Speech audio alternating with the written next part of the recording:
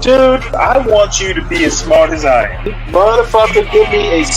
Dude, I want you to be as smart as I am. Motherfucker, give me a... Dude, I want you to be as smart as I am. Motherfucker, give me a...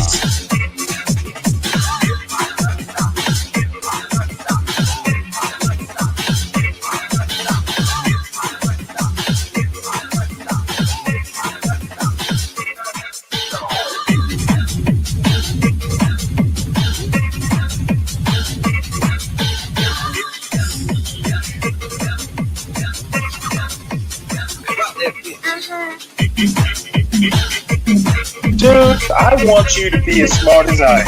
Motherfucker, give me a specific...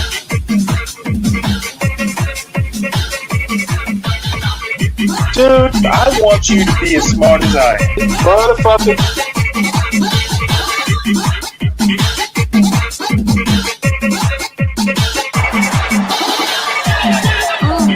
Come on out, you rapist!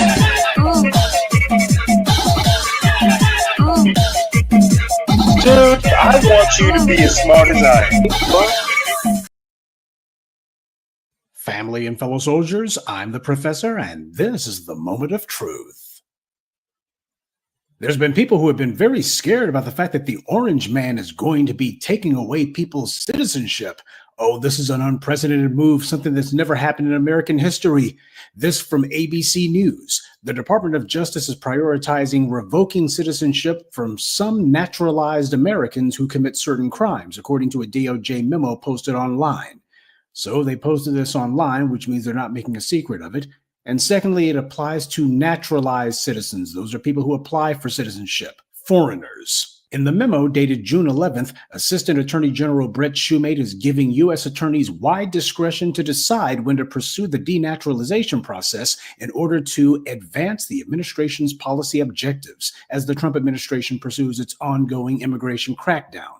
While attorneys are urged to prioritize cases involving individuals who pose a potential danger to national security, the memo also states that they can seek out any other cases referred to the civil division that the division determines to be sufficiently important to pursue. That, of course, is pretty loaded language. It basically means anything. Some of the cases U.S. attorneys should pursue are those against individuals who have engaged in torture, war crimes, human trafficking, and human rights violations, the memo says. Oh my God. The Trump administration is talking about denaturalizing citizens. Oh my God, they're talking about stripping people of their citizenship. This is horrible. This is Orwellian. This is apocalyptic. This is what all of the Trump's too dangerous crowd was talking about. At least that's what the tethers and foreign flags and other professional butt kissers for white power want you to think, because the ABC piece buries the most important fact, that the denaturalization process and requirements are already codified into law. This is what these scaremongering stories should have led with.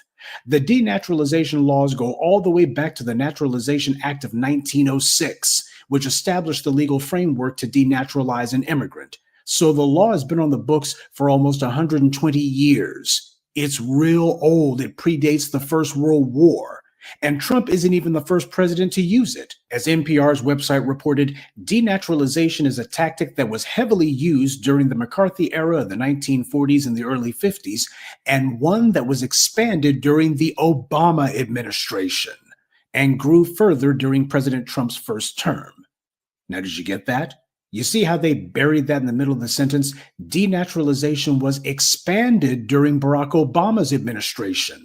Obama, the son of an immigrant, and bragged about his immigrant roots.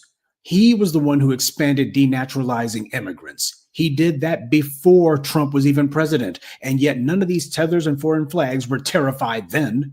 So there's nothing new about this policy at all. Republicans and Democrats alike have used it for nearly 120 years. The only difference is that Trump intends to do more of it. He's only continuing the policy that Barack Obama put in place. So this is all the distinction without a difference. If it was anyone other than the Orange Man doing it, it wouldn't even be news. Okay, so if this policy is nothing new and it's been on the books for 120 years and Barack Obama was the one who expanded the use of this practice, then what are the tethers and foreign flags so scared of?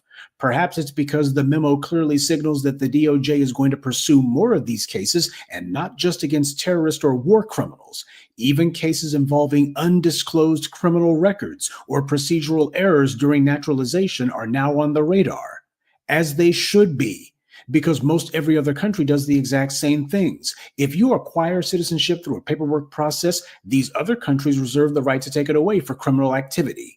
The DOJ memo also lays out 4 other priorities for the department, which include ending anti-Semitism and taking legal action against sanctuary states and jurisdictions. So it sounds like what Trump is doing is more of this giving a bone to the Israelis, using their influence to go after immigrants and exchange students and the like who criticize Israel. Now, for the people out there who apparently just have to be terrified about something and are saying, well, at some point, Trump's going to be going after native-born citizens. Listen up, genius. There's nothing new about that either. Native-born U.S. citizens can have their citizenship stripped too.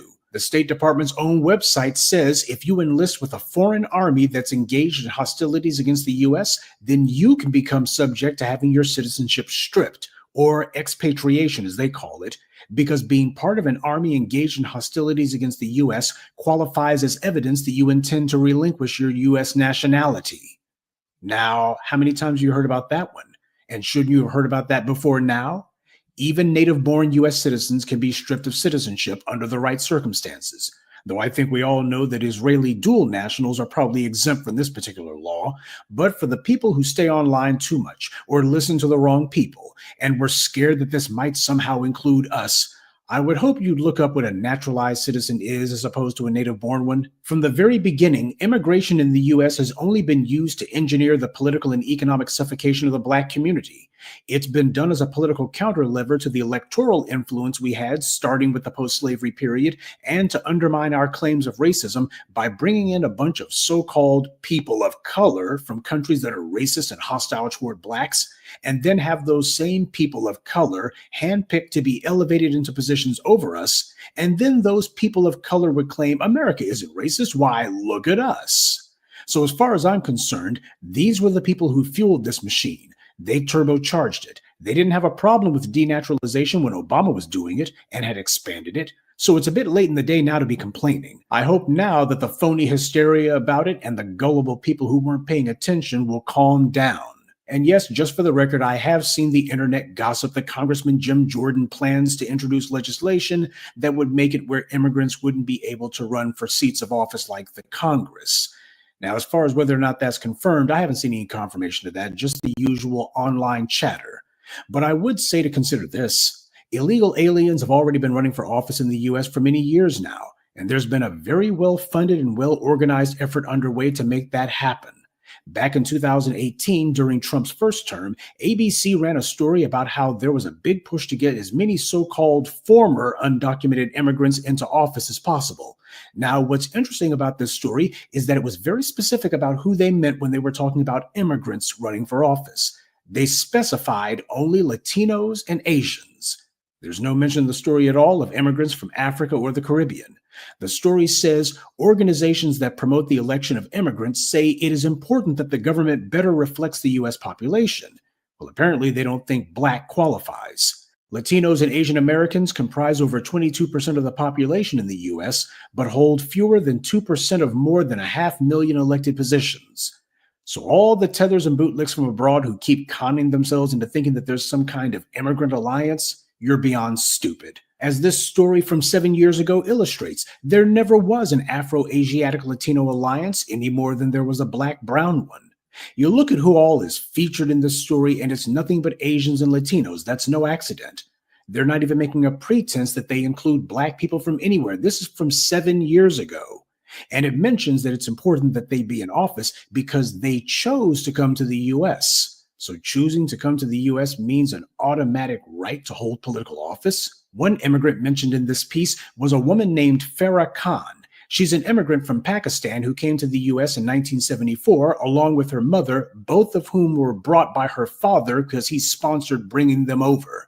That's how white power organizes for entire groups to be brought into the U.S. One person gets in, and then they sponsor their entire family to be brought in next. And then the government sets them up in Black neighborhoods in order to use resources from there to fund their businesses. This Farrakhan woman was talking about immigrants and people of color. She used those two phrases side by side, and she made it clear that in her mind, they're synonymous. They mean the exact same thing. Except when she's talking about people of color, that means immigrants of color who are Asian or Hispanic. She even went so far as to say, quote, there needs to be a natural process by which immigrants, people of color, are pushed up to feed into the leadership roles. Now look at the wording that she used. There needs to be a natural process, natural meaning automatic, by which immigrants can be pushed up to feed into the leadership roles. Needs to be a process to feed immigrants into leadership roles. Well, clearly that's exactly what's been happening. People are not elected, they're selected to be fed into leadership roles. And this story makes it very clear who they have in mind, what immigrants in particular they're thinking of. Well, at least she understands how white power works. And for the white adjacent types like Khan, this is the kind of racialist system she needs because she relies on white power to pick and choose who the winners will be. And it's not based on merit. That's the reason why she's saying that the system needs to have a natural, automatic process by which immigrants like herself can be pushed up to feed into the leadership roles. Not a matter of her actually getting it on her own, but a matter of we need to make an automatic process that's just going to give it to us. This is from 7 years ago. So you got this woman from Pakistan who apparently didn't realize that the system already cherry picks them and then sets up a ton of policies and programs to help them leapfrog over Black Americans, and that this system has spent the last 150 years feeding immigrants into financial backing for their businesses, government contracts for their companies, college and university admissions for their students, and as we see with Khan, feeding them directly into political office. All that in one generation. And then, having received tons of all this governmental help just handed to them, they turn around, deny that they got all of this help, deny that anyone fed them into political leadership roles. Why, we just got it on our own. And people like Farrakhan will deny having said that she wanted a system that would naturally feed immigrants such as herself into leadership positions. She goes to a foreign country and then demands that she be in charge, because that's what this really is. She comes from Pakistan and then says, I want a natural system that will elevate me to leadership. And these are the same people who will tell Black Americans why we're doing better than you Black people because we work harder, etc., etc. You need to remember these things. The system she was advocating for to selectively elevate immigrants like herself already exists. She's living proof of that. And yet, for her, it's still not enough. And both political parties make it a point to selectively recruit, fund, and push immigrant candidates, especially in the Black community. The Congressional Black Caucus is majority immigrants, even though Black immigrants are a small minority in the Black community. So Black people can't get backing, funding, or support for their campaigns unless they're Black immigrants. Then there's an entire apparatus that shows up out of nowhere to support them. Well, only in places where Black voters are at. The only people who are being prevented from holding office are foundational Black Americans. For immigrants, there's a natural pipeline that selects them, then elevates them to be fed into leadership positions. This is how other groups go from being fresh off the boat to being members of Congress and having businesses of their own in their own enclaves in a single generation, because the system of white supremacy set it up that way. There's entire well-funded organizations solely dedicated to making sure that happens. And then those same immigrants turn around and talk to us as if nobody's been giving them all of these elected offices when they know full well the hand of white power selected them. Blatant lies are an essential part of anti-Black racism, and it's something that the white supremacists and these people of color do every day to push every anti-Black talking point and practice. And on a side note, this story was written in 2018. Since then, Miss Farrakhan has been very busy. First, she was elected to the Irvine City Council, and then after that, she was elected mayor of the city. And she held that office up until last year. Now, she announced that she intends to run for a seat on the Orange County Board of Supervisors. This woman is making an entire career out of being a politician. White power engineered her arrival to the U.S., made sure that her family was set up sweet, then fed her into political leadership positions, even though she comes from a culture of rabid anti-Black racism, or perhaps because of it. And this is the reason why we call out Black immigrants who pretend as if their being immigrants somehow means they're on the same level as a Farrakhan or an Ocasio-Cortez. African and Caribbean immigrants helped to create this situation, and they did it over our objections. We told them what the scam was, but they didn't listen. As they saw it, they were having an inside track with white supremacy. So now they can handle this one themselves. They can go to the Farrakhan's and other immigrant peoples of color and tell them that, hey, they're all fellow immigrants, so they all got to stick together, right? And see how well that goes over. And as for this denaturalization process, as far as I'm concerned, this has nothing to do with us, and we shouldn't be involved. In fact, truth be told, we actually should be advocating for it. And the reason why is white supremacy has been using immigration as a weapon against the black community. And now, at least some of them are being forced to dismantle some of it with their own hands. And this is a good thing. The people who thought to themselves that they were going to find a comfortable place under white supremacy, what they've actually found is themselves being put under fire. The pipeline that took people from being undocumented immigrants to being office holders is now being shut down, and it's way past due. So for the illegal aliens who thought to themselves that white power was going to feed them into leadership positions, they can forget about running for office. If Trump and Stephen Miller have their way, the only thing they'll be running for is the border. Good day and be one. I like to take. Yeah, that was that was interesting. The bottom line is that Trump, as he has been doing for months now, abusing the power. The way denaturalization works, and he did, Professor Black Truth did talk about a particular case where someone joins a foreign army, etc. Bottom line is, if you did not commit fraud during the naturalization process, once you're a citizen, you're a citizen. And arbitrarily deciding, oh, hey, he's running for office, let's take his citizenship, illegal. In 12th Man, half the time you don't remember the day before. I told you how denaturalization works, and you seem to think that, well, I don't know what you listen to as far as your information way up in the wilds of Alaska, but don't be coming at me telling me, what happened and what didn't happen. Dude, you are 3 sheets to the wind almost every time you ever tune into this show. You need to get a hold of yourself, son. So anyway, I'm sorry I'm late. I was up late last night talking to Universal Jones, and it just wound up being a free-for-all. And I encourage you to go back and look at it. There was an impromptu show talking about Universal and I, and then eventually John, talking about Black crime and what is and what isn't a reflection on the larger Black community. And the upshot, at least from my position, is what goes on in the hood is not a reflection on the total Black community. I think it's literally sad that people can't mind their own business and understand that, if somebody in the hood does a drive-by, it does not reflect on every single legacy Black American in the country. Too much responsibility, and it's just a dumb idea. And anybody who wants to sit here and talk about how fucked up Black people are, yeah, I'm going to tell you, there's nothing wrong with Black people. There's something wrong with your critical thinking. So, this is going to be a rather abbreviated show. I am tired. And apparently, old men bodies will get their sleep no matter what.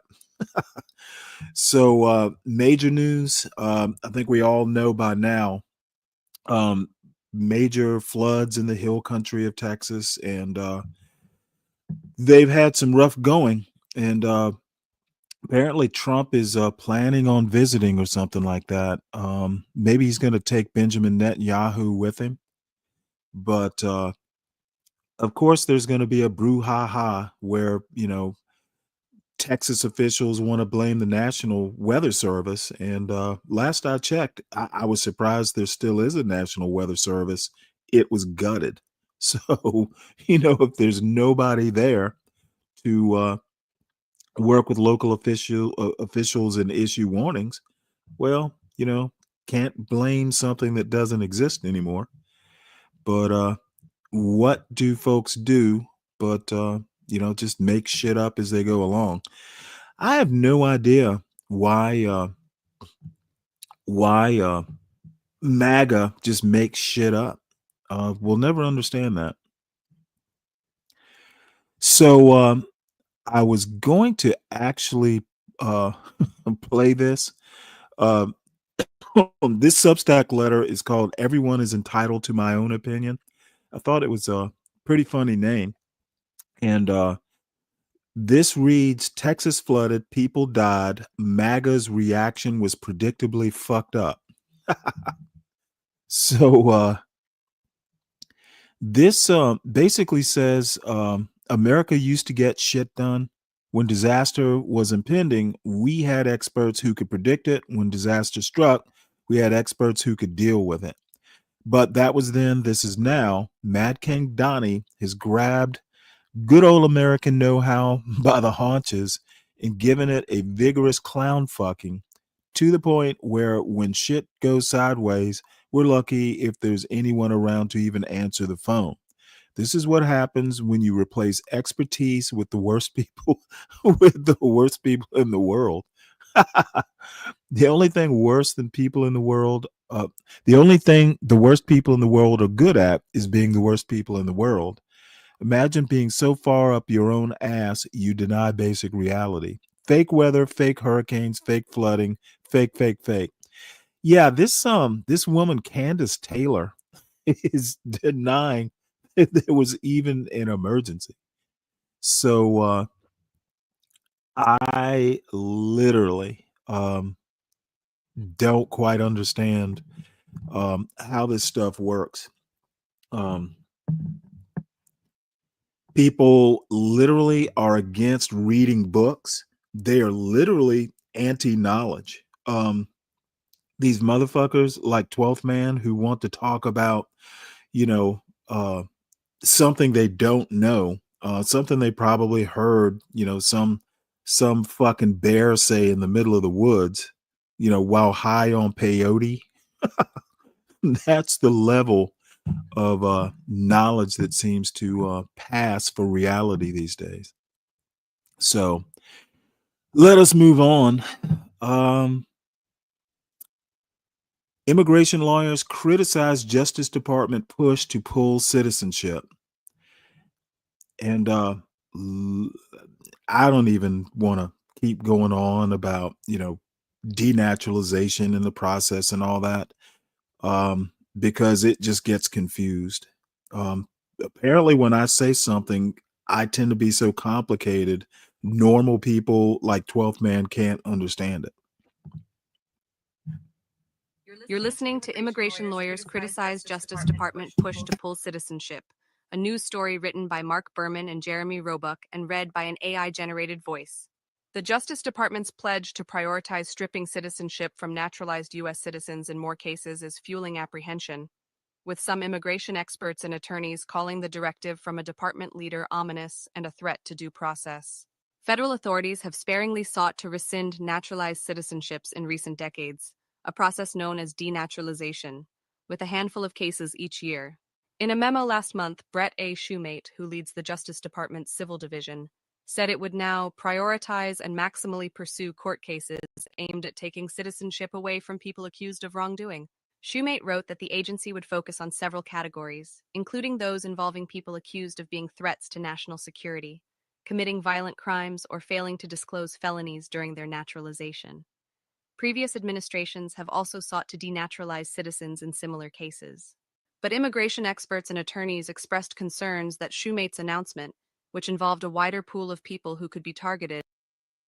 Let me emphasize, the article says during the naturalization process. process. So if you commit a fraud during the process of naturalization, yeah, becoming a citizen under fraudulent circumstances means that they can revoke your citizenship. If you don't commit fraud and you go through the process as it was meant to happen, once you're a citizen, you are a citizen with certain exceptions like joining a foreign army. And even if you're a natural born citizen, your citizenship can be revoked under extreme circumstances. You fraud during the naturalization process makes you subject to denaturalization. Mom Donnie became a citizen at like as a kid. So this bullshit about denaturalization or denaturalizing, not gonna happen. It's talk. including those allegedly affiliated with drug cartels or gangs, What's up, may Speak signal a Radio? broader use of denaturalization as a tool. Since President Donald Trump's inauguration, his administration has taken an aggressive approach to immigration and sought to ramp up deportations, cut down on border crossings, and eliminate birthright citizenship. This fits into very hostile attitudes towards people who are foreign-born in the U.S., said Jean Rice, who teaches law at the University of Southern California and co-directs the school's immigration clinic. Denaturalization cases historically have most often been deployed against people accused of hiding their past ties to war crimes, terrorist groups, and human rights violations while applying for citizenship, according to experts and data on cases brought by the government. Many of the most prominent cases, for instance, involve During applying for citizenship, not after you become a citizen and you went through the process as intended. And 12th man, you are blabbering away in that chat. I saw something about my communist hero in New York City. Motherfucker, I don't live in New York City. Other than Mom Donnie, his political affiliations and what it could mean for the larger Democratic Party, I don't live there. How could he be my hero? See, 12th man, you, like your MAGA buddies, are prone to hyperbole, and most of it is because you are just ignorant. You're ignorant of facts, you're ignorant of reality, and I love roasting the dumbasses in MAGA. Not all Trump voters are dumb, but some of them are. people who hid their connections to the Nazis when applying for U.S. citizenship. It is really about proving there was some misrepresentation, a material misrepresentation or fraud in the process itself, said David Thronson, a law professor at Michigan State University who has worked on and studied immigration matters. It's an error-correcting procedure. Finding errors in the process is not easy, Thronson said, because officials are fairly rigorous in vetting people in the front end, which involves background checks and interviews. You don't just walk in and get naturalization, he said. Naturalized citizens account for a significant portion of the American population.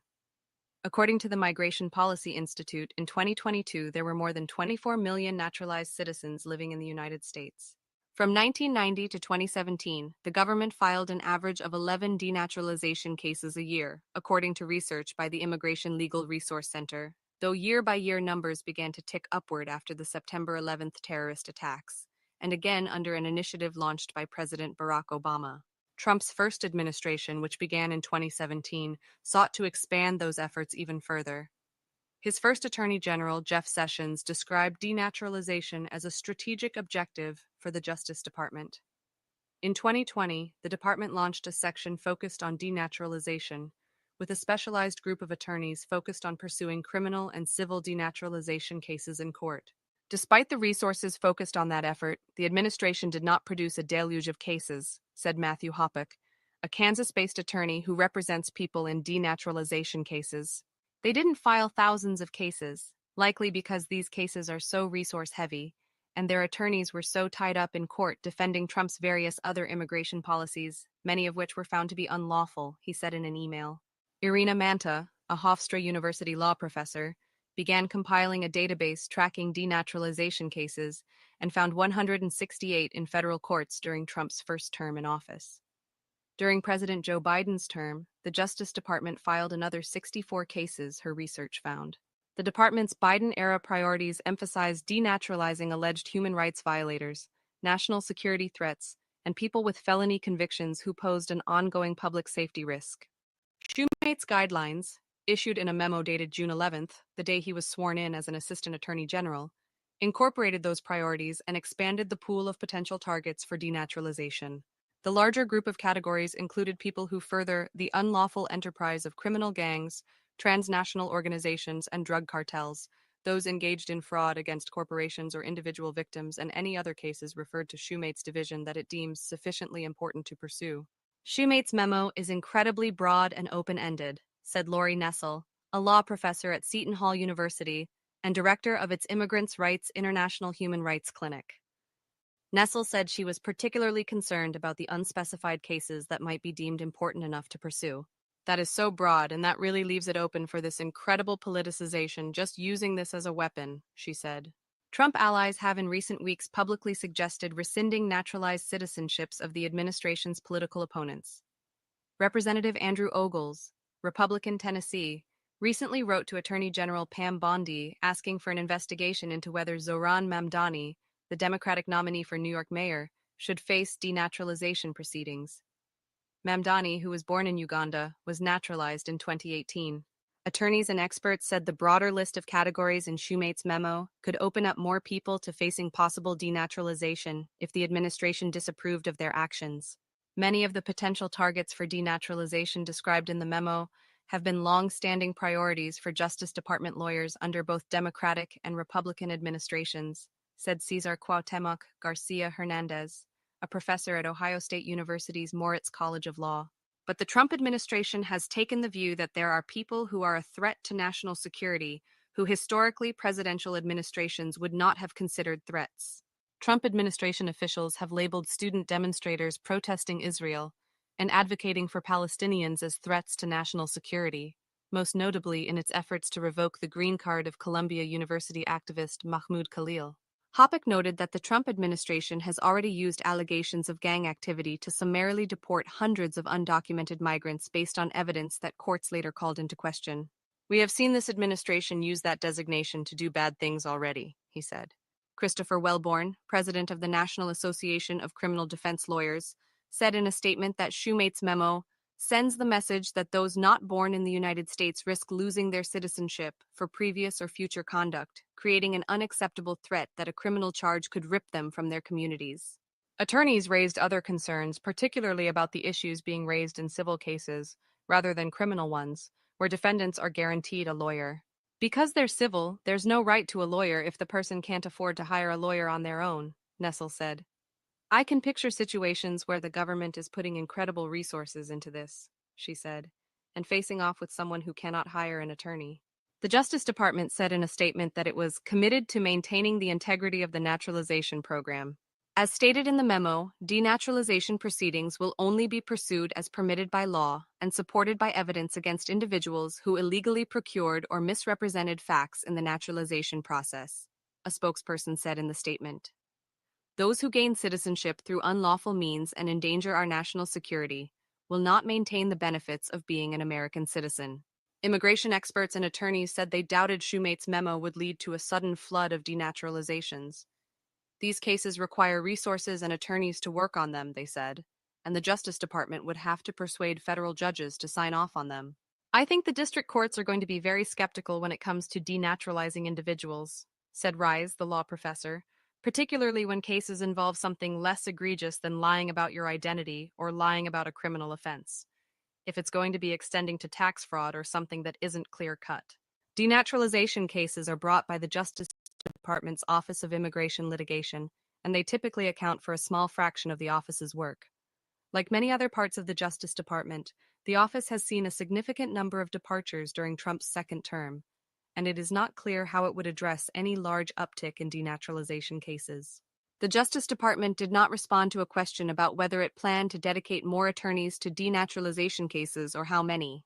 Last month, the Justice Department said that it had successfully petitioned a judge to revoke the citizenship of someone naturalized in 2013 and later accused of possessing and sharing child pornography. Some legal experts said that even if Shoemate's memo does not lead to a flood of people losing their citizenship, the impact could be felt across the country in other ways. Even if they're not going to successfully denaturalize a lot of people, many immigrants or naturalized citizens might not want to stay in a country that is openly hostile to people who are not born in the United States, Rise said. Perry Stein contributed to this report. Yeah, well, you know what? Things can happen, but the bottom line, if you don't commit fraud in the main, if you don't commit fraud during the naturalization process, you'll be fine. And I made a mistake. Apparently, it was what, 7 years ago, um, that Mom Donnie became a citizen. So what was he? 20 what? He's 33, so what, 26? 20 so yeah, he's been a citizen for a while. He'll be fine. And when he's mayor of New York City, and again, other than the pure politics of it, I don't live in New York City, so I'm just, if he becomes mayor, it doesn't affect my day-to-day life. Other than, hey, this is an interesting political event. So, um, so we go. And let me just highlight here.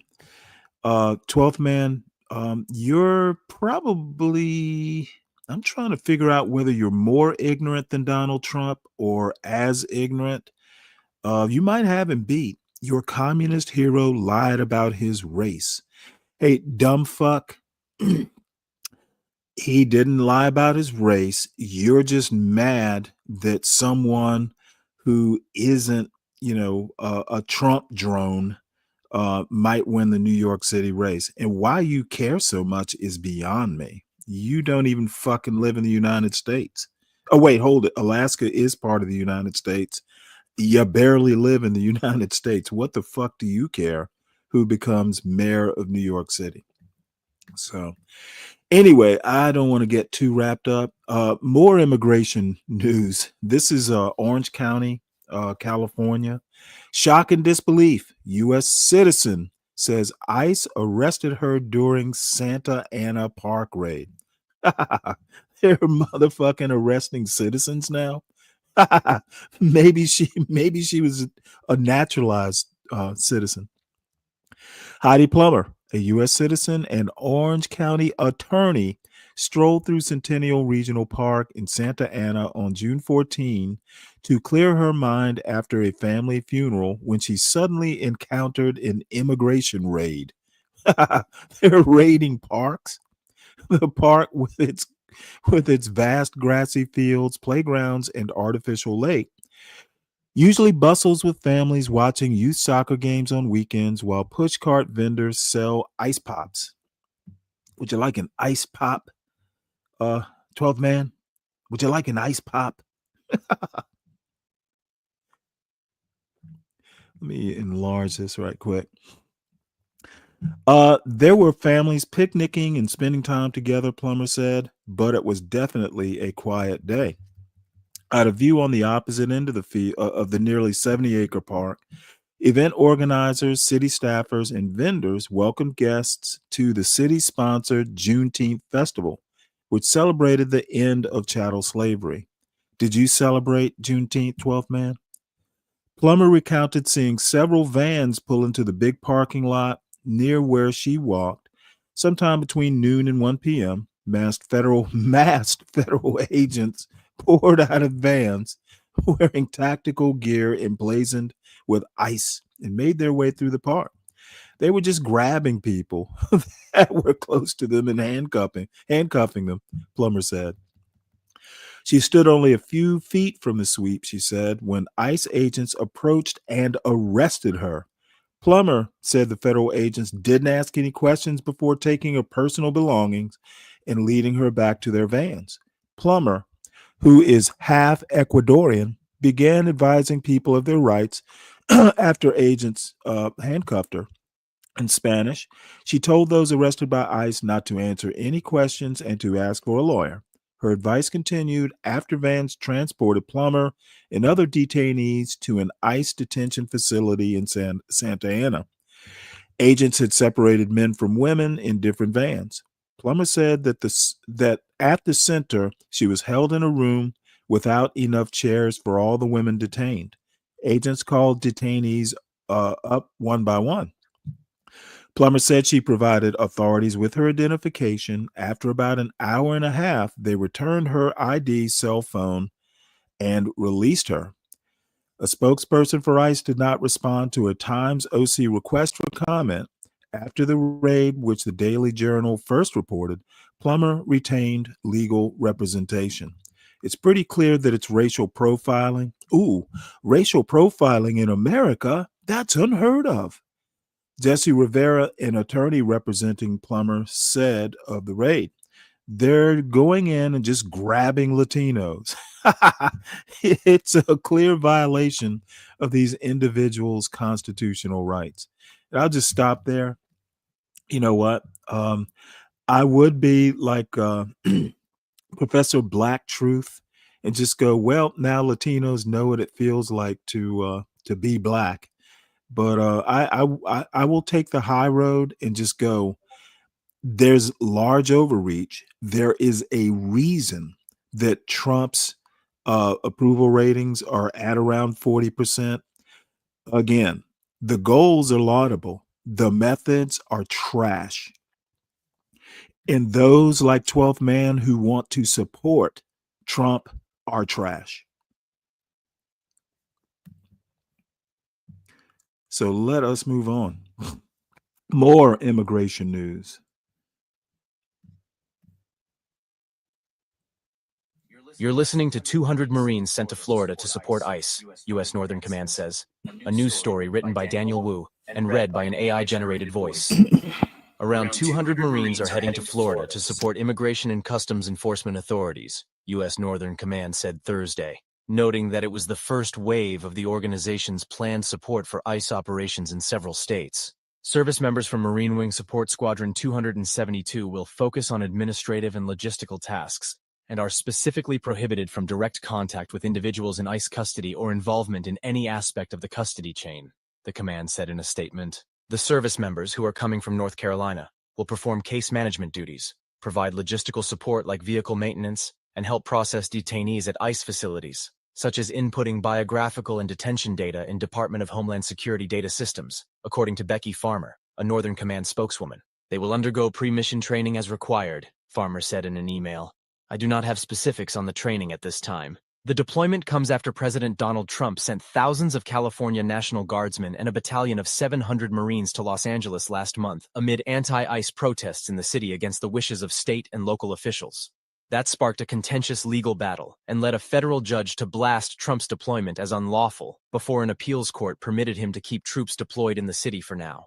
Days after the order, the Pentagon announced that Defense Secretary Pete Hegseth had authorized the mobilization of 700 military personnel to support ICE in Florida, Louisiana, and Texas, of which the 200 Marines sent Thursday were the first batch. Like the Marines going to Florida, the 700 troops will not conduct law enforcement, but instead will be tasked to handle administrative and clerical functions associated with the processing of illegal aliens at ICE detention facilities, the Pentagon said.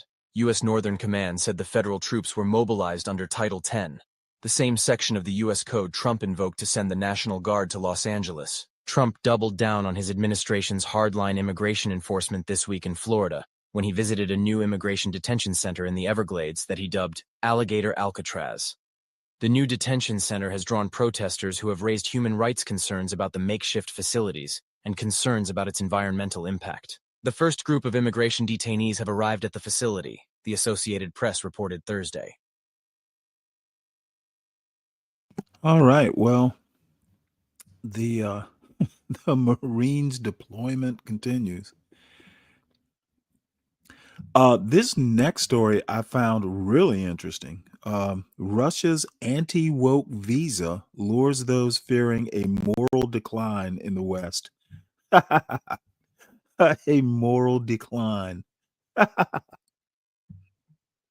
You're listening to Russia's anti-woke visa lures those fearing a moral decline in the West. A news story written by Mary Ilyushina and read by an AI-generated voice. In a brightly lit conference room of a Moscow police department, a smiling officer flanked by Russian flags and gilded double-headed eagles handed over small blue booklets to an American family of 5. Asylum certificates granting them the right to live and work in Russia after fleeing Texas because they felt their way of life was under threat. I feel like I've been put on an ark of safety for my family, 61-year-old Leo Hare said at the time. I want to thank President Vladimir Putin for allowing Russia to become a good place for families in this world climate. In a small way, it feels like I just got married to Russia, echoed his wife, Chantel Hare, 51. I look forward to building a future here with my family. I look forward to the opportunities that my sons will have here. Footage of the ceremony, shared on the Interior Ministry's official media channels, was accompanied by a caption declaring that yet another American family choose our country to live in, understanding that in our country, traditional values are protected by the state. The Hare family, Christians who ran a farm in Texas, described themselves as a family of moral migrants and have emerged as the face of a small but growing trend of Westerners relocating to Russia in search of the traditional conservative values they feel are eroding in the liberal West. Their journey reflects the ideological narrative Putin has spent years crafting. Russia as the guardian of family-centered traditions amid a Western world spiraling into moral and social decay. Stories of foreigners moving to Russia in pursuit of these values get extensive coverage on Russian state media and are woven into the broader narrative Moscow now exports internationally. But behind the headlines, some newcomers face serious challenges, running into legal and financial issues, grappling with frozen bank accounts, or getting lost in the country and its layers of bureaucracy, though criticism remains muted. Just a few days after the Hares received their asylum, Putin signed a decree in August 2024 that offers the Shared Values Visa, also known informally as the Anti-Woke Visa, to people from 47 countries Russia considers unfriendly, including the United States, Britain, and most of the European Union. Through this decree, providing humanitarian support to individuals who share traditional Russian spiritual and moral values, Russia offers a 3-year residency permit with minimal requirements that can eventually be converted into citizenship. Since the beginning of the year, about 700 people have been issued this visa, while hundreds of others have come on work or student visas or as spouses of Russian citizens, according to lawmaker Maria Butina, who has become the champion of the program. LGBT and migrants, these are the 2 main reasons why people move, she said. They feel that are too many migrants in Europe or they do not accept the LGBT values, she told the Washington Post. Butina is familiar to Americans as the Russian political activist who was accused of infiltrating conservative political circles to promote Russian interests and convicted in 2018 of acting as an unregistered foreign agent.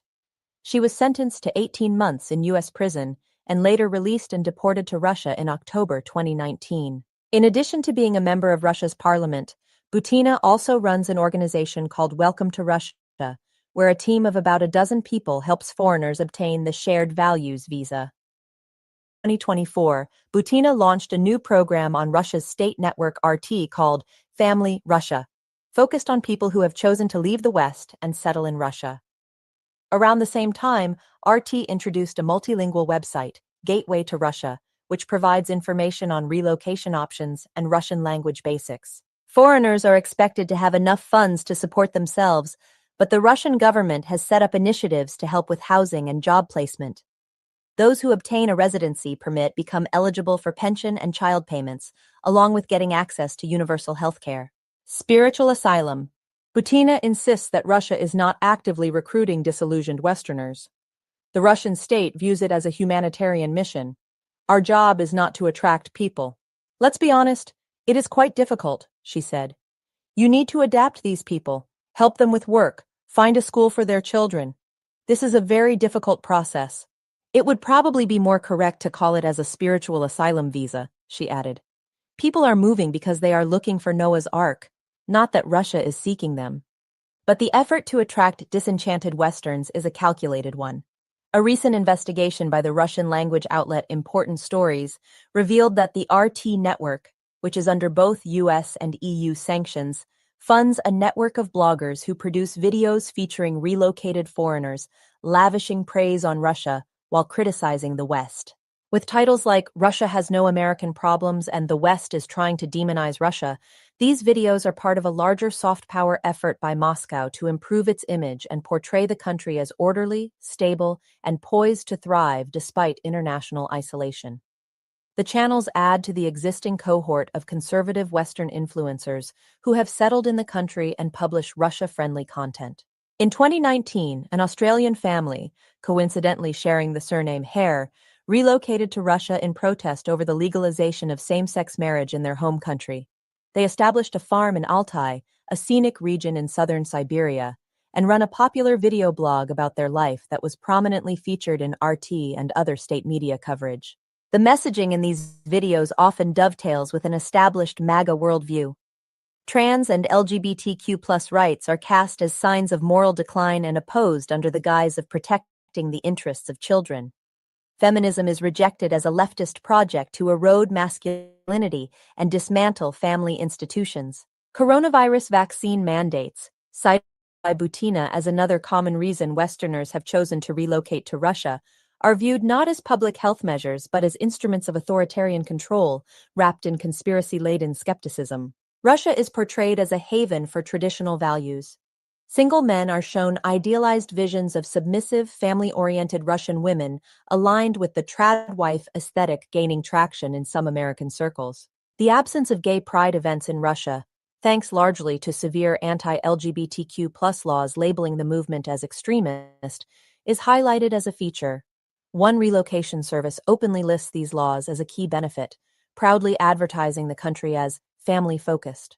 For Stephen Webster, a pastor in Murmansk and a comic book artist, it was a move for religious and economic reasons. He first relocated to Russia from Oklahoma with his father, also a pastor, in the early 1990s, and then returned in 2023, after about 6 years in the US. The first and foremost reason was kind of family and church-related reasons, but there are other things like education, he said. I have 4 kids, and education for the kids is far, far cheaper here than it is in the United States. Webster pointed to Russia's material support for families, such as extended parental leave and the maternal capital program, which provides first-time mothers with about $8,500 in bonuses for subsequent children. The Russian government has made improving the demographic situation a core effort against the backdrop of declining birth rates and wartime losses, and is increasingly looking to incentivize young women to marry and have many children, forgoing education and career. Respect for Putin. Before relocating, Chantel Hare said she spent a lot of time watching YouTube channels run by foreigners who had already made the move to Russia, including Dan Castle's Wild Siberia and Tim Kirby's Travel. While these channels weren't named in the Important Stories investigation, they belong to a broader ecosystem of expat influencers promoting Russia in a favorable light. Documents obtained by a European intelligence service and reviewed by the Post show Kirby is part of a group of Western expat bloggers, including Kremlin propagandist John Mark Dougan, who receive instructions and financial support from the state-backed Center for Geopolitical Expertise to publish disinformation. Kirby declined to comment when contacted by the Post. Leo Hare said he became disillusioned with the U.S. after what he saw as... Yeah, I'm going to stop that here. This is a rather longish article, but bottom line, I think we get the gist. There are crackpots who think Russia is an alternative. So good for them. Good for them. I hope they took their jackets. So apparently Benjamin Netanyahu is headed to the White House. And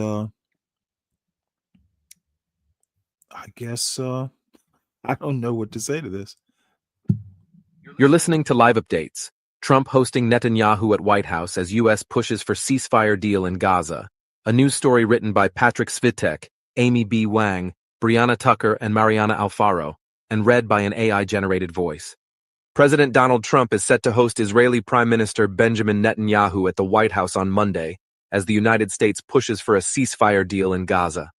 The two leaders, who are scheduled to meet over dinner, are also expected to discuss U.S. efforts to strike a permanent deal with Iran in the wake of recent airstrikes on its nuclear facilities. Trump is also scheduled to sign executive orders at the White House on Monday. Meanwhile, the administration is scrambling to strike a handful of trade deals this week. Yeah. This dude is just like, I saw an article, which I didn't select for this morning. Well, I think it's an editorial about how much power the judicial and the legislative branches are ceding to Trump. And you know what? In theory, the guy's only going to do one more term, 3 more years. So, there is permanent damage being done. And hopefully we can reverse whatever it is Trump does from here on out. It's bad stuff, very bad stuff. So, appeals court lets Trump remove another Democrat from independent agency. And I think that's actually what's fascinating is how political political vendettas are what the Trump administration is going to be known for. The ruling cited a Supreme Court decision in May that allowed President Trump to sideline Democratic appointees from several other nonpartisan agencies. So it's a Democratic purge. And it is, let's see, what do we have here?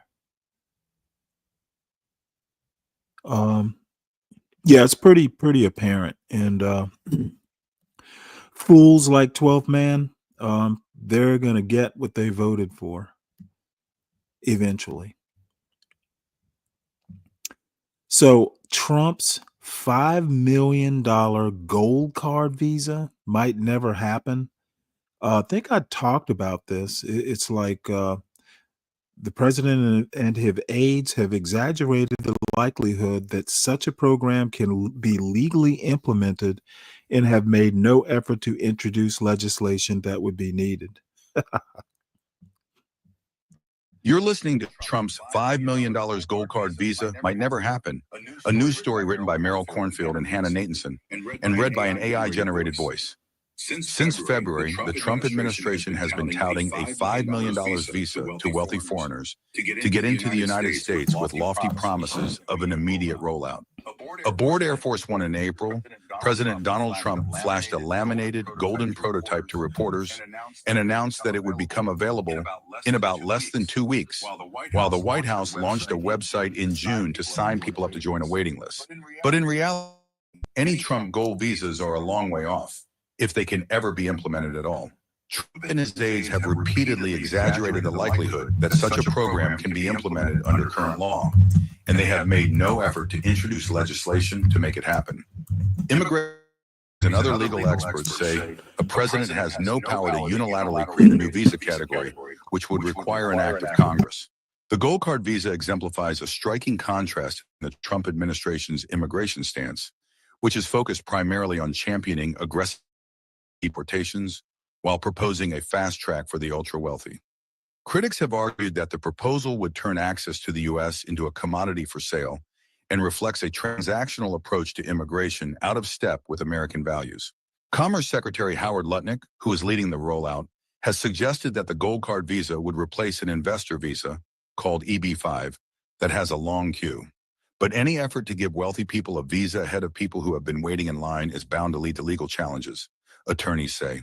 Doug Rand, senior advisor to the former director of U.S. Citizenship and Immigration Services under President Joe Biden, said that no administration has changed visa eligibility criteria since the 1990 law that formed today's green card and temporary visa categories.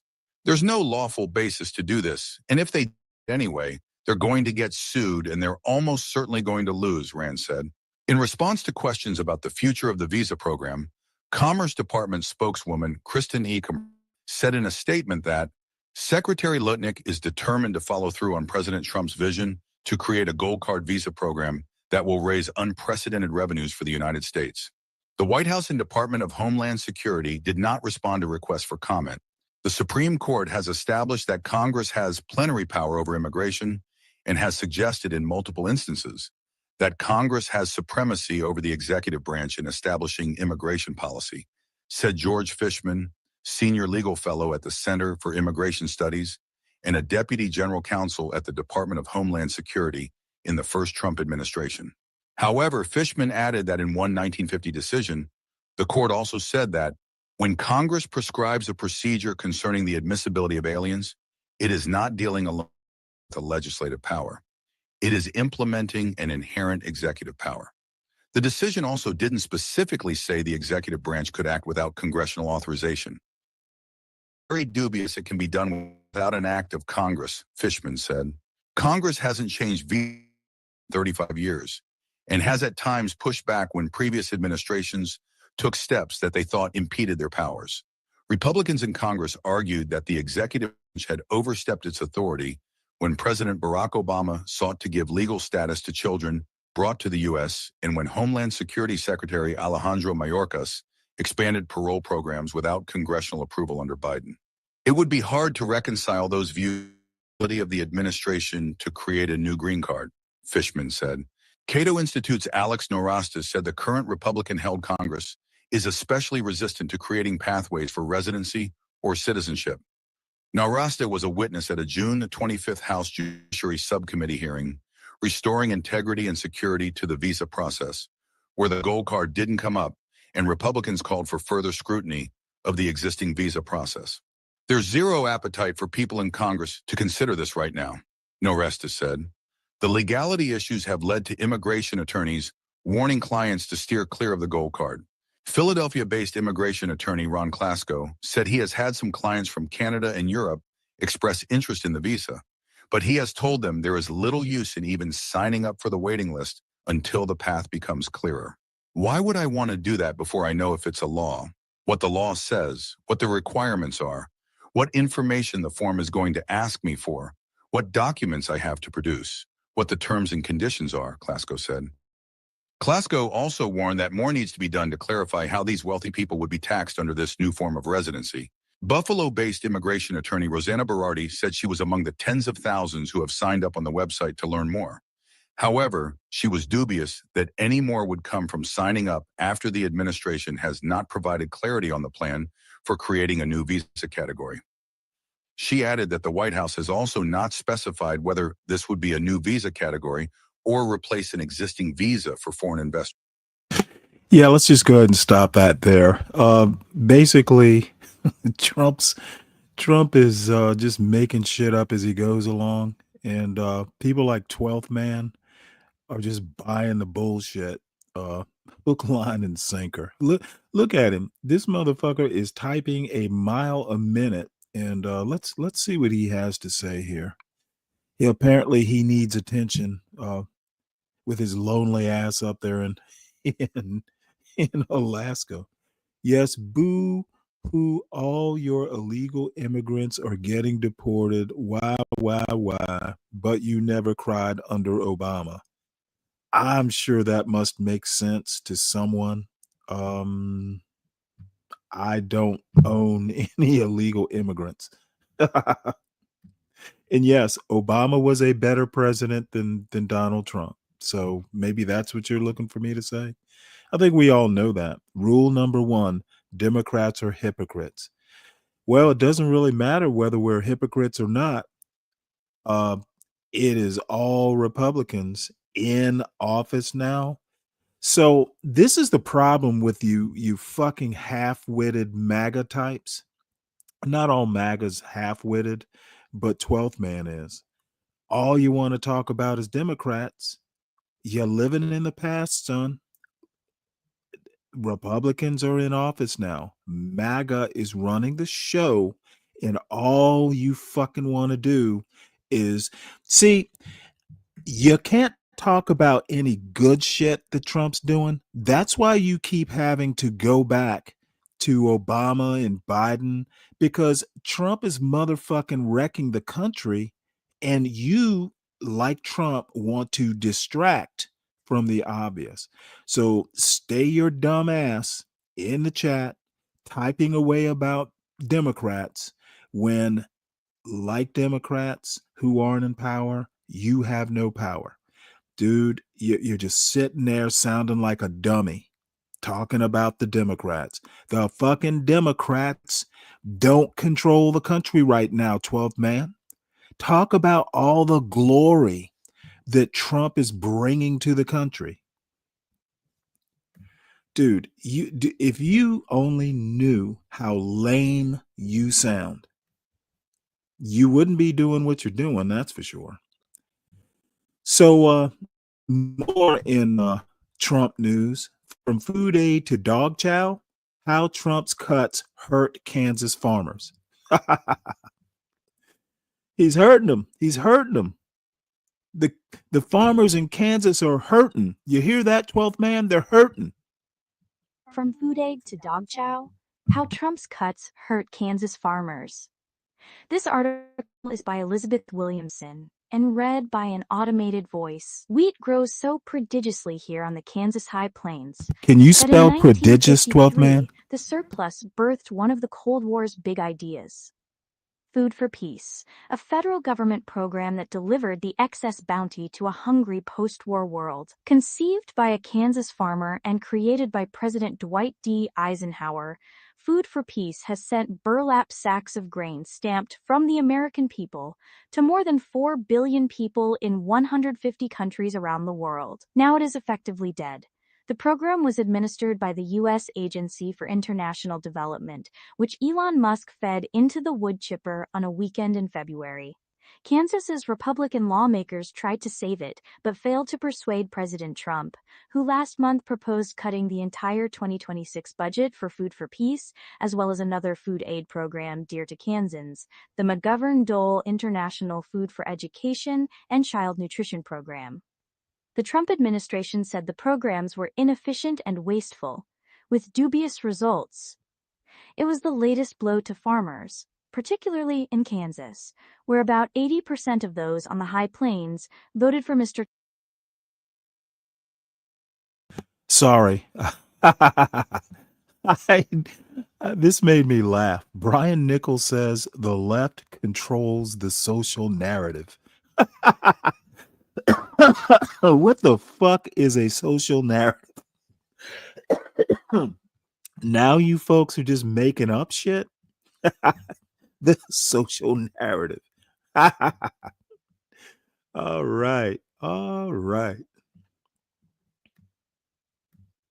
Trump, and agriculture makes up almost half of the state's economy. The president's whipsawing tariffs and cuts to agriculture grants and global food aid have left the state with swollen silos, shrinking markets, and volatile prices for crops. Last year, Kansas sold half its annual wheat crop abroad, but those buyers have mostly dried up. At least one big grain broker is now trying to sell Kansas grain that once fed people overseas for use in dog food. Paul Penner, a Kansas wheat farmer and former president of the National Association of Wheat Growers, is frustrated that there have not been more objections to the administration from wheat growers and the state's largely Republican congressional delegation. "We need people who are willing to speak up," he said. "I think privately they say things, but publicly no, and I'm not sure what their pain threshold is. A good soldier in the world." The United States enjoyed a period of such abundance after World War II that agricultural surplus became a major problem. Crop prices plunged, storage costs soared, and grain spoiled. But people in Europe, Asia, and Africa, who were still recovering from the wartime devastation to agriculture and industry, struggled to feed themselves. Eisenhower, the supreme Allied commander in Europe during World War II and the grandson of a Kansas farmer, asked his Secretary of State, John Foster Dulles, and Agriculture Secretary Ezra Taft Benson to work with Congress on a solution. It came in the form of a law he signed in 1954 that enabled needy, friendly countries to buy American farm products in their local currencies. The United States spent the proceeds inside those countries on development grants. Eisenhower called it Food for Peace, a name formally adopted a few years later. The program distributed $76 million in agricultural products in its first 6 months to Bolivia, Germany, Haiti, Honduras, Italy, Libya, Nepal, Pakistan, Yugoslavia, and Vietnam, according to records in the Eisenhower Library in Abilene, Can. Half of the shipments were of wheat and wheat flour. The program was a hit at home. In 1963, the United States issued a Food for Peace postage stamp, emblazoned with the slogan, "Freedom from Hunger." He meant it when he said, "Food for Peace." It was a way of being a good soldier in the world, Mary Jean Eisenhower, one of the president's granddaughters, said in an interview. "I think it was a beautiful program, and I just found it very disturbing when it got caught into the political." She trailed off, reluctant to discuss politics. The administration's moves against Food for Peace and the McGovern-Dole program pose a dilemma for the Republicans in Kansas's congressional delegation. How can they save them without crossing the president? Senator Jerry Moran, Senator Roger Marshall, and Representative Tracy Mann tried to save Food for Peace by moving it to the Agriculture Department, but the bills have never made it to a vote. Mr. Mann did not respond to requests for comment, although Mr. Moran's office sent a link to a Senate hearing last month in which Mr. Moran asked Secretary of State Marco Rubio about the two programs' survival. Yeah, I'll go ahead and stop it there because this does get long. Basically, Trump doesn't give a rat's ass about farmers. It's just cursory, like, hey, we'll give you something every now and again, but Trump doesn't give a fuck. And this actually was interesting. Kennedy's battle against food dyes hits a roadblock, M&Ms. The health secretary has used peer pressure to persuade food makers to nix synthetic dyes. The candy industry is holding out, arguing American consumers like bright sweets. Oh man, you can't make this stuff up. So apparently we like our M&Ms and Skittles. Kennedy's battle against food dyes hits a roadblock, M&Ms. This article is by Cheryl Gay Stolberg and Julie Creswell, and read by an automated voice. Less than 3 months after he declared war on synthetic food dyes, Health Secretary Robert F. Kennedy Jr. has already secured the cooperation of the makers of some of America's most colorful culinary products. If they fulfill their promises, Jell-O snacks, Kool-Aid beverages, and Lucky Charms cereals, among a host of other foods, will be rid of synthetic dyes by the end of 2027. But the candy industry and its most colorful chocolate treat, M&Ms, are a big obstacle standing between Mr. Kennedy and the ability to claim total victory. Other than Fruit Loops cereal, perhaps no food carries as much symbolism as M&Ms for Mr. Kennedy and the movement he calls Make America Healthy Again. Upon taking the reins at the Department of Health and Human Services, he made synthetic dyes the first target in his plan to rid the nation of ultra-processed foods. When Mr. Kennedy announced in April that he had an understanding with food makers to remove petroleum-based dyes by the end of 2026, citing research showing they were linked to behavioral problems in children, critics scoffed at his voluntary approach. Yet his peer pressure campaign appears to have produced some results. Last month, Nestle and Conagra joined Kraft Heinz, General Mills, and PepsiCo in signing on to the Secretary's plan. Candy manufacturers, which lean on artificial colorings for the bright treats they market to children, are still holding out.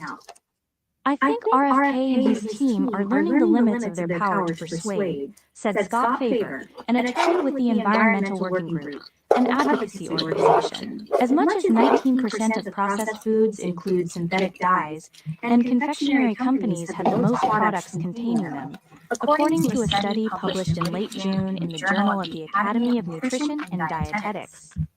In an appearance on Capitol Hill in May, Mr. Kennedy pronounced the food industry very, very receptive. His spokesman, Andrew Nixon, said both the Secretary and the Food and Drug Administration were urging other food manufacturers, including the candy industry, to follow suit in putting public first over industry profit. Mars, the privately held company that makes M&Ms and Skittles, recently removed titanium dioxide, a whitening agent, from Skittles. In a statement, the company said its products are safe to enjoy and meet high standards and applicable regulations set by food safety authorities around the world. A spokesman for the National Confectioners Association, a trade group, signaled that candy makers would not reformulate without federal regulations that force them to. We follow and will continue to follow regulatory guidance from the authorities in this space, the spokesman, Christopher Ginsberger, said in a statement. He added that companies needed time to find alternatives to synthetic colors, and that there are not enough natural colors to meet demand, which could drive up prices. Mr. Kennedy cannot force companies to reformulate their products. States might do the job for him. Beginning in 2027, Texas will require warning labels on foods or beverages containing certain additives, including dyes used in M&Ms. In 2028, West Virginia will start banning foods containing most artificial food dyes and two preservatives because of potential health risks. Mars has some support in Congress, however. When Mr. Kennedy testified before a House Appropriations Subcommittee in May, Representative Chuck Fleischman, a Tennessee Republican whose district includes a large M&M's factory, noted that the dyes had been approved by the FDA and had been quote, deemed safe for many years. He told Mr. Kennedy that substitute dyes could cost 5 to 10 times more, and added, will you work with me on that? Did not respond to a request for comment. There are other exceptions to Mr. Kennedy's powers to persuade. W.K. Kellogg, the maker of Mr. Kennedy's other big target, Fruit Loops, has been similarly resistant. While Kellogg has committed to reformulating its cereals that are sold in schools, the bulk of its cereals are sold on grocery store shelves. The company said that it had conversations with Mr. Kennedy and his staff to collectively find solutions that meet consumers' shifting needs and wants for those products. One reason for the candy industry's resistance is that it has been down this road before.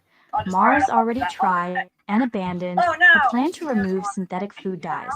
In 2016, it announced its, quote, ambition to remove all artificial colors from its human food portfolio globally, saying the move was based on our belief at the time that a critical mass of our consumer base was seeking more natural ingredients and welcome this change.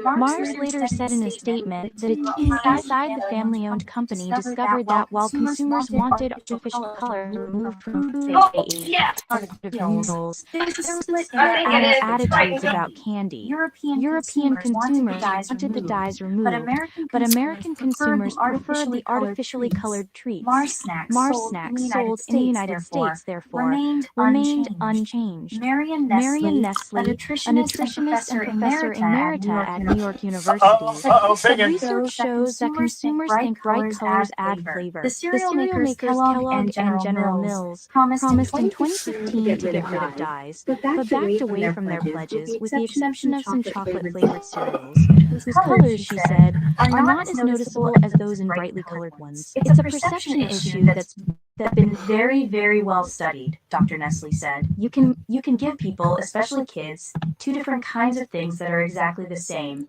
except the colors are different, and the brightly colored ones will be perceived as tasting better. Quote, Kurt Bashaw, the fourth-generation head of Spangler Candy, which makes Dum Dums, lollipops, and candy canes, said that the company has made some products with natural flavors and colors since the 1980s. They have never sold well because the taste isn't the same, Mr. Bashaw said. Mr. Bashaw said the company, based in Bryan, Ohio, has a team examining natural options for its products. But switching to natural dyes creates many challenges, he said. In addition to being more expensive than synthetic colors, natural colors tend to be less vibrant and fade if exposed to heat or light. While some natural ingredients, like beets, can get the product close to the artificial hues, he added, they still taste like beets. Masking that taste is really, really difficult, Mr. Shaw said. If people are starving and eating treats, they don't want to be tasting beets. Mr. Kennedy is hardly the first person to take on artificial dyes.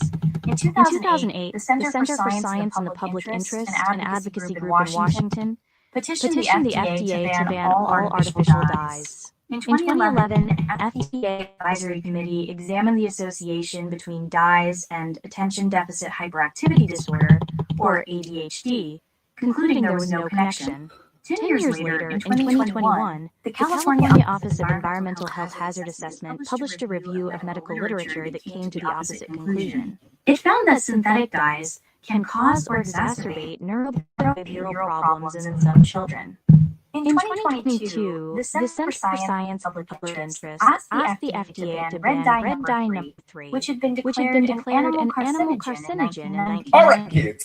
California passed a law in 2023 doing so. In January, days before President Trump took office for the second time, the FDA revoked the dye's authorization, saying it must be removed from foods by January 2027. Shortly after Mr. Kennedy was sworn in, he met with food manufacturers, but not candy makers, and told them he wanted them to eliminate the dyes.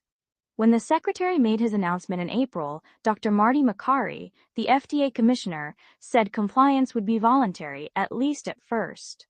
"I believe in love," Dr. Makary said, "and let's start in a friendly way and see if we can do this without any statutory or regulatory changes."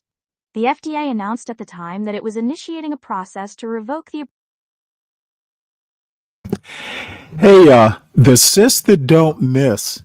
You know what? I was listening to your show yesterday. You are a trip. Hit the link if you want. Let me drop the link right quick. It is kind of surprising that you're here. So anyway, I think we pretty much get the idea of this story. Americans like bright food and they like candy. And what are you typing here, Dave? I definitely recommend the sis that don't miss. It is a riot. And actually, anybody who wants to hit the link can. This isn't going to be a long show because I'm still tired from last night. But I have a video that I am going to show next.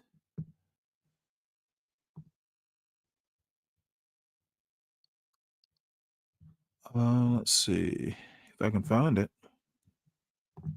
There we go.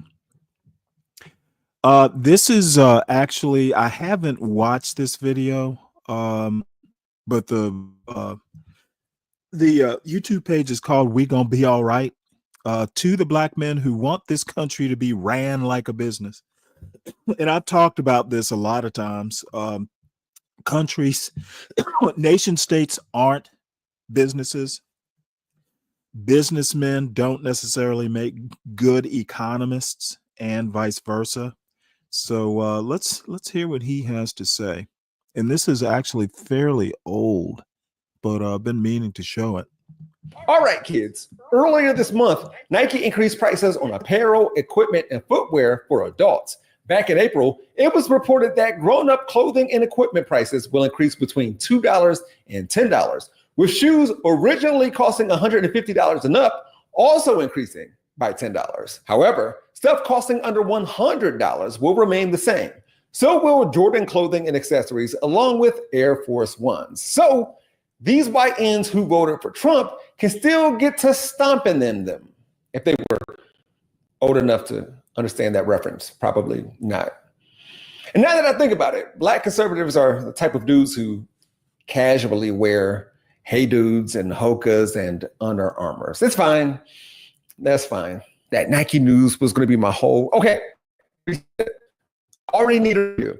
Let's rewind to before the current and former president's 100-day mark. It's been 150 days since he got in office as of me writing this. I gave him a little more time. He needs it.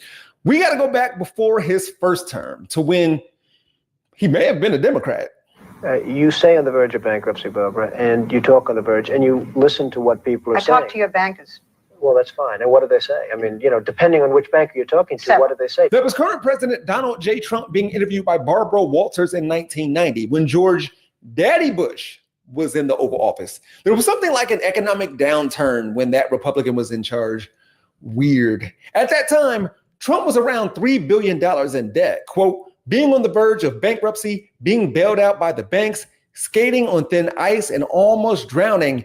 That's a businessman to be desired, Walters asked him. And what Donald was stuck on during that interview was why his friends, who were also negotiating with their banks, weren't getting as much publicity as him for doing the same thing. He might want to read The Art of the Deal, a book he didn't write, in order to figure that out. The economy is down the tubes. Nobody knows how bad the economy is. I listen to the people on Wall Street talking about the possibility of a recession. We're not in a recession. We're in a depression.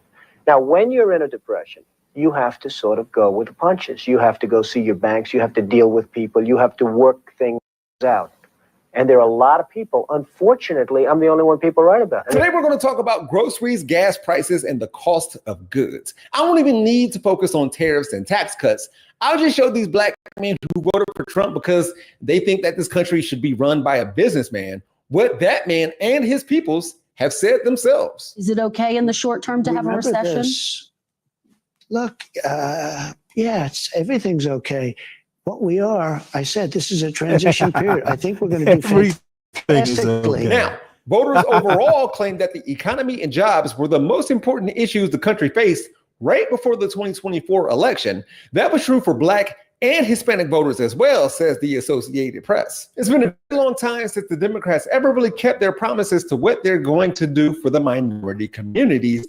And apparently, 4547's minority community outreach really showed up, said a 25-year-old black man. See, most young black voters described the economy as not so good or poor this past November, compared with about half of older black voters. So this is me trying to get YNs to admit that Trump hasn't and won't do anything for them. Say it. Just do it. As you're about to see, those who weren't very fond of President Trump because of his rhetoric in 2016, but felt that we lived a good life no matter what the media was saying, and that's why they started supporting him after that. Well, and I've been around for a long time, and it just seems that the economy does better under the Democrats than the Republicans. Now, it shouldn't be that way.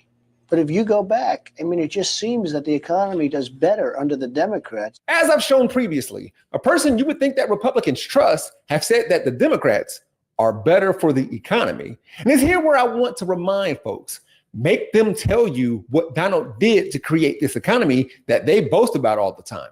I want to know what policies led to his so-called success. A few months ago, I made an episode about a group of 4 black conservatives who are YouTubers that started out making music reaction videos and have now become political commentators who respond to clips of The View. I said then that they didn't know what they were talking about. They're infuriatingly incurious, and they rarely fact check when they need to. And the fans of theirs who caught the video of mine are still saying, I don't like other black people having their own opinions. I was called a hater and told I was jealous of them, even though I mentioned their line of activewear and said how many subscribers they have. And before I continue, their fans kind of proved my point because none of them tried to contend with what I actually said.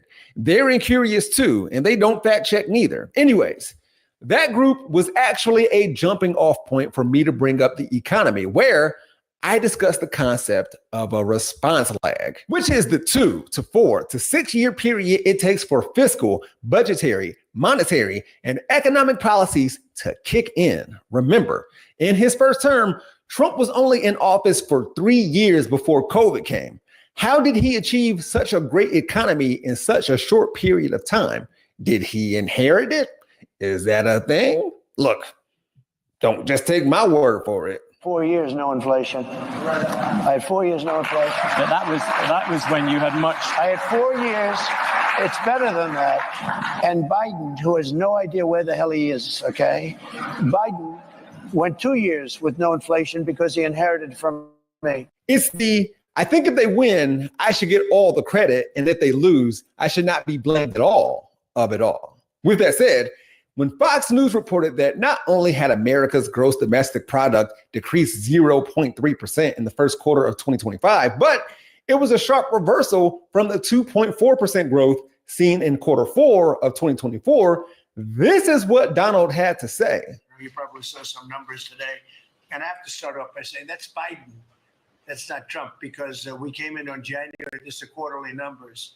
And we came in and I was very against everything that Biden was doing in terms of the economy, destroying our country. This is Biden's stock market, not Trump's, he said in April of 2025, except for in January of 2024, when Biden was very much still president and very sleepy. Trump said, this is the Trump stock market. Trump may tell his supporters that he holds all the cards, but those cards and his merchandise is made in China. We're doing the same thing with Trump Mobile right now. I'm incredibly excited. You can build these phones in the United States. Our customer service is in the United States. It's in St. Louis, Missouri. We can add more functionality. We can do it cheaper. We can do it better. And eventually all the phones can be built in the United States of America. We have to bring manufacturing back here. And so eventually these phones can be manufactured in the United States, says the man-child trying to gain his father's love. That was Eric Trump introducing Trump Mobile and their smartphone. The Trump Organization's press release from last week announcing Trump Mobile still says the 400. Yeah, let me interrupt him for just a second. You know what? It is a disturbing trend that I've noticed in this John Galt anti-black Oc Nation CT universe. People will say the most ridiculous things and then pretend that they have an argument and further pretend that it's a good argument. Okay, the obstacles that you're talking about, Solid Snake, are literally between your ears. Okay, your lack of education and critical thinking ability is your obstacle, not Pedro. Dude, see, y'all just want to make shit up. Pedro is basically keeping me from excellence. No, he's not. The problem, why the fuck are you even competing with Pedro? Why is Pedro the obstacle to what? Birria tacos?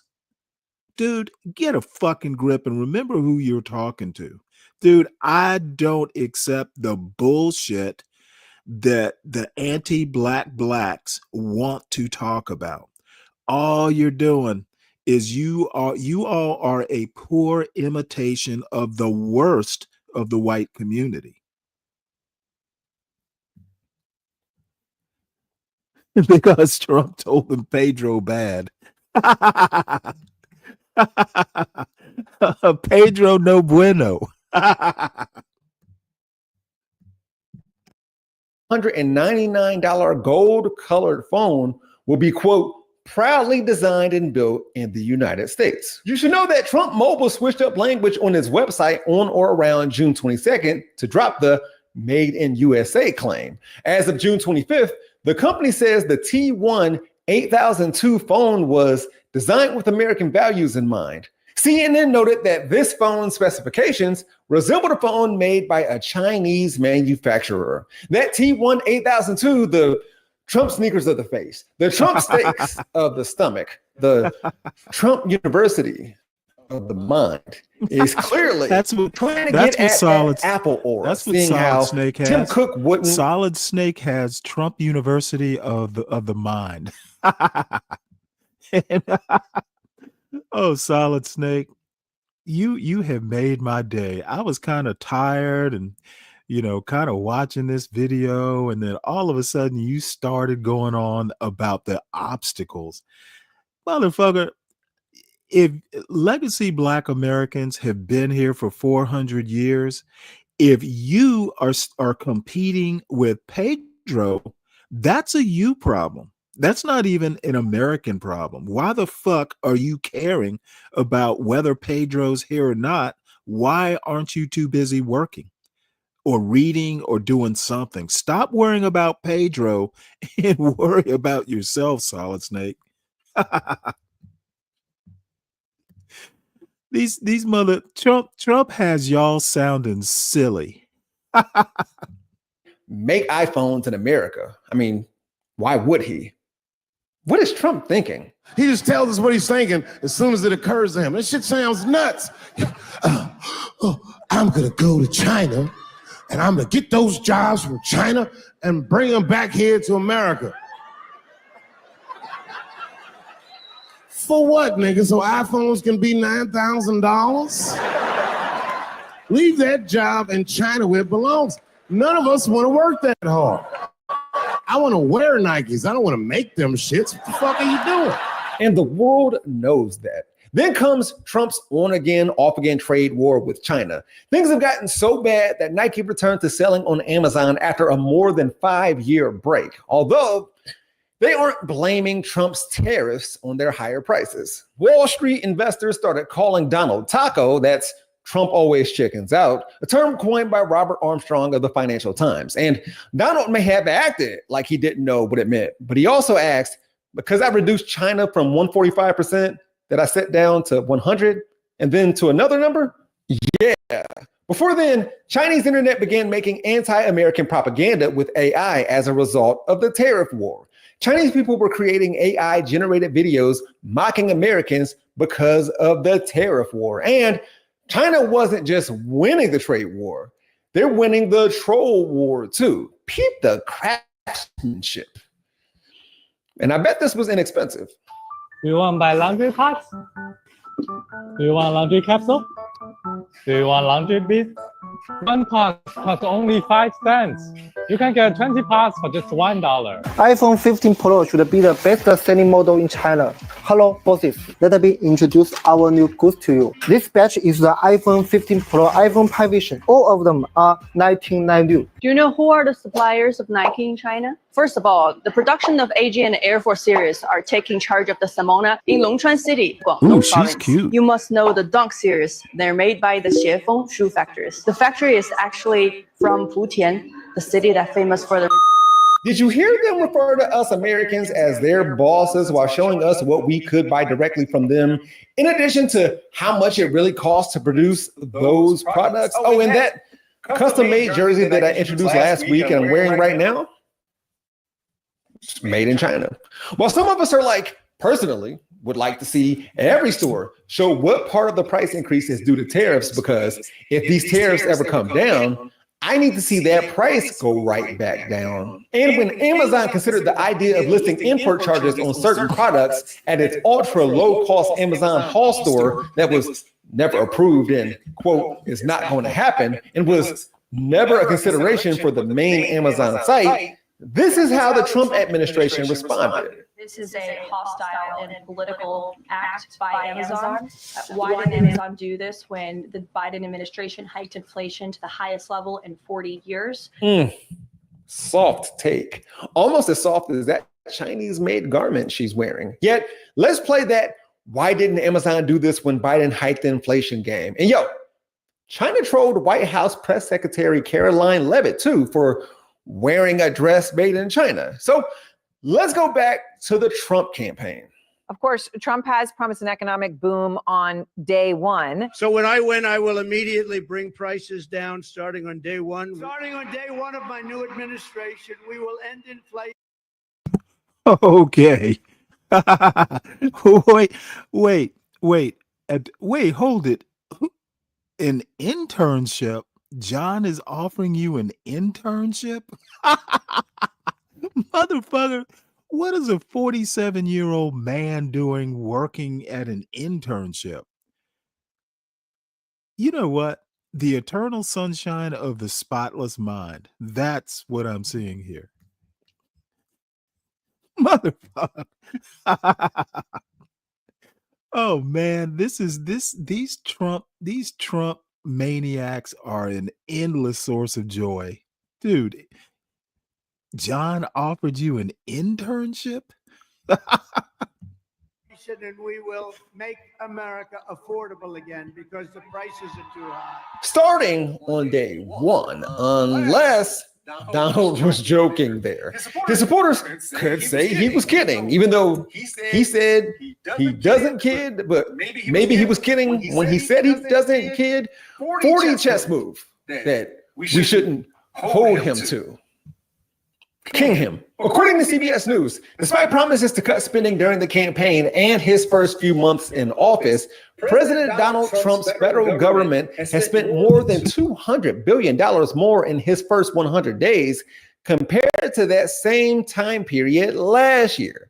They will go on to say, in fact, the government is now spending more day to day than was spent in 9 of the last 10 years. Eggs. So when I got in, the press went absolutely crazy the first week. They said, eggs have quadrupled in price. I said, I just got here. Tell me about it. And Brooke Rollins and our team did a great job. And eggs are down now 79%, and they're all over the place. And this was a problem that somebody else would have taken a long time to cure. To be sure, overall inflation has slowed up slightly during this Trump term. Yet, prices are still going up. They're just not going up as rapidly. Grocery prices, the food at home category, different from what we pay for at restaurants when it comes to the government's price data, increased one. You know what? And I hate that I have to keep stopping this. Our people need what? Motherfucker, stop acting like you represent our people, Solid Snake. You represent Solid Snake. You do not represent Black people in America. You are incapable, as it stands, of doing anything for, quote, our people. How about just do well yourself? If you do well, our people will do well, Solid Snake. No, I don't represent our people either. I don't think there is an our people, to be honest. But no, I don't claim to represent Black people. I claim to represent me. And you sure as shit don't represent me, Solid Snake. 0.9% compared to a year earlier. Should we put a Trump did that sticker on a graph, or we are a people? Okay, and what does that really mean? We are a people. That means we all have to think alike? Dude, you could do with some education, to be honest.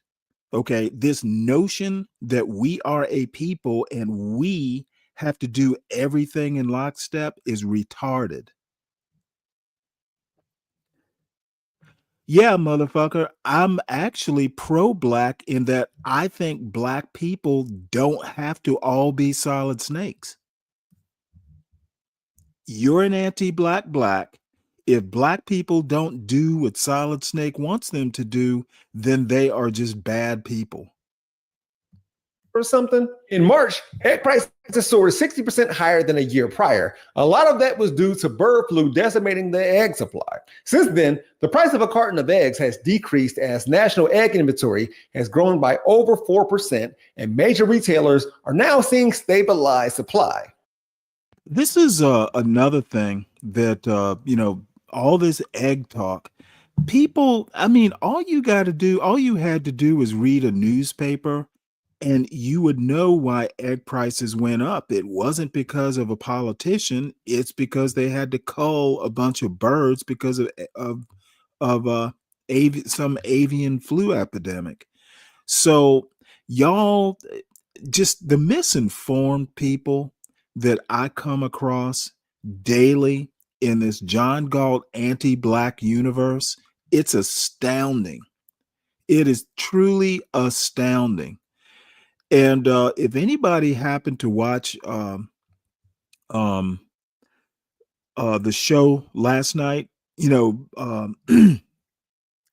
Universal and I talking about crime and stuff like that, I just don't understand how people just basically want to take what happens in the hood and reflect it on all black people. I think y'all are motherfucking just white facing fools. All these anti-black, black conservative types literally are basking in the reflected light of their white masters. That's why some of you think Be Brave is successful. The motherfucker spent 3 weeks building a structure that he has to bend down to go inside. He spent 3 weeks on a glorified outhouse. I can't imagine what other use that little mini shed would have. And as soon as there's a strong rainstorm or something like that, that shit's gonna blow away. Unlike earlier in the year when shortages were widespread, a combination of improved supply, lower wholesale costs, and a declining demand following peak pricing has contributed to that drop. And as we already established, Donald wants us to put a Trump did that sticker on egg prices when they are cheap, not when they're expensive. Furthermore, Trump claimed last month that gasoline prices had fallen as low as $1.98 in a couple of states. Lowest in years, he said lyingly. The nationwide average price of a gallon of gas at that time stood at $3.18. No state's average price was close to $1.98. In Mississippi, the state with the lowest average price, a gallon of gas was $2.66. And here's another instance in how whacked out comment sections are from his supporters about this topic. So when this Twitter user named Maine said, "So not $1.98 then," featuring a picture of an ExxonMobil gas station sign that reads $4.49 a gallon, someone else said, "Dude, that's in a ritzy area of the country. In Westchester, New York, say in Bedford Hills, New York, gas is $6.50 a gallon because people pay that. But where I live in the area of New York, it's $3.05 a gallon." And Maine, probably wondering why he had to point out the obvious, simply said, "So not $1.98 then." This kind of goes to show how Trump and the GOP has the idea that he is responsible for how well the economy was running after the Obama years deeply ingrained in the minds of too many people.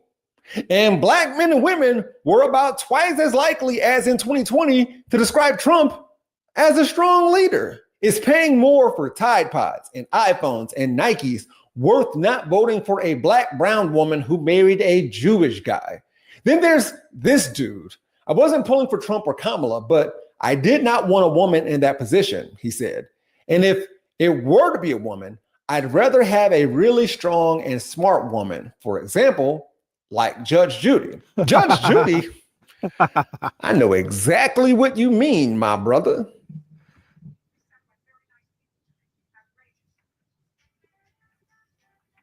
Oh.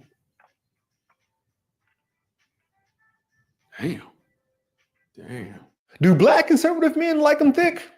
Or Atlanta? The city or the show? Here's a practical application of what I'm talking about. Wise, the security camera provider, posted a screenshot of one of their shipping receipts tweeting, "Just got our first tariff bill.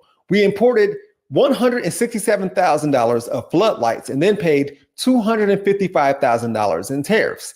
That's more than any of our founders were paid last year." To avoid tariffs from now on, Wise says it's, quote, "been working on moving manufacturing out of China for over a year now, but those efforts have been accelerated. Will probably be out in the next 60 days in order to migrate its factories to Vietnam and Malaysia." And this issue is far more complex than what I'm making it seem. With prior commitments to retailers, the reason why China allows Wise to keep prices so low in the first place, and that company's desire to move their factories back to Seattle, where their company is based.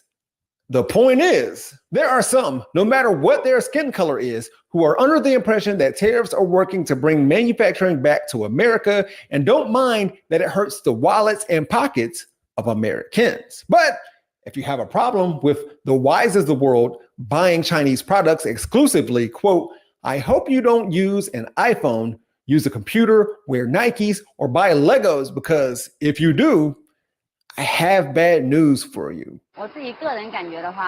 Personally, this is my own feeling, but if he continues to demand tariff increases as he has been doing, I definitely would not be able to accept more orders. That's because everyone can have a patriotic heart, so we won't let. Oh, this is hilarious. Now, these are Trump flags that they're making in China. Oh, this is hilarious. Him improve his own economy. Well, Look at this. Look at this Chinese lady making a Trump flag. Chinese just shoot ourselves in the foot. Buy American. Don't get me wrong. And yes, inflation was terrible under the presidency of Joseph R., which stands for rest, Biden. However, if it was due to his policies, then why did other wealthy nations suffer too? And how did we fare better than those places? And also, yes, inflation at one point under this Democrat was the highest it had been since Jimmy Carter, another Democrat in the late 70s. Speaking of, Donald reportedly called that Dem and asked for advice. Trump said he was particularly concerned about how China is getting ahead of us. Carter told the Maranatha Baptist Church that Trump feared China's economic growth. But Jimmy said, since 1979, do you know how many times China has been at war with anybody? None. And we have stayed at war. The U.S. is the most warlike nation in the history of the world. How many miles of high-speed railroad do we have in this country, he asks. While China has some 18,000 miles of high-speed rail, the U.S. has wasted, I think, $3 trillion on military spending. It's more than you can imagine. China has not wasted a single penny on war, and that's why they're ahead of us in almost every way. It's incredible when you think of it, you're shooting bullets out of the air. I'm also pleased to report that the one big, beautiful bill will include $25 billion for the Golden Dome to help construction get underway. That's the initial sort of a down deposit. And we have probably, you're talking about, General, we're talking about $175 billion total cost of this when it's completed. A question for Trump supporters. Was the racism, sexism, and hate really worth the complete financial ruin? Did you think you were only voting for someone who'd take us back to 1950 because you just wanted to be racist, not poor? I recognize that if only black men voted in the 2024 presidential election, Kamala would have won. So many different demographics swung right, and they'll claim it's due to the economy. But again, it's been 150 days. Should I list a few of 47's accomplishments? So long to the penny and the paper straw, I guess, and the Epstein files. I'm looking forward to lower prescription drug costs, though. That's a good executive order, maybe. We'll see how it goes. If you don't mind, I'm going to leave y'all with some Malcolm X. So whenever that house Negro identified himself, he always identified himself in the same sense that his master identified himself.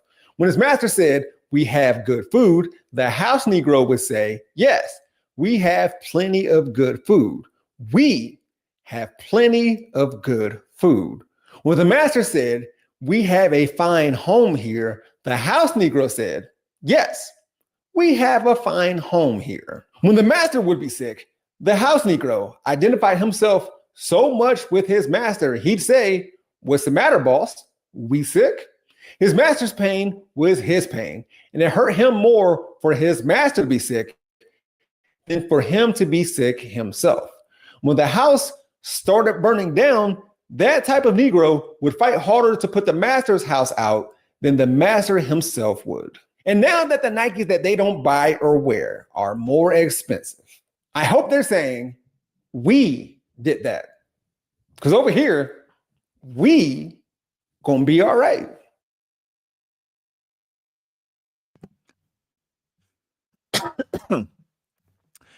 Yeah, well, very interesting video. Hey, Portia. Let's see. Kelvin, it's not so much that all roads lead to be brave, but I like to use be brave as kind of an archetype of poor white trash who basically is thinking above his means. And you know what? I think he is the perfect example of the he's almost like a Thomas Sowell sort of example.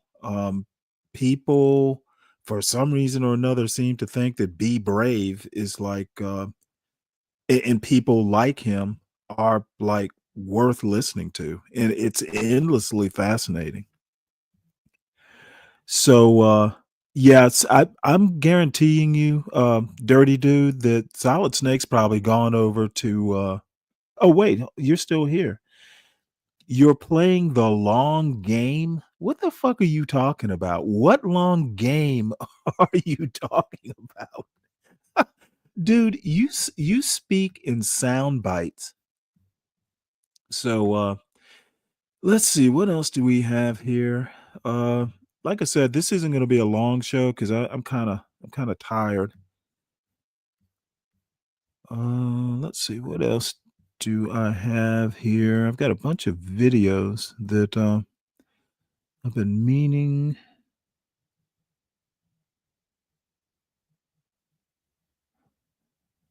to show you all.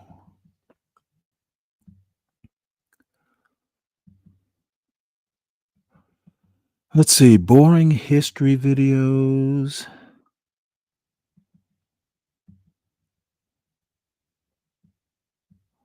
Yeah, I'm gonna have to go back and clean this clean out my videos. Some of the stuff I need to get rid of.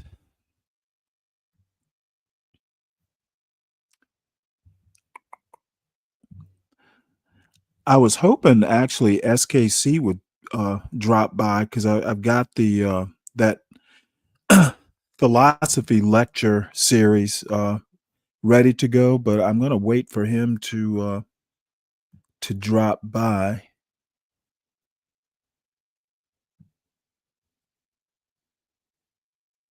What have we here? I have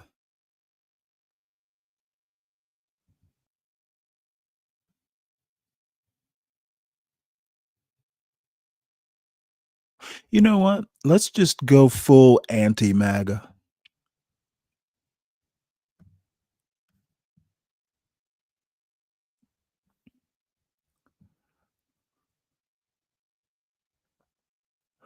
Oh no. And I wanted to talk to you a little bit about what I Dave, yeah, I know that the majority voted for Trump. I let me tell you something. It's actually funny that you say this. Deacon Dave says the majority voted for Trump. I know it's tough to experience a loss. Believe me, Dave, it's going to be tough on all of us these next 3 years. So if it was tough for me seeing Trump win, it's going to be tough for you because Trump won. Didn't I just play a story about the Kansas City farmers that are suffering under Trump? Dude, you need to actually, I guess I have the time to read newspapers and stuff. Trump won with a majority, yet his popularity is at right around 40%. Okay, you need to wake up and smell the coffee, Deacon Dave. Y'all got what you voted for. There is so much buyer's remorse right now with Donald Trump. Um, I think it's hilarious. So yeah, it's tough to experience a loss. It's going to be tough for y'all to experience the win. how I think we got here ideologically. Because and I will tell you about the history behind where we are right now, but I think it's important to recognize that there is an ideology behind this this bill and behind the MAGA Republicans that is part of America. It's one that has ruled us in the past. It is one that until now, at least, and the jury is still out, we have always overcome. So it's worth thinking, I think, a bit about the ideology behind this bill and behind MAGA Republicans. And that is, if you think about the world, there's two ways, at least in the United States, to think about the relationship of people to their government. One is simply to say, well, you know, some people are better than others. You know, they're smarter, they're richer, they're the right color, they're the right religion, they're the right gender, they're, you know, you could come up with any reason you would like. They're married to the right people, they're descended from the right people, to say that some people are better than others. And if you admit the principle that some people are better than others, well, by definition, they should be able to rule. And that's the idea behind kings. And that's the idea behind oligarchies, a group of people organizing a government to rule everybody. That's the idea behind dictators. And that's the idea behind autocrats or authoritarians, that they're just better than the rest of people. And ultimately, if some people are better than others, it makes sense that one person is better than everybody else, has the right to rule. And that is, as I say, the ideology behind Hitler, the ideology behind somebody like Vladimir Putin, the ideology behind dictators, sometimes the ideology behind kings in the 19th century and before that. It is also the ideology behind human enslavement in the American South and in the parts of the United States where indigenous Americans were enslaved. In the American West, for example, the idea that, you know, those people do not have the ability, the religion, the gender, the color, the whatever, to participate in their government, and they must be ruled. And that is, I think, what you're increasingly seeing. I mean, this has been the argument on the radical right now since at least the 1950s. But you're really seeing that play out here with this idea of imprisoning people right now, largely people of color, but it's going to expand if history is any judge. But you're also seeing it with Trump saying things like he's going to let some farmers keep the migrants who have been working there undocumented for 20 years because those are the good ones. And that those, you know, they'll look out for those people. And that is quite literally what enslavers and then unreconstructed Southerners said about Black Americans or Brown Americans in the American South and in the American West in the late 19th century. I mean, it's literally the exact same language. But we're in a really different place in this moment, in that in those eras, because the people who had been enslaved, discriminated against, you know, kept down because of their gender or whatever, and really never had opportunities. It was possible to construct a worldview in which you could say, well, those people can never learn because it had been illegal to give them education. But we in front of us in the United States today have literally, since the 1970s and after the programs of the Great Society go into place in the mid-1960s, seen a world in which racial, gender, religious, ability minorities have been able to demonstrate their equality, which I think is one of the things giving such fangs to MAGA is that, you know, I saw recently Charlie Kirk talking about how Ketanji Brown Jackson was a DEI or a civil rights hire. And you know, if you've read anything by Ketanji Brown Jackson, you know she's brilliant. And you know, she's done all this amazing stuff. And Charlie Kirk dropped out of community college in his first, I think it was his first semester. And it's basically just a grifter, a shitposter. Hey, can you pause that video, Sam? Horrible stuff. And faced with the reality that people who are not white men are in fact equal and sometimes, quite frankly, more than equal. What you are seeing in this moment is the attempt to erase our history, to erase Harvey Milk's name off a ship, Harriet Tubman's name off, to erase the women who worked worked in intelligence, to get rid Black and brown and gay and female and whatever people who built this country. And I think that recognition, you can look at the enslavers and the unreconstructed Southerners and recognize that they are worried that maybe they're not going to always stay on top of things. But I think you look at this moment where they're not simply preventing people from getting rights. They're trying to erase all that, says they recognize that they have to erase us all in order to regain control of the country. And I think that is what we are seeing now. That recognition that that people really are equal, and they've got to erase those, throw us out of jobs, throw us out of the country, get rid of us all in order to, they can't do it without doing that. They can't regain control of the country unless they shut everybody else up, because we really can do it. The other ideology speaks to reality, to the reality I just described. It says that everybody is created equal, and that the government has a responsibility to protect that equality, to make sure everybody is treated equally before the law, that they have equal access to resources, and they have a right to a say in their government. And that's what really reflects reality. The idea that, it doesn't necessarily, your contribution to society does not necessarily correlate to your paycheck. That, maybe you're the person who, checks on the little old ladies in your town, even though you're not, a wolf on Wall Street. And that recognition that that's the way the world really works is the ideology that stands against that idea that some people are better than others.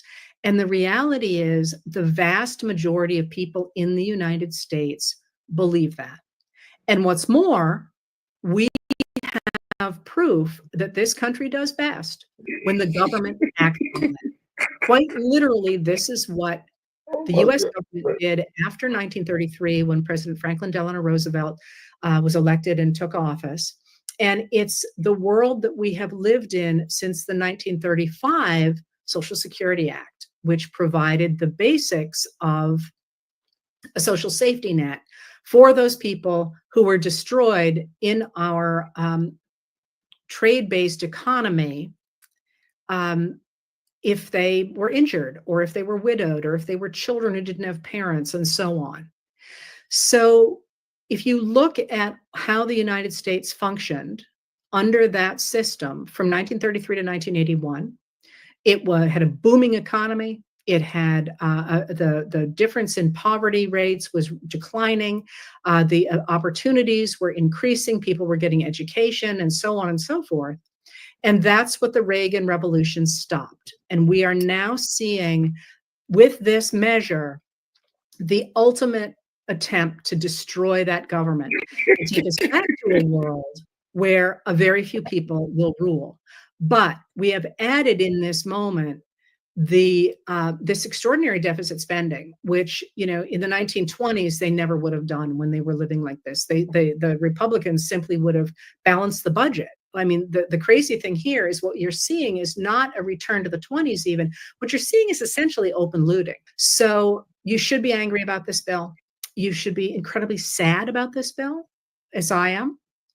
But again, I'm going to emphasize that all is not over. And here's why I say that. I looked up the numbers because one of the things that really gives me hope in this country is that it's a really big country. There are 334 million of us in this country. Actually, I think it's a little low. I think there's more than that. So people make comparisons of where we are right now to Nazi Germany. And Nazi Germany, I looked up the numbers, had 67 million people in 1933. That's a much smaller country. And we're a much bigger physical country as well. And we have a federal system in which we have a number of Democratic states led by Democratic governors who are pushing back against the measures that this bill and that the Trump administration are trying to put in place. So one of the people I'm watching very closely is J.B. Pritzker in Illinois, who is, running a pretty tight ship up there in terms of taking care of the people in Illinois and protecting them from ICE and creating essentially an image of what the government can be. But he's not the only one. There are a number of Democratic-dominated states, and it's going to be more difficult to create a juggernaut of the United States as a fascist system than it is a smaller country. Other piece of this, of course, is that the Trump administration is just wrecking the economy. They are wrecking the economy. And a lot of people have said that this bill, with its unaddressed extraordinary deficits and then debt, is going to hurt that even more. And, people like me are very concerned at the degree to which Trump is invested in cryptocurrency. And cryptocurrency really pays off if the dollar is devalued, which it seems he's working to do. So that's another piece that's out there. But there is hope within this. And that is that all of these measures are deeply unpopular, not only among poor people who are hurt by them, or people who care about social welfare and social justice who are hurt by them or hurt by the fact their neighbors are being hurt. But when you look at the destruction of the US economy, you're also hurting entrepreneurs, you're hurting capitalists, you're hurting people who really voted for Trump or supported Trump or didn't vote for the Democrats because they didn't like the idea of the higher taxes that first President Joe Biden and then Kamala Harris said that they would put in place. They wanted this tax cut. They wanted another tax cut. Well, that now is they've got, but they've also got along with it what certainly appears to be the real instability in the economy, the tariffs, hits to the dollar, Trump's attack on the Fed, and so on. So there is room here for the kind of coalition that threw out Herbert Hoover and replaced him with FDR. And I see the language of someone like FDR. I'm not making this explicit comparison. I'm looking at the language of through somebody like Alexandria Ocasio-Cortez, the representative from New York, or Mamdani, the Democratic nominee for New York mayor. So that language is starting to be out there, and there is room to build that coalition. But as I say, we've got the issue of this new ICE police force, which is terrible. And we should be speaking out against it because it's quite literally one of the things that the colonists of the King George III spoke up about and created their own nation to get away from. And here we have it. There are people pushing back against that as well. The courts, most of all, of course, but people speaking up really matters.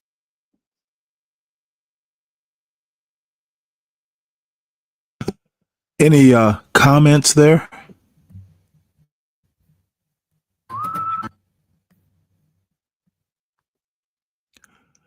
Hello?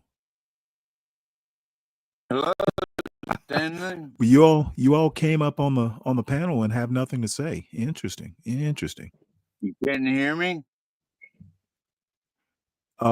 If you're talking, I can't hear you. All right. Well, you know what? Let's see. How long have I been on? A little bit over 2 hours. Here's what I was talking about. Regret slaps Trump supporters in their faces. You know what? Before I show this, let me switch. Well, you know what? I'm just going to stay where I am. All right. Let's this is from TYT Sports. Basically something about Trump supporters, buyer's remorse, kind of the theme that I've drifted into here. I've seen the light and I got out of MAGA. A lot of us there have seen the light. We have deep regrets. I feel guilty because I voted for Trump twice. I feel very guilty because I feel responsible. That's why he's still running. I used to be a MAGA Republican, and now I've turned blue. The Wall Street Journal yesterday spoke with Trump voters who just 1 month in say they are now horrified by what they helped cause when they voted for Trump. When we said safer borders, I thought he was thinking, let's stop the drugs from coming into the country. I didn't know he was going to start raiding places. She said she didn't believe he would actually follow through on some of the more hardline policies he touted during the campaign. 49-year-old Omaha, Nebraska resident said, quote, now I'm like, dang, why didn't I just pick Kamala? Are Trump supporters regretting their vote? If you could say anything to President Trump now, what would you say? I would expected say better from you. Can you hear me now, Stanley? I expected that you would do what was right and cut waste and fraud wait, hold it. and all of those things that you promised. See, again, I don't even feel sorry for her. If you keep up with the news, and again, I had time to keep up. I watched a bunch of Trump rallies on YouTube. Nothing Trump has done so far has even surprised me. Now, I am kind of surprised about the Marines, being called to support ICE. That kind of surprised me, but it's within the realm of possibility of awful things that Trump and Stephen Miller and the boys, can think of to do. I don't feel sorry for these people. If you had just watched a Trump rally or two, he is not doing anything he didn't say he was going to do. And for all the people who go, oh, well, Trump was just kidding. That motherfucker never kids. He has no sense of humor other than cruelty. So, boo-hoo-hoo, you got what you voted for. Us before we elected you in office, but you're not doing that. You're creating a disaster, and Oh my God. I don't know what America's going to look like if this continues. Did you ever think that your job would be impacted? She doesn't know what it's going to look like. No, absolutely not. Jennifer Piggott was abruptly fired from her job at the Treasury Department's Bureau of Fiscal Service here in Parkersburg, West Virginia, along with 124 other probationary employees. She voted for Donald Trump and thought her government job would be safe. But to cut the knees out of the working class Americans just doesn't make sense to me. It's what's the checking account look like, babe? We went through our list of items on our budget and said, what can we get rid of? And we've gotten rid of all of those things, including cable. I had my last review on the 31st of January, and I had the highest rating that you can get on a review, less than 21 days before I was terminated for my performance. Well, it sure seems like it. For President Trump, what were you hoping that he would do? I was hoping he would did something that made sense regarding the economy, made some kind of progress in bettering, the benefits of being a veteran. Is that James Carville Jr.? I'm gonna be pretty much blunt about it. Racism hurts everybody. Okay, you go and you elect a racist for president, and everybody suffers. And I say this, I've said this before. Racism does not just hurt black people or minorities; it hurts white people as well. And hey, you elected a racist to president, and you know what? What Trump is doing are features, not bugs. And you fucked around and found out. You got all the racism plus more. But I Stan, mean, what you been drinking, bro? What you been drinking? it just seemed like he actually cared about doing what was best for the country. But now it just feels like all about me, Donald Trump, not, the the guy out there working in the trenches, trying to make ends meet, trying to pay your mortgage, trying to pay the bills. And the letdowns keep on happening over. Do you know anyone personally ever thought who that voted for Oh my President Lord, Trump, this is so but depends on benefits like Medicaid? Oh yeah, I know a lot of people. Trump promised a lot of things. I thought it would be more family values and those programs that they really need here. One of those promises was to protect Medicaid, which 67% of people in this district rely on. It's the largest percentage of any district in the entire country. Can you guarantee that Medicare, Medicaid will not be touched? Yeah, I mean, I have said it so many times, we're not going to touch it. But his administration just proposed an $880 billion cut to Medicaid over the next 10 years. One resident who would be impacted by Medicaid cuts is 64-year-old Irma Arredondo, who voted for Trump in 2024. Irma has several chronic health issues, including type 1 diabetes. She's also a full-time caregiver for her daughter, who has cerebral palsy, and her sister, who has Turner syndrome. And over. Tommy Bruce thinks we already give it a chance. He's a retired soybean farmer who saw what happened in 2018 when Trump put tariffs on China. The export market just went right down the tube because these countries could buy them from other places cheaper. Brazil and other countries were the ones that benefited from that. I read that it stayed that way, that now China buys a lot more from Brazil. Exactly. And a lot of times those markets don't come back. And over. Dear Honorable Congressman Evans, although we haven't met and are separated by generations of lived experiences, I believe we share something in common, a hope for a better world for all. With that common thread, I am among the many of your constituents who implore you to look beyond the tribalism of party politics and to see the nobler responsibility to be a voice for all your constituents, to see a path beyond, and to be a voice for the common good. To only support the party line is a road to chaos. I'm deeply concerned about the welfare of the elderly and disabled who rely on Social Security, Medicare, and Medicaid, children who depend on WIC and SNAP program assistance to be fed. Those people are constituents. They are the people you are supposed to represent and assist. Musk is the multi-billionaire, and he should not have such power without real congressional approval. I want him to seize the control he was elected to exercise for the betterment of our nation. Don't let a billionaire take his power. And over again. All I can say, I was a dumbass, voted for Trump only because of my beliefs. People around me encouraged it. I can think for myself, yes. But I felt at the time that was the better choice. Now I'm looking at it with everything going on. It was the worst, the worst decision I ever made. I wanted not to vote. But Hey, Brian Nichols, you can mock me all you want. Elect a racist to the presidency and FAFO motherfuckers. You know what? This is fucking hilarious. More racism. Motherfucker, you got a racist in office and we're all gonna suffer at some point in time. Okay. Are you suffering, Stanley? Y'all want to quibble over fucking egg prices? Dude, eggs are gonna be the least of your Are you problems. suffering, Stanley? people said you won't be able to have a say in anything if you don't vote.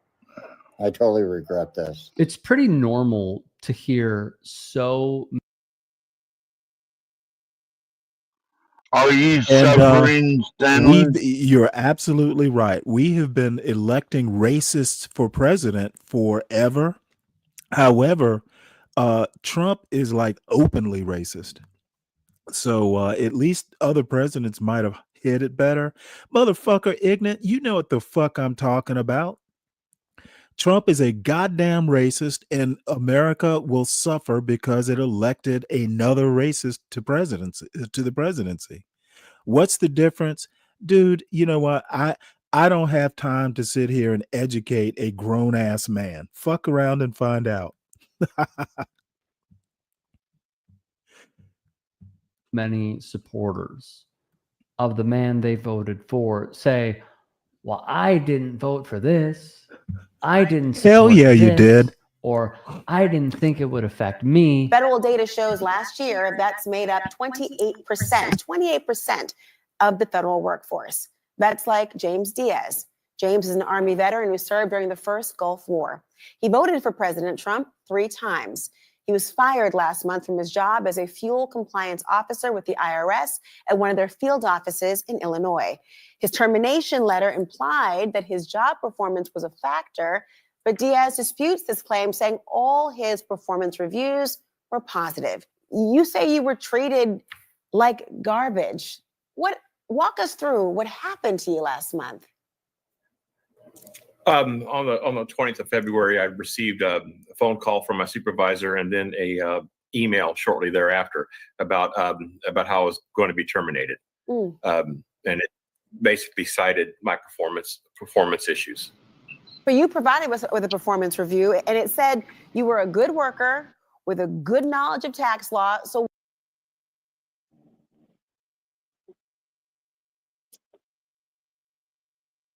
Dave, what do you have to say? Oh, hey, what's up, Stanley? How you doing? Grand Rising. Why can I not hear you? You couldn't hear 12th man either. I'm speaking. You know what? I'm gonna have y'all sit tight. Let me drop out and come back in. Yeah, you drop out and come back in. Because yeah, you do that. I cannot hear you guys, and I'm not sure why. So just stand by. Let me drop out and come back in. What's the difference? You never hear us. What's up, Snake? What's up, Snake? Now our fearless leader is a racist. At some point he turned into a racist, but he was the main guy everybody was making songs about before he ran for president. So he's a racist now because I can hear you now. No, he's white he's and not. he's on the right. Hold He's a on. racist. Yeah, he didn't just suddenly become a racist. Yeah, he did. He did. Oh no, He he's just been became Trump's 20, been Trump has been a racist since the 70s. Really? What happened in the 70s that let you know? What was the indicator? You didn't know he settled a lawsuit for discrimination. He was basically screening out black people from his properties. Then there's the Central Park 5 where he got disastrously wrong. He got it wrong, but everybody in context, they said that they did it. Okay, stop making excuses for the In racist. context. Stop You have making to start doing excuses things for in the context. racist. Dude, all I have to say is the man is a known racist. You might be the only one who's surprised by the term. Everybody else knows. No, I'm not surprised because the bar is so damn low that everybody's been called a racist several times. The bar that, is so that damn now low. it doesn't have any meaning. What's the meaning of racist? I'm racist. Well, damn Skippy you are. You're racist. No, actually, I try not to be. Everybody, it has their problems. But let me tell you something. I don't throw the term out. I don't use the term lightly. I actually think he's a racist. I talking to John in Universal last night. I think the biggest problem in the black community is not white racists, it's black racists. It's the anti-black blacks that are the biggest problem in the black community right now. Y'all are holding us down. To the blacks, but is that to Americans? Is that to Okay, America? I'm not. That they're You know a big what? problem? I'm not. I'm talking about the black community. Since y'all love to talk about the black But you community said that so there much. was no difference. It's all American. Now, why are we not Okay, on the dude, same team? I have no clue what you're talking about. I Oh, said you what said there is no I black said. culture. There is no white culture. It's American You know culture, what? quote unquote. They're actually those are facets of American culture. Okay. I never said there was no black culture. I said there is no one monolithic black culture. There's a difference. Okay. So then they're a detriment to which part of this black No. culture? Oh, Black community. stop asking me stupid questions. Okay, I'm trying to figure it when out because you I'm not get trying to up, be. hey, you know what? You know what? All I have to say is when you sit up here criticizing, the dregs of black society while being a drag of black society, that is a detriment. All these And the terms are interchangeable. So problem, society, culture, and okay, community aren't the same. the terms are interchangeable if you don't understand what the terms mean. This is what's funny about this. The small window theory. It's like you when we're talking about this, depending on who's saying it, it's all. When we're talking about this, if I'm saying it, it's this real narrow corner that I paint everything You from. know what? That is strictly your impression. That doesn't It is. That's what I'm getting. just because you think it does not mean it is so. Because if you come from one side and say that there is no black culture, I didn't then say why there is the was no black culture. community? See, this is what people who aren't very good at listening. You keep saying, Oh, I listen very well. I just don't. I'm trying to get clarity. No, your listening ability is trash. I didn't say there was no black culture. I said there is no monolithic black culture. That doesn't mean the same thing as there's no black culture. There are black cultures. And yes, here's on the July other thing. 7th. Here's the other thing that I actually am kind of shocked sometimes, how people don't seem to be able to think conceptually. Okay, words are pliable. Thinking conceptually is something that we don't seem to be able to teach kids today in school.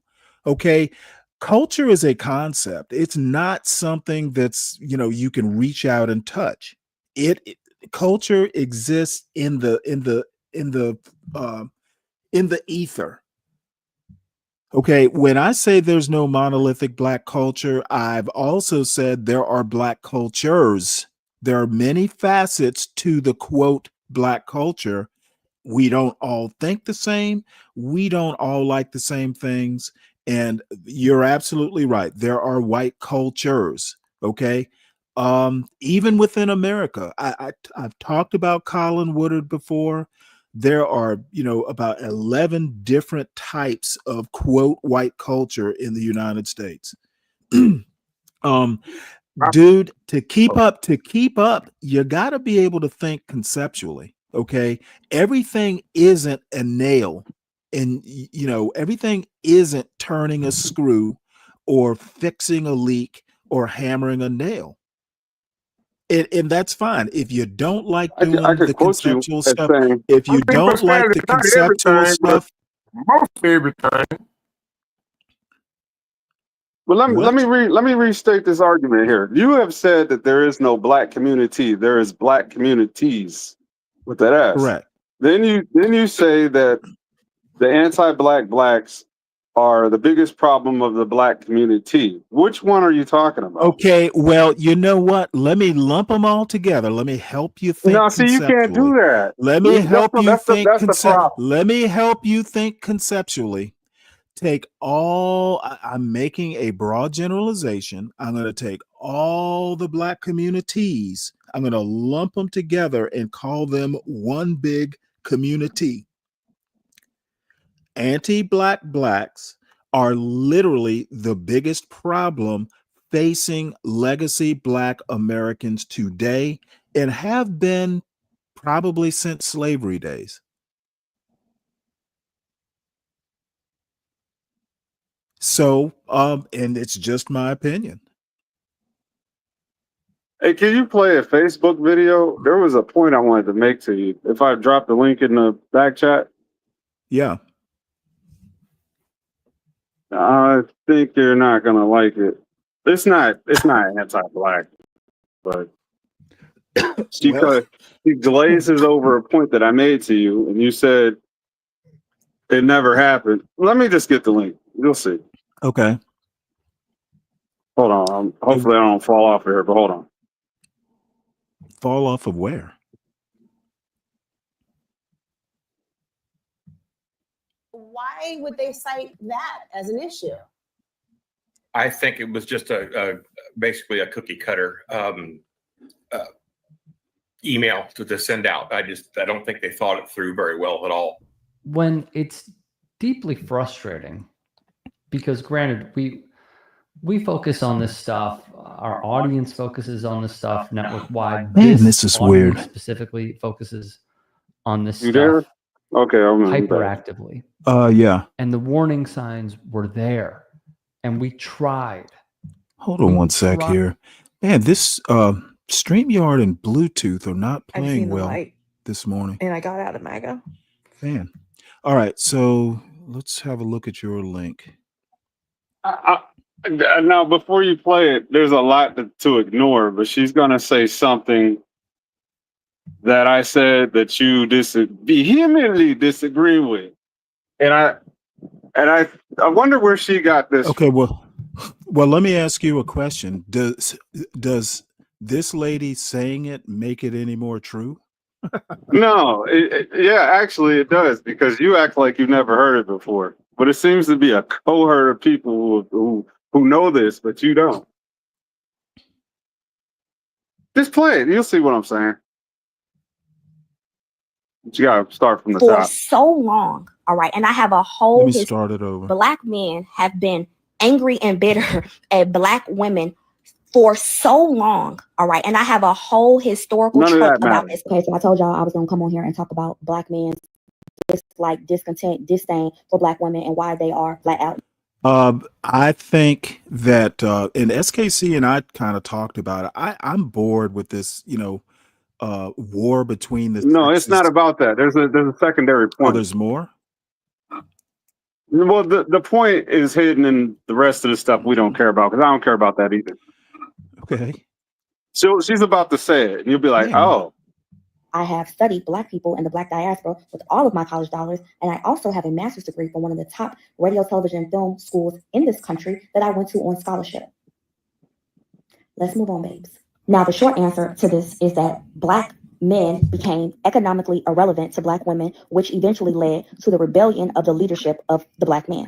Now for the longer answer. So statistics tell us that Black women have some of the lowest rates of marriage. However, it was not always that way. Even if you go back into slavery times, Black people were sneaking off to get married. And even up into the early 1900s, Black women had higher rates of marriage over their clear counterparts before the social engineering of the welfare state. And you're probably like, well, what is the social engineering? What specifically are you talking about? Me and SKC agree that there was one point in history that Blacks had a higher marriage rate than whites. Okay. You said it never happened. Okay. It never happened.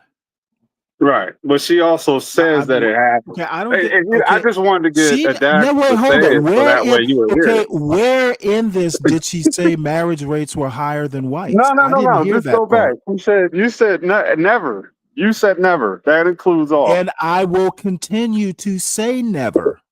And I won't disagree with you. What you guys fail to fight on that okay, point. what you guys fail to understand is you cannot prove me wrong. Well, a Black woman saying it, Stanley. I know that holds more weight than when I said it. Do you want to know? You nor SKC can literally prove me wrong, because they didn't start measuring it the way they do until 1950. Before 1950, they interviewed individuals, okay, and asked them if they were married. They didn't actually look at couples. But Mama said my contention is I don't trust the numbers before 1950, and there's not a damn thing you can do to disprove it. Well, Mama said. Literally. Mama said. All I have to say is that I don't think Black people ever had a higher marriage rate. I don't know why it hurts your feelings so much. No, it don't matter. Mama said it. Who is Mama? The girl in the video. You know what? She went to one of the top communication, TV, radio, and television universities in the country. So hey, if you want to believe her, hell, I'd believe her too. She's cute. There you go. That's all the evidence I need. When Mama Black said people it, had 78% dual household, mother and father in the house, and these two people were married. 78%. Under the social engineering of the welfare state, i.e., aid, welfare, subsidized programs for housing and things of that nature, the government required that a male could not be living in the house in order for that family to receive aid or. This is the other thing. She's talking in bullet points without any sort of research into it. I don't know, if there was social engineering involved, and yeah, the requirement is real. I think it was a huge mistake, that requirement. And I can't even remember what the logic was. I guess, if there's an able-bodied male, why the hell are you on welfare or something like that? I simply think that it's an excuse. I think there's several factors involved in why there's so many single mothers. Blaming it all on the welfare state, I think, is just not Wait, Stanley, can I the right way elaborate to. on the Okay, point? what you'll do is be quiet until I'm done Okay, speaking, all right. sir. I think blaming it all on the welfare state is a mistake. it's trash for sure. Right? And I know I want to say this before you say it, Stanley. This is not sufficient evidence to prove anything. I was picking because Mama said. That's all. But I'm about to get on the road. Well, the thing is that she's not all wrong. I think there are a bunch of different factors. But let's see what else she has to say. Might as well hear her out. Why does this keep? There were actual pop-up audits, like a Section 8 inspection that we have currently to this day, that the government inspectors would come out and look for traces of a male in the house. And if they found any shoes, any shirts or clothes or anything like that, you were cut off from that public assistance. If you need proof of this, watch the movie Claudine. Yeah, I actually, believe it or not, actually have this movie saved somewhere to watch. It's free on YouTube. Just an aside. But you know what? Using movies as evidence, that's kind of dicey.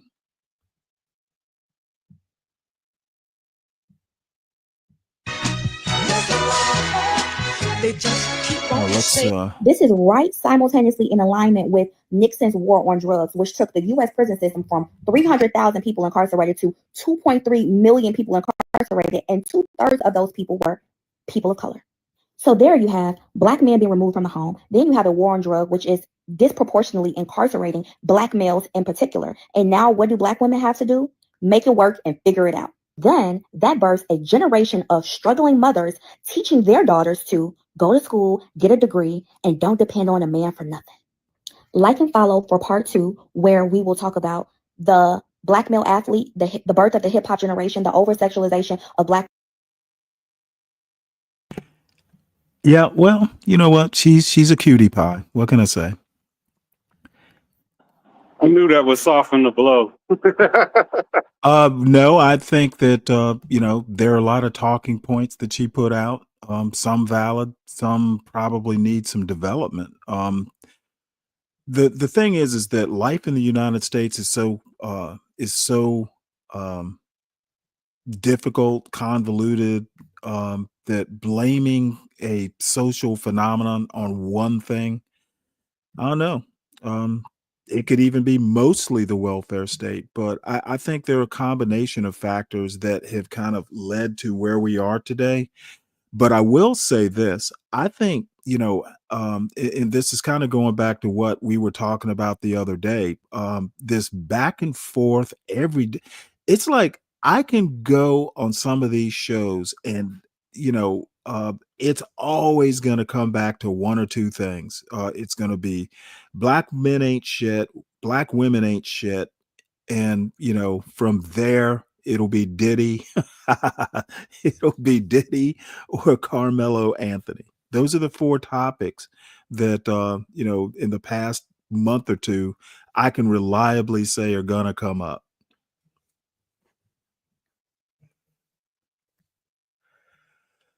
So, let's see what else. You know what? I've been wanting to watch this video, and this will be my parting gift. This is paddleboard fishing on a remote wilderness lake. So let's see what this is all about. Oh, there's music.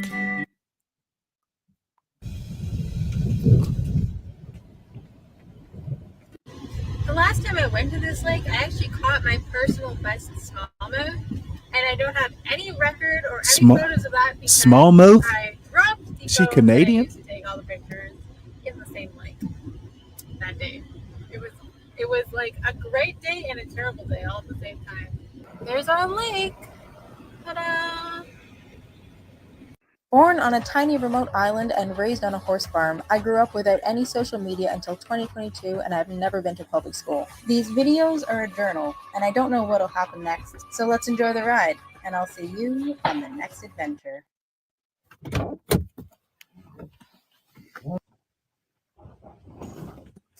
That's what I want. A girl raised on a horse farm. Oh, I didn't realize that was inflatable.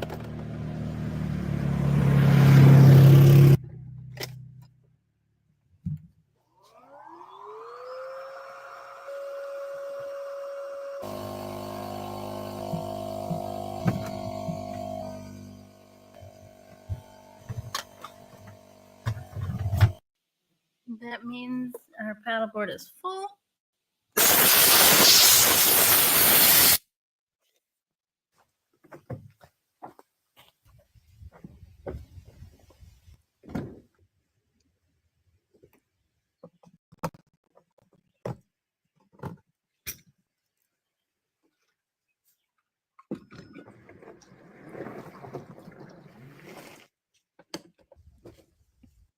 We got the paddleboard all ready to go. I just got to get changed quickly and then we'll head out to the lake.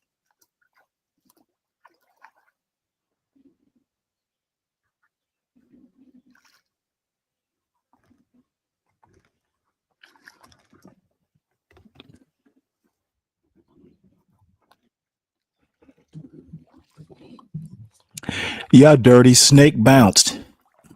It is 104 degrees today with the humidity.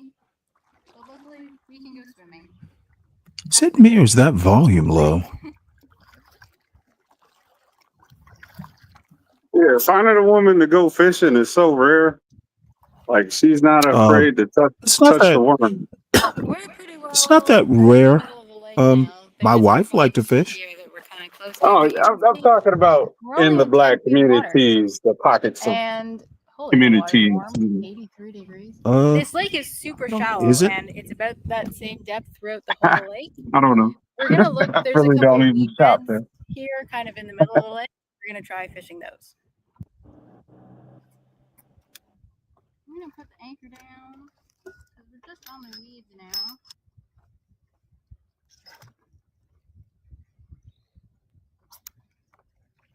We got a weightless weedless Senko. We're gonna start with this.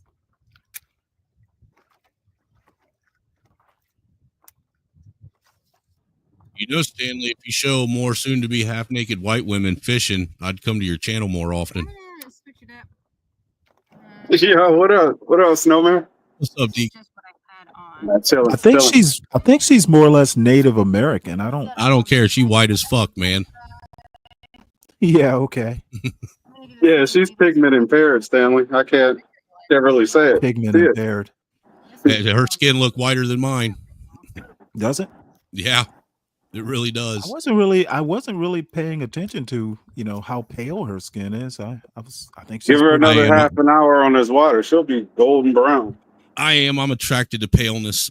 I haven't had any bites or anything here. Alabaster skin, is that what you call it? Porcelain skin. Porcelain skin, We're at yeah. 79.1 right now. I don't know why it is an attraction for me, though. Be a bit cooler on the other Well, side. I don't either. The water should be cooler on I like it with black I can hair. see Get I black. can see the blue of their veins. So I'm gonna go back that way a bit and see what happens to the water temperature and see if we can get some bites. Oh, that's the HB reference. Get very windy.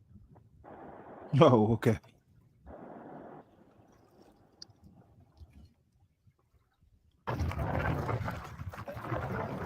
Definitely not making a lot of it.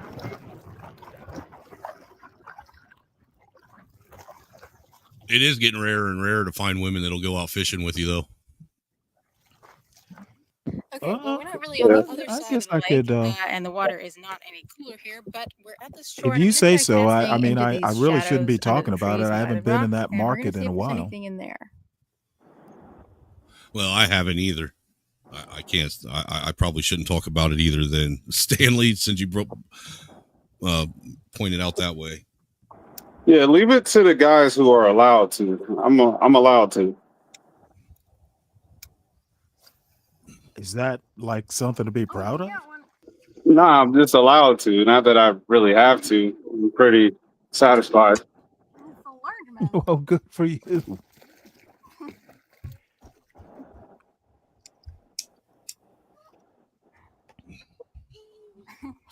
gonna get hooked trying to whip this fish.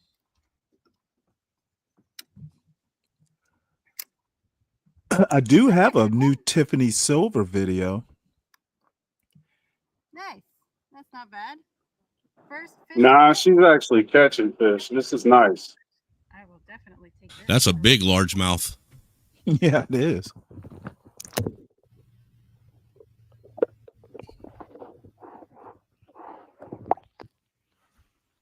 She must be somewhere nice. It's rare to find them that big where I'm I at. think I think she's in Canada. Her accent is Canadian. Then she's a liberal. How do you know? She's vegan. She's eating fish.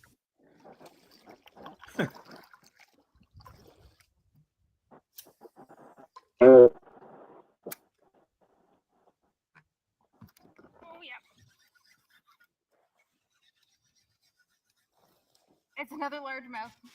Damn, she's pretty good at it too. Smaller one. What if she's using she using treble hooks? Looks like them fake minnow hooks or fake nightcrawler hooks, rather. Yeah, is that a bait caster? Yeah. Can't complain about that. It looks How is like that she's using how is that a small largemouth though? Well, apparently she's used a bigger Oh fish. no, she's actually using real minnows. It looks like, or real nightcrawlers. No, it's plastic lures. Is it? Yeah, and so Maybe it's she's them using smelly a single ones. J. So yeah, I bet they are. She's using a J hook. She Putting is it all the good. way down at the bottom of the post. Yeah, I find it hard to catch bass with single hooks. Again, down your knot. I've only used J hooks for catching catfish. Stop it from catching on weed. Yeah. Wait, you catch bass with treble hooks? Where it's gonna sit. Yeah, generally treble hooks Slot on top. I don't always love this. and on silver spoons. The hook, you can also just Can y'all hear me? catch it anyway. Yes. And then you're good to go. I've never thought about putting a fucking fake worm on like that though. I like how she did that. Yeah, that's like a I think it's a South Carolina rig or something. It's like people basically when you do it like that, they call it weedless. Yeah, see, I always did it where I ran the whole shaft up the nightcrawler and then just have the tip of the hook hanging out, but not where. Yeah, me too. Me too. Oh man, I don't know about y'all on fishing anymore. Next cat. I mean, you could be interested in it, but you got to know what you're doing. Dude, I can go out and catch a mess of fucking crappie and bluegill on a can of whole kernel corn. So. Yeah, well, the thing about crappie, they're aggressive. They're almost like saltwater fish. They're aggressive and they attack. They attack bright things. If it's bright and shiny, it'll attack it. And those perch, all you need to catch perch is like a little bit of flour and dough. You can throw that out there on your hook and catch them all day long. Hell, the only thing you need to catch carp is an empty hook. Them in the water to do underwater designs. Well, I got my own stories about carp. Never mind. What do you think? I was talking about bluegill.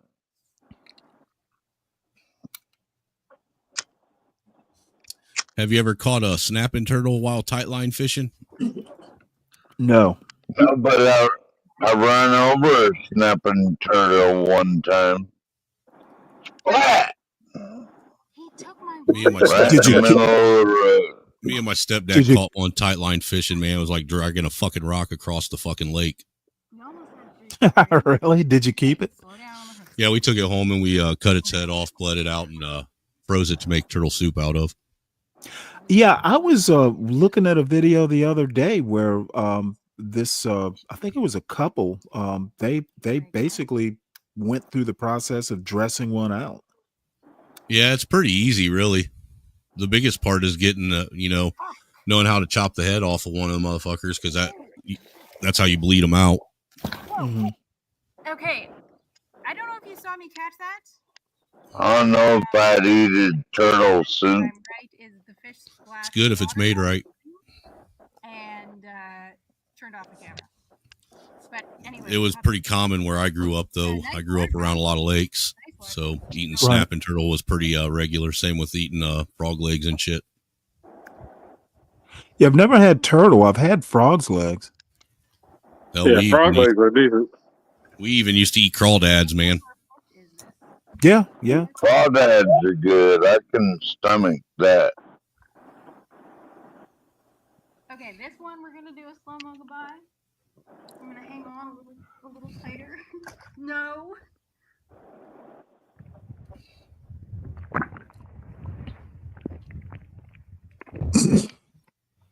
Man, she's brave. I'd be terrified of dropping that phone in the water. Let me show you where we're catching these, though. So we're right up against the bank. All those 3 fish I just caught on this log, on this one log here. Crazy. All good fish. You really just can't ask for better than that. What do you think? Did we catch all of the log fish? Oh, shit. Uh-oh.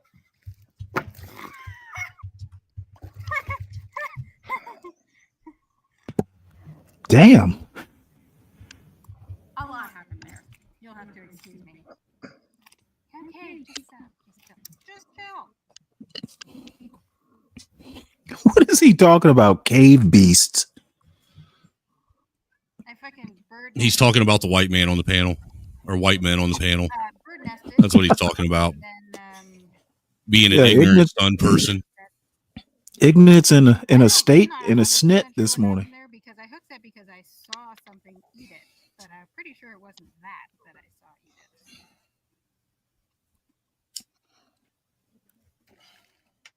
Holy Jesus Christ. Okay, I don't know what's going on with the fish here, but like, they gotta fucking chill. So I just I was reeling in my lure and just touched against the water and a fish tried to come up and eat it. Stanley, did you see anything about that one lady spear fishing I'm gonna turn the for camera crab out there? That's that Tiffany Silver chick, ain't it? Yeah, she dropped a video yesterday. I'll probably show it tomorrow. Oh, we got him. Yep. I was hoping SKC would drop by. We were gonna do a bunch of philosophy videos. That's a smallmouth though. There you go. That's him. Little guy. Little guy. Little one. Bye.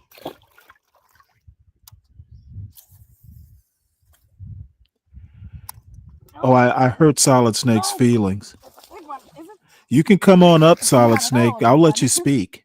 Not as small as the last one.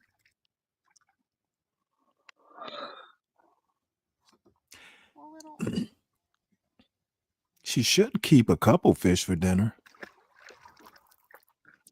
Nah, bass is for sport, man. That's not for you. Because I'm really hot. Well, they don't. So I've never. They don't. I don't should be really nice like because it's really hot. bass. I think my grandmother used to fry them up, but I'm not Oh, a big you fan. got some porn on the video. Some porn. Nah, she's cute. She like she might be Indian or something. I don't Yeah, think she's white. that's what I was saying. She's Canadian.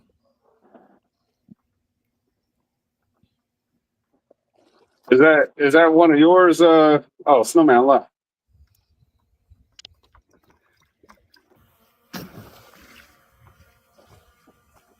She's definitely attractive. That was really, really, really, really nice. Really, really, really nice. We're gonna head back to the shore and do some more fishing. See what's biting.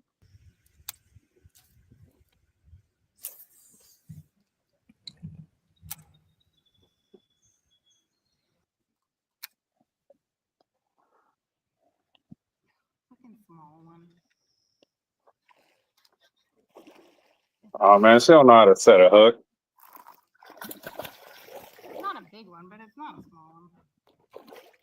Yeah, well, what are you expecting her to do? Like Bill Dance? What a production he would make about setting hooks. Hell yeah, he's supposed to damn near flip the boat. Yeah, exactly. It's like, damn, would he catch a whale?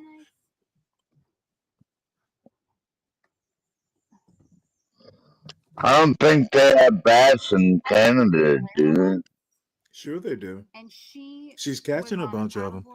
That may not be Canada, but she the way she said about definitely sounded Canadian. But yeah, I've seen Canadian fishing shows.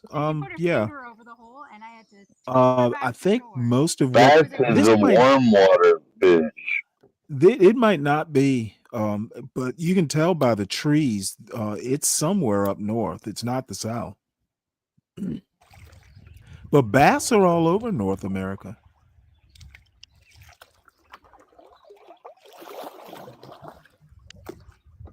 We have sea bass up here. You have to go out in the ocean for those.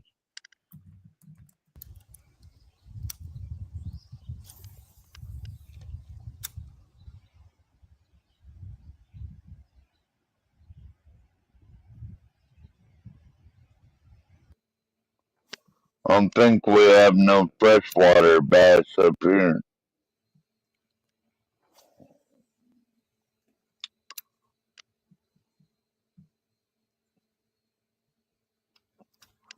Let's see. I'm looking it up right now.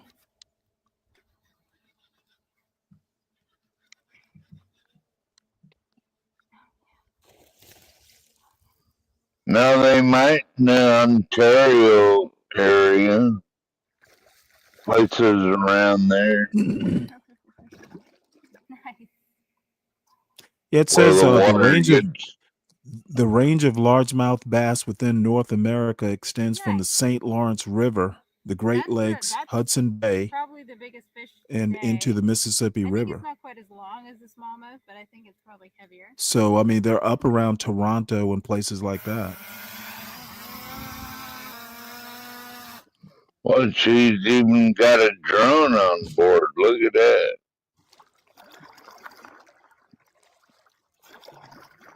Probably following her around.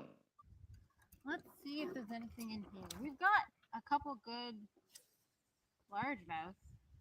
We got one nice smallmouth. I really like some more smallmouth. Because this lake is usually really good for smallmouth. I haven't caught a lot. Like this is the most largemouth that I just cast into a tree. That was really smart. Really smart. Yay! And you definitely want to just reach out and touch those legs. What, split them open like crab legs? Nothing violent. Nothing there? You're almost always going to hit it when you're casting like this into the shallow, right around structure. right when it lands, just as a reaction. They're just gonna hit it. They don't have to be hungry. Bass are super aggressive, so it's just a reaction strike. So I don't waste a lot of time working it when I reel back in. Oh yeah. Man, she keeps switching mics. Oh, was that a smallmouth? I think it is. It is. It's a nice one. There goes my worm. Did you? Oh no, it's still there. Come here, Fishy. Oh, big Fishy. Yep. Got it. That is a nice one. Look, we spoke it into existence. What? Man, that is a big fish. Damn. Another nice smallmouth that we got. Dang. We got those up here, man. I could catch those on a Thursday.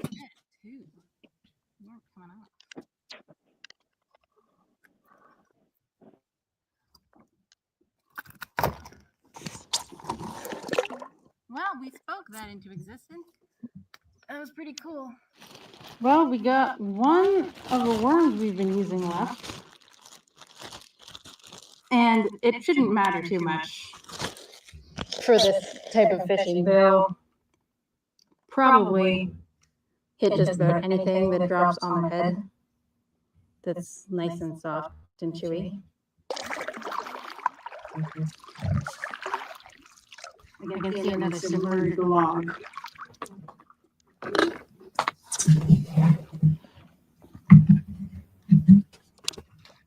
Oh, there's a fish jump. Should we cast for that fish one?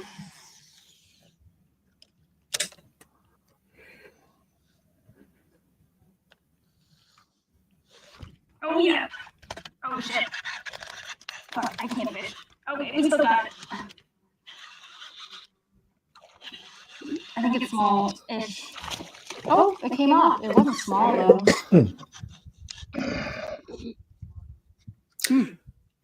That was a good fish. And my line is all fucked. Was that a fish? Just where I cast, right up against the bank?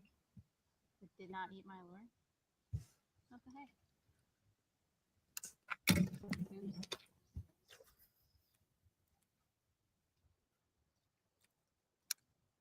You telling me that no one's gonna bite in here? I know there's a fish in there.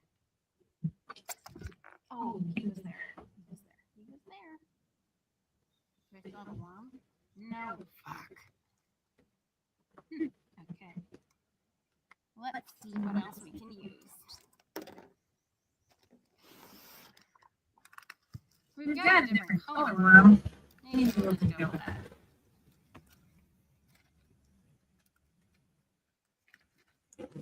It's great that they're made out of like biodegradable stuff, but some of them biodegrade a little too quickly, I think. This is probably kind of fun because you can see it from really far away. Come on, I know you're in there. Oh yeah. Oh yeah. Oh no, he's still on.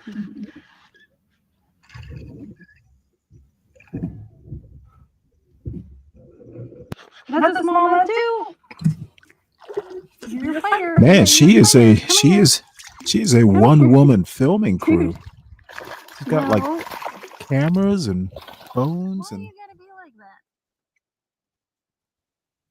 You're mad. Yeah, you're mad. Drones. She's got a drone, Stanley.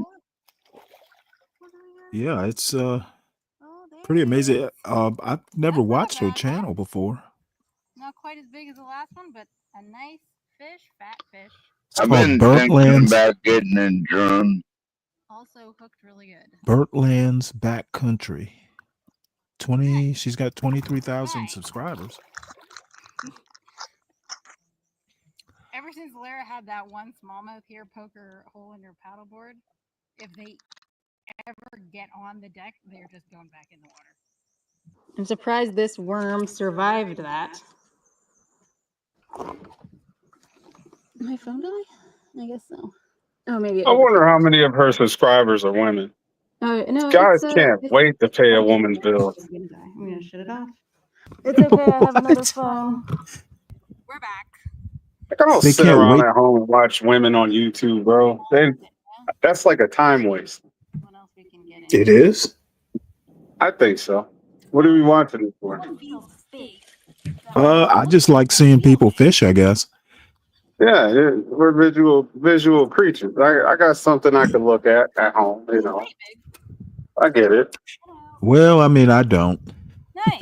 Ooh, that one might be the heaviest one. And most guys don't either. I'm not saying it to be braggish or anything like that, but it's really a thing.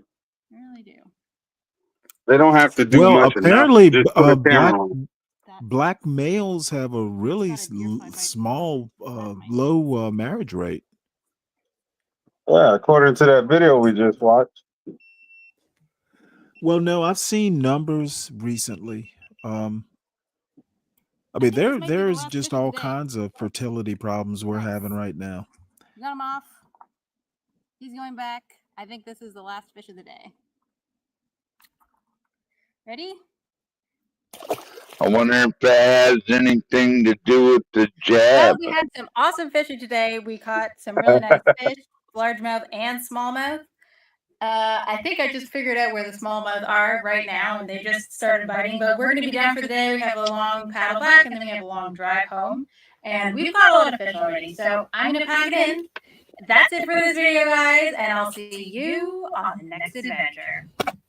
It's just like She looks. That if you stay in shape and you're mid, you could get paid from doing some basic shit.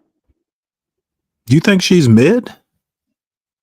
No, actually, I don't. Considering what I see out here, no, actually, in the 80s, she would be mid. In the 2020s, she's above board.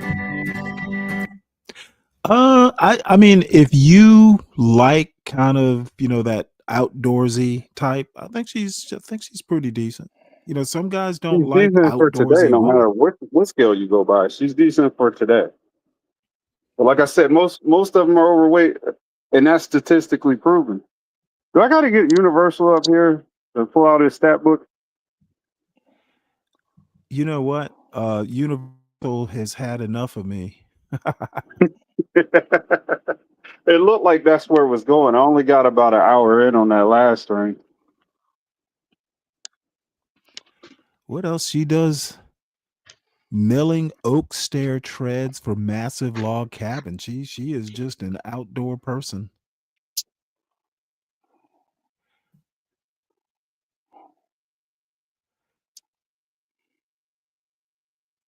I went to town for the first time in a month.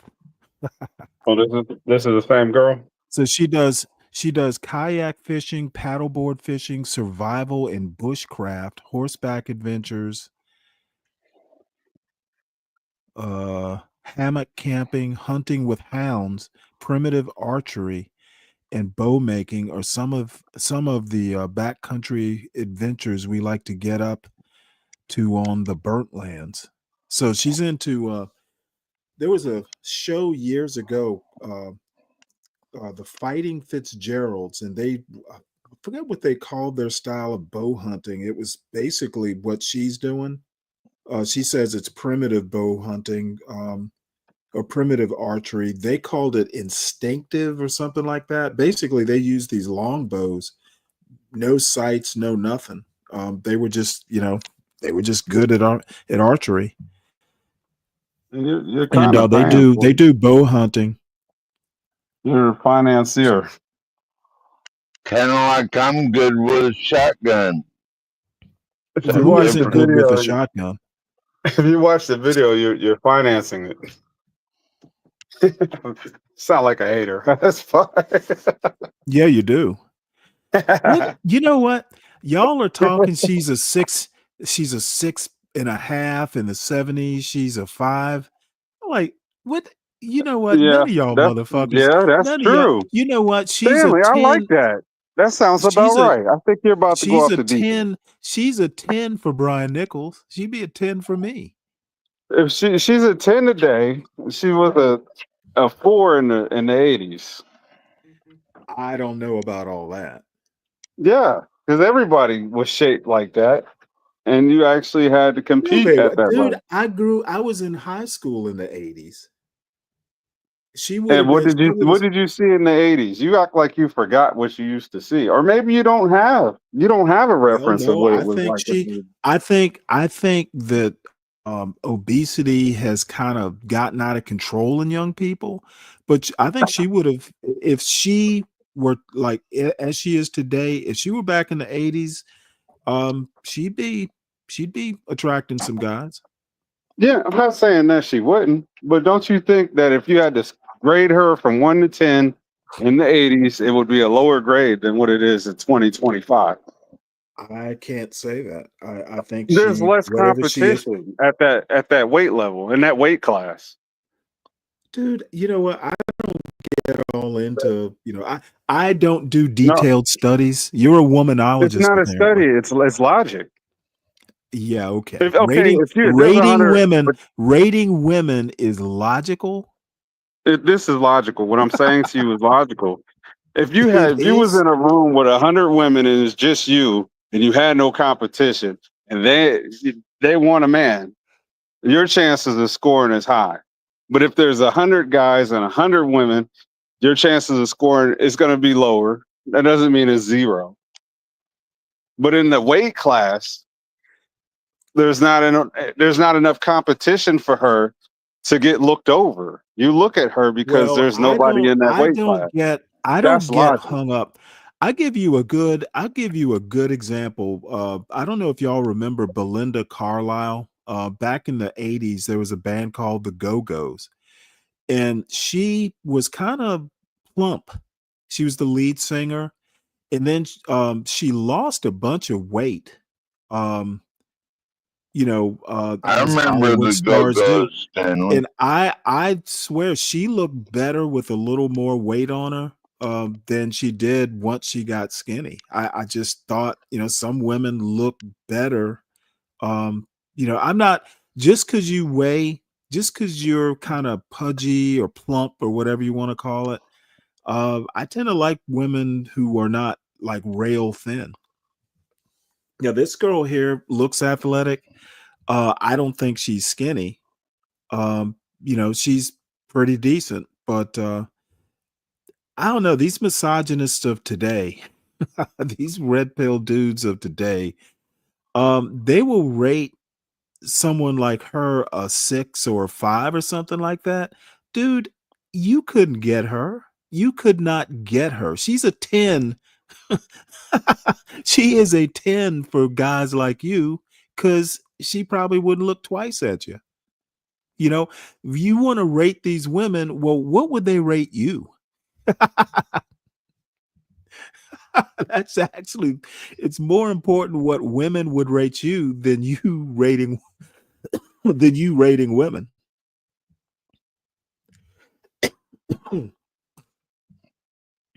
These red pill guys just act like they are such a catch. Okay, let's see what else we got here, because I think I am going to wrap this up. Is there anything else worth looking at? Oh, let's see. Be brave. Stanley compares the black problem to the epidemic, but we can't. What the fuck is he talking about? Probably. Oh, I look, know, this is. Stanley.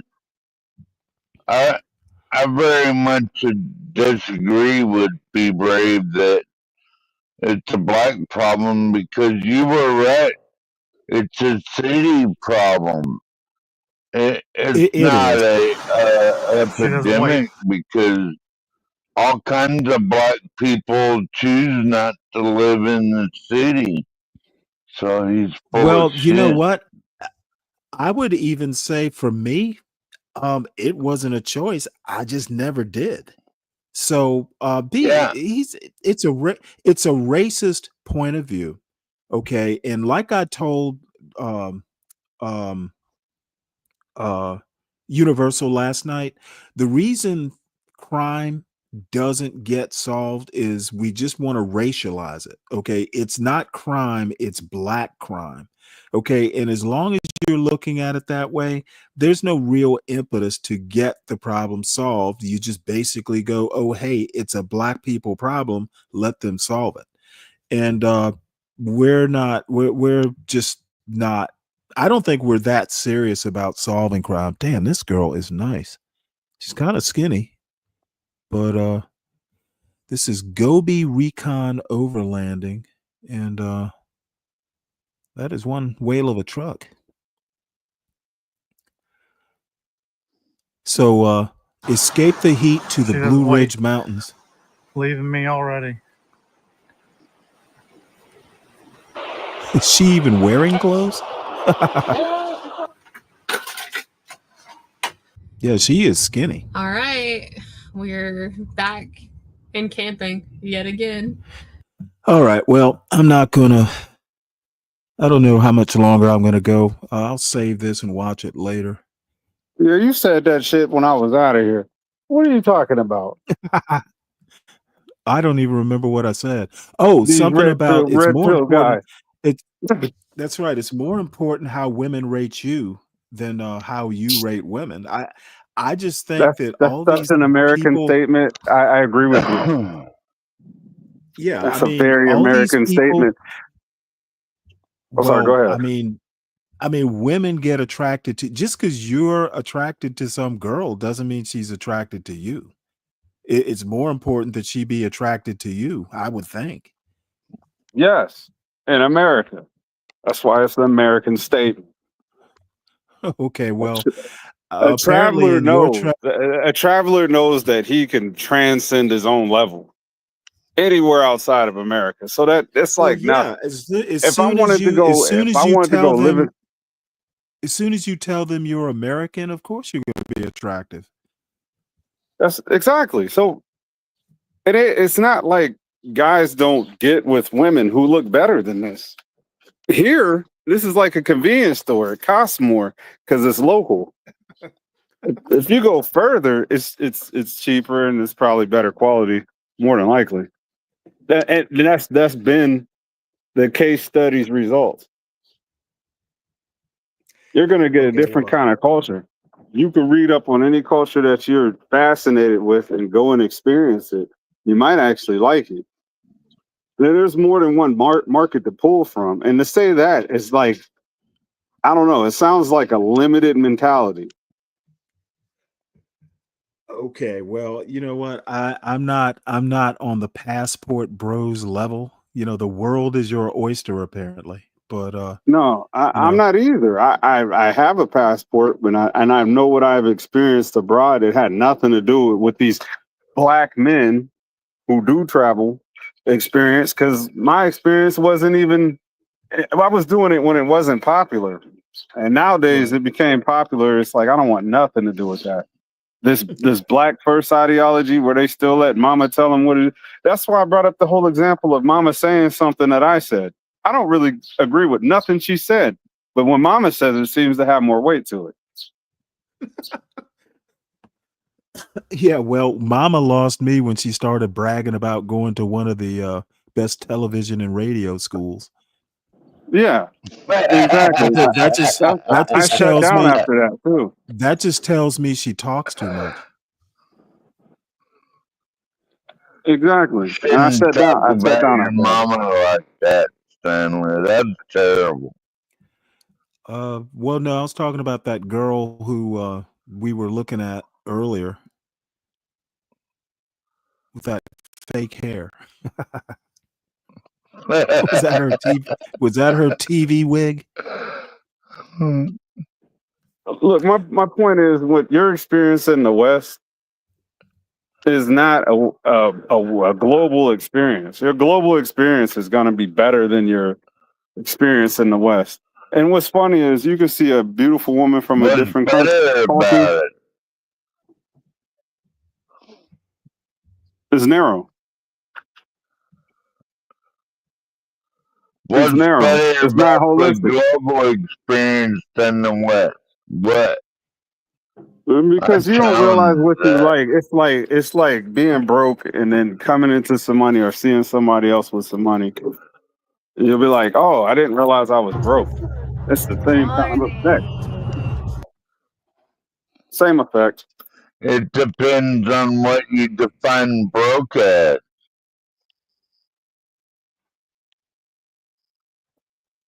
Broke is broke. All right. Well, let's I watch got this. This is thousands of dollars. I'm not broke, but some people might consider that broke. Are you broke?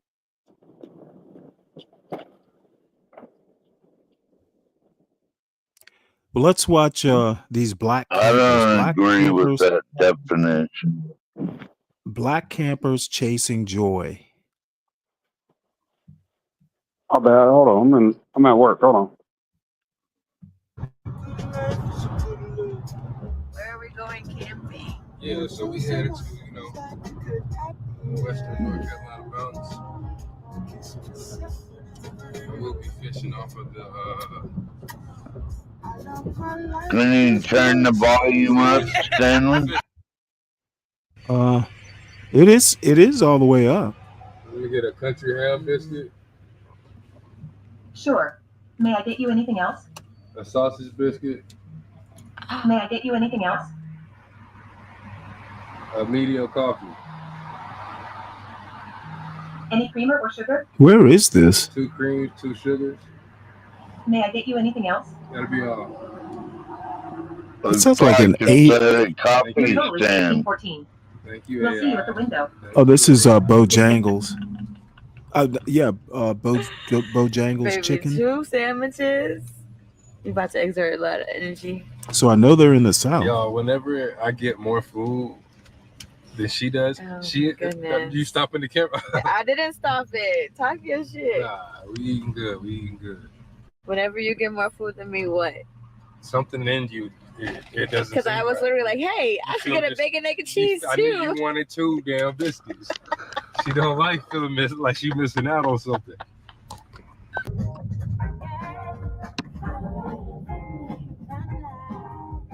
I wonder where this is.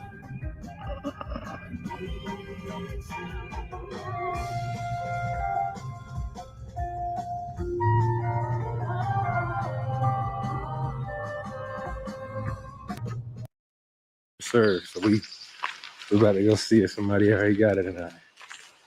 We'll find out.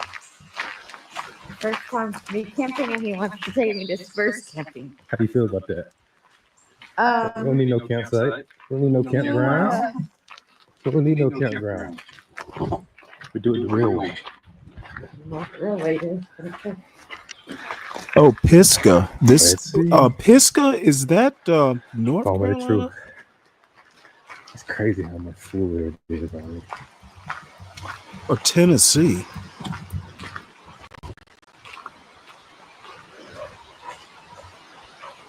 Yeah, it's in North Carolina.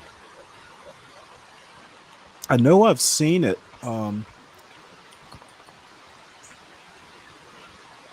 Before. Ladies and gentlemen, I think we got an open campsite. I think it's a go. It's a go. It's a go, baby. Go. Yeah, that's where we at. Okay.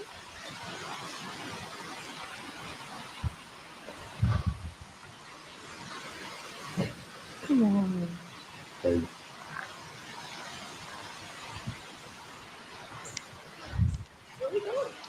Just down here.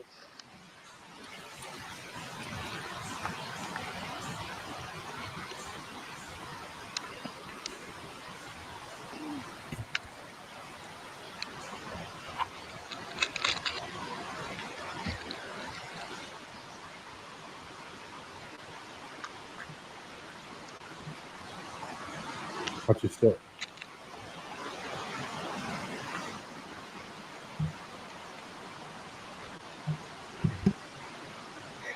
That their little dog, Stanley? You had a little dog? Yeah, I'm surprised it's not running all over the place. Not bad. Dogs tend to stick with their owner. What you think? This work? Yeah.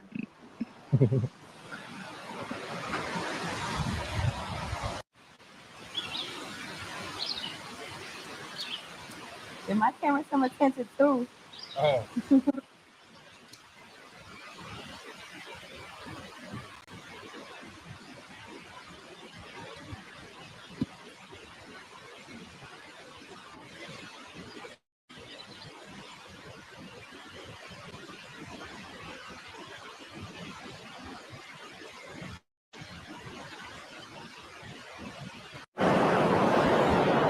We are at our first location.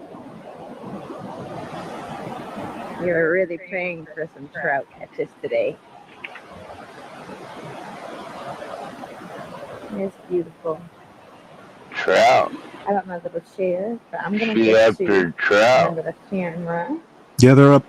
This is up in the mountains in North But it was the Carolina. last place he took me that had snakes in the water. No ravine. She's pretty. Yep.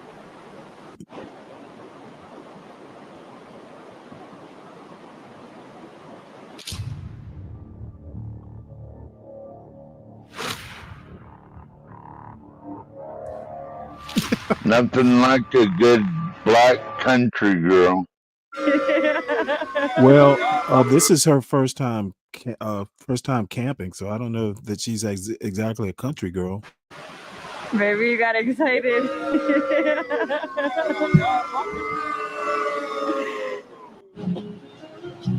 Yeah, you know, lunchtime. You said I got That's more like glamping. What you said? When I was talking on my voiceover, you said you sound like you in the booth. Yeah, you know what's going on. They got music. Yeah. Ever since the first day I met you. What's that?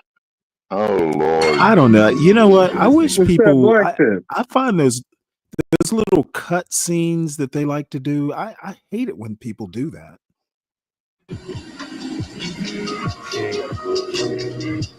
Huh? You got a clue what you just said? No. Yeah, they've got a cook stove. They're not even building a fire. And I guess I need to. Can't really ask for better weather than this. I don't think we'll get no rain. Man. Maybe not as country as we throw that rod back in the water. We thought. still gotta catch some fish. But where's the tent? My girls. My girls. They're hiking in and hiking out. It's the only Yeah, way well, I we mean, can if you're dog. hiking in and hiking out, why do all this stuff? Talk to me. Talk to me.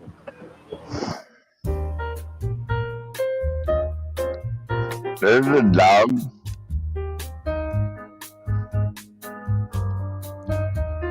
Bug spray? Oh, these are sissies. Looks like a good dog.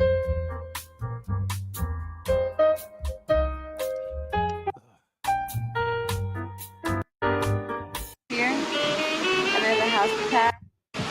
We're checking in. Just wanted to check in and see how you doing so far. You're about 6-7 hours in on your first camping trip. How we feeling? Feeling great. I'm feeling invigorated with nature. One with nature, if you will. I can't wait for my gourmet dinner. With the belly full of hot dogs. I can't wait. I can't wait to eat it, and I can't wait to set my tent up approximately around 8:15 and go to bed. I'm tired. Yeah, your energy seems pretty high right now. Because someone didn't let me go to sleep until 2 o'clock. And then woke me up at 6:30. For my first camping trip, so I didn't have the right amount of energy. I haven't caught one fish. I haven't cast one good fishing, whatever you call it, hook, whatever. Mm-hmm. So we'll try again tomorrow for that. But how we feeling? 1 through 10, where we at right now? At 8. 8? Yeah. That's pretty good. I'm at an 8, and I would be a 10 if I had somewhere to use the bathroom. Okay, so you gotta take a shit. I do. Okay, well, let's go take care of that. I don't know how that Let's works. go take care of that. We'll do that.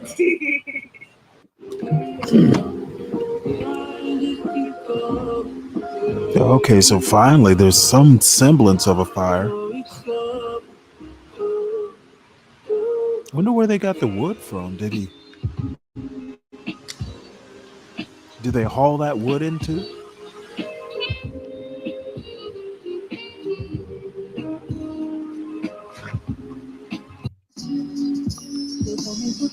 Damn. Is that their JVC Kaboom box that's making the music or what? Yeah, I'm just trying to figure out how is this camping? This is glamping.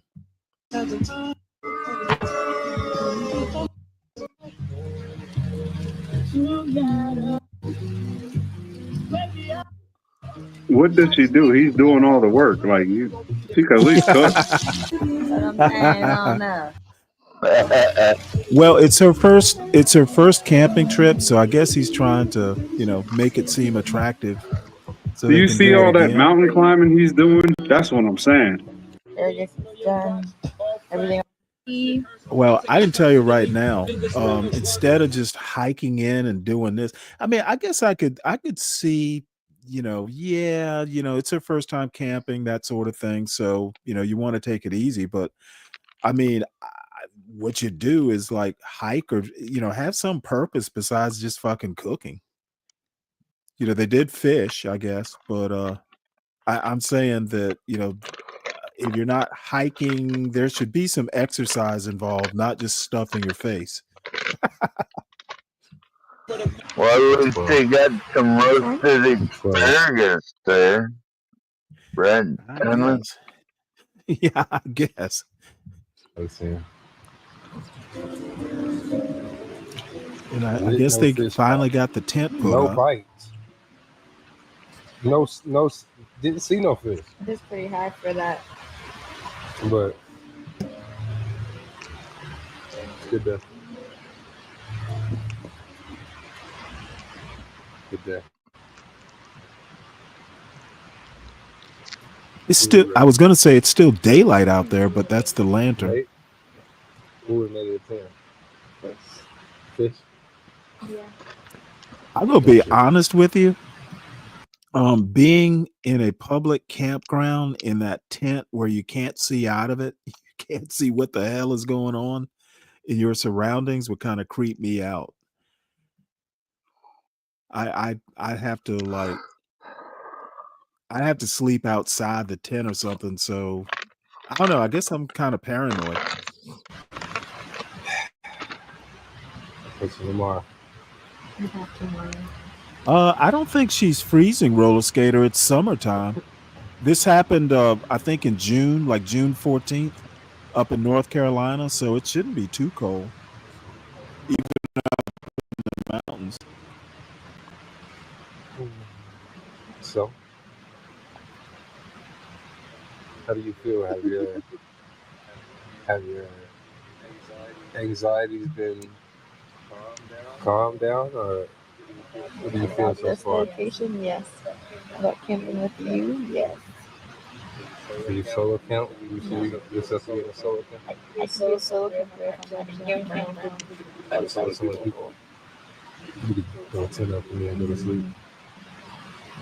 Hey, you got any other hip hop camping videos? Well, you don't see. I guess it is kind of a date, roller skater. Can I get my pillow, baby? What are you looking down on them because they had music while they were camping? No, you called it glamping. I thought that just meant hip hop. Well, that's pretty much no. Glamping is a thing. Oh, okay. Yeah, I'm learning. Well, You never heard the term? Came built in with a pillow. No, the one thing you did say that I haven't heard before, you said the eternal light of the smooth brain. What was that called? eternal sunshine of the spotless mind. Yeah, Yeah, that was. It was I seen that was a actually movie. I had movie.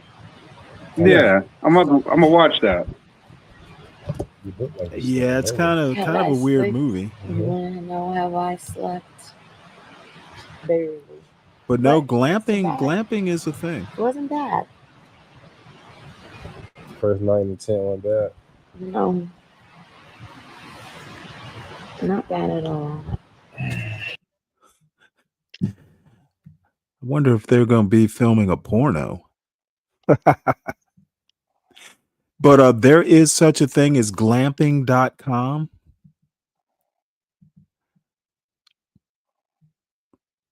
So, there's That's South what you America. need when you get old, Stanley. Glamping. When you I'll get tell you old right. like you. I can tell you right now, the only glamping I'll be doing is in my house. But this is like Thailand, Montana, Colombia, different, like, these are high dollar like vacations. Texas right here, Colorado. This is Slovenia. So glamping is a thing, folks. Ted No, I wouldn't do. Ted I wouldn't do none of Nugent that. has a place you can go to, Stanley. Say that again? Go. Ted Nugent. That way you could go hog hunting in Texas, Stanley. In the glen, in a I teepee. haven't heard from Ted Nugent in quite some time. Is he still around? Oh yeah. He's got a whole camp for kids and Wasn't bad. all that shit. This little trash pad you got me. That's probably what it looked like. It looked like a piece of trash. We survived. Yay. Morning. Good looking dog though. I like the dog. See, Stanley, who's cooking? Yeah. Oh, they got like, how did they had to haul all this food in? That's a lot of stuff to haul in. They must not be too far from the car or something. Like, why is she not cooking? He's cooking all the meals. Is that all you're taking from this? Man, I wouldn't put up with that shit, Stanley. I don't know. Jesus. He's a sucker. Dude, Look at that sucker. leave your misogyny at home when you go. I bring camping. it with me. I bring it with me. He's a It's sucker. in your. She's still asleep. Oh hell no. Time to eat. She must play a mean skin. She plays a mean skin flute. She's wearing a bonnet in that tent. How you feel? You wasn't lying. Those chopsticks she's got. Great night. This is a useless chick, man, for real. That's dead weight. I will cut that off. Okay, guys. Our last little dip in our little stream. What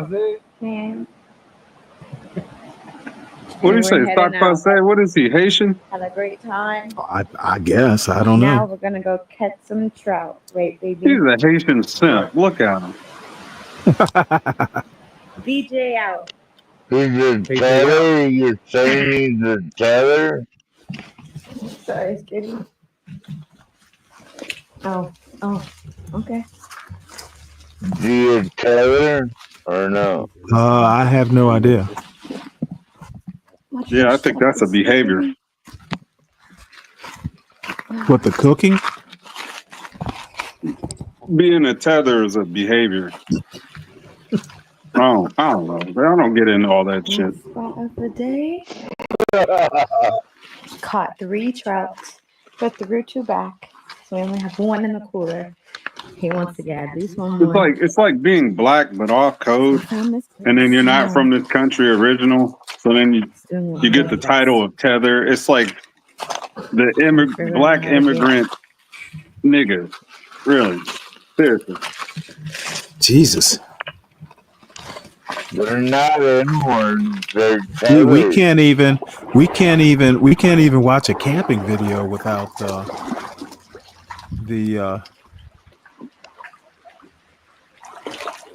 without talking about Oh, this video has racist tropes. everything, Stanley.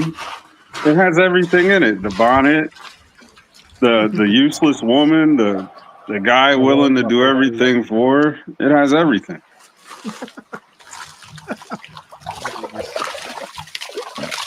I think that's too much judgment Brown trout. right there. It is, but if I was in his shoes, I'm not doing all that. Make her do it. You would carry your own tent. Oh, got a fish. Look at that. The other one, right? Yeah. What you think? That might be a little bit smaller. This one might be smaller? Yeah. Is that a trout? Yeah. Yeah, I think that's a trout. I'd eat it. Not bad. Yeah. They're on camera. If you eat it while you're on camera, game wardens have such jurisdiction that they'll hold you liable. They'll catch you loading up back in the car. Oh, I seen that trout you ate that was only 9 inches. If it's stocked, if those are actual stock trout, because I don't think those are native trout. They want you to keep them. They don't want you throwing them back because eventually they all die. Huh. They used to, where I lived up in Virginia, every spring they would stock this one section of, it was an offshoot of the Shenandoah. They would stock it and you go fish it, but they don't want you throwing anything back.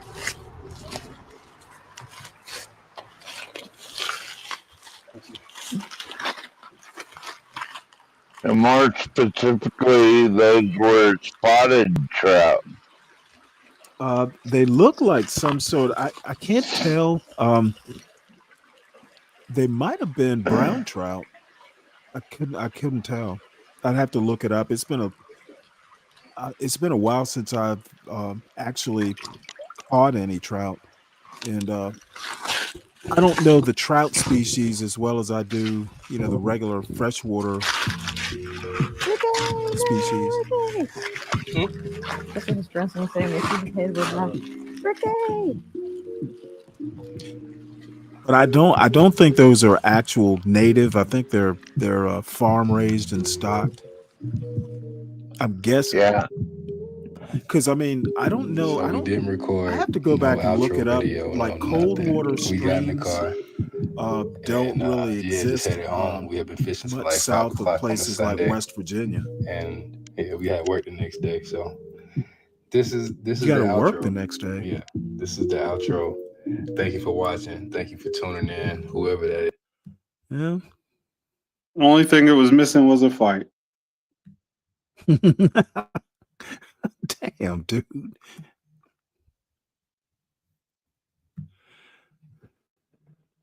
Oh, wait, hold it. You know what? I want to see her. This is hunting in hunt Florida. is on for the But I wanted to I want to see.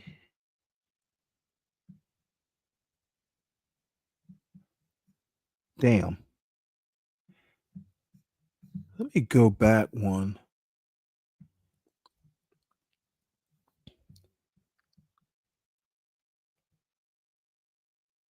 Man, this computer is slow.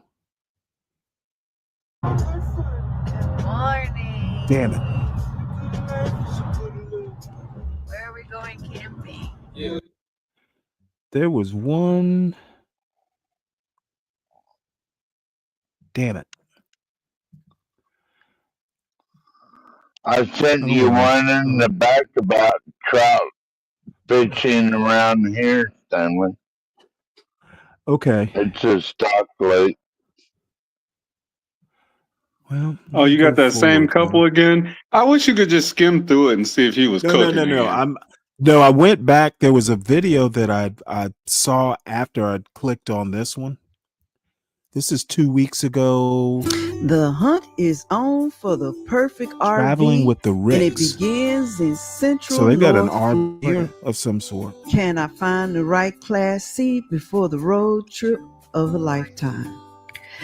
Guys, we're on a 5-day vacation. It is my birthday week, and we are looking for RVs in this part of Orlando, St. Augustine, and we're going to be heading to Ocala. So you guys come along with us, and we thank y'all. But before we begin, Oh, I they're would like to looking. say a Oh, quick okay. prayer. Lord, grant me the power to enjoy life today in your peace. I want to begin this day by Are they buying surrendering an every RV wayward thought to you, or Father God. renting one? Fill my mind with thoughts that pleases you. In Probably Jesus renting Christ's it. name, I pray. Wait, this is what I wanted That'd to be my see. guess. Hold on one sec. My cozy escape on the lake.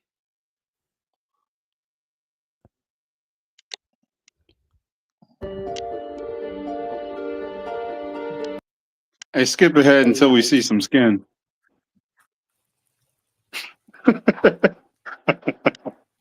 We have this area all back here. Look how much space I have. So I'm just What is figuring this? out where I want to set this tent up. The fire pit is So right she's here. vacationing on the So I lake. definitely can't sit up right here because there's a huge puddle. So I think I am going to set up back here, so I can face kind of like the water and the trees. I think that's a good view. So it looks like it's trying to clear up. The lake is looking a bit more clear. So yeah, I'm not going to do it right here. I'm going Wow, to she go has back this way. a great That'll view be good. ratio, All view to right, let's go subscriber ahead and get ratio. everything set up. Makes you wonder what's so special.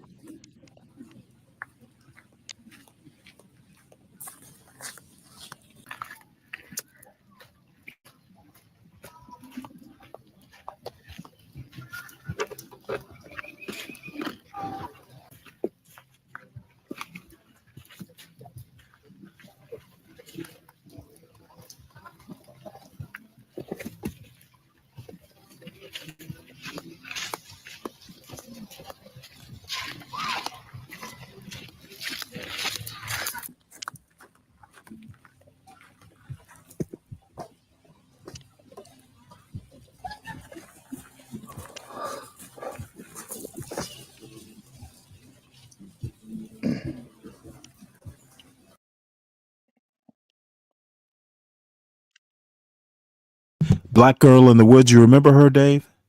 Oh wait, it's No. got Oh music. yeah, Damn it. yeah. Wait, she was the I one that haven't had the watched her in a balcony, right? while. She's the one who said, "Oh, like how long you been lived doing out in the poetry?" I said, woods "Many like by years, more than herself. 20." I don't think she had a balcony. I don't recall. Oh, I okay. gotta Yeah, she had find. the house with the leaky roof. Yes, I haven't watched her in a while. I'll have to see what she's been up to.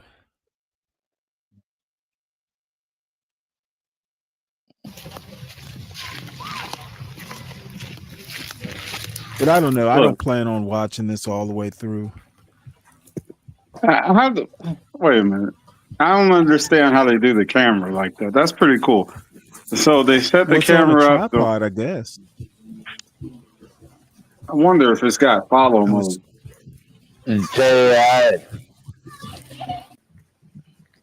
Oh, that's right. Yeah, cameras will find that you can. They're the John Galt has one of those where it kind of moves. It's like motion sensitive.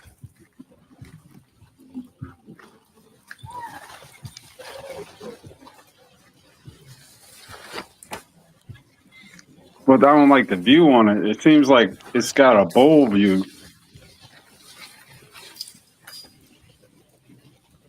Oh, you mean like a wide angle? Yeah, it's wide angle, but it tapers off in the corners. It's weird.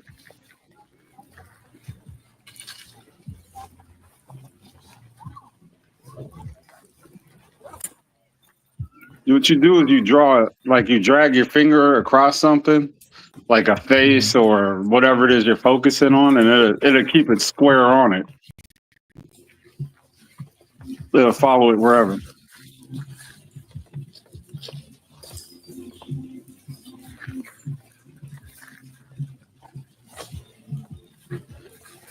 It's kind of sad that she has to set this up by herself.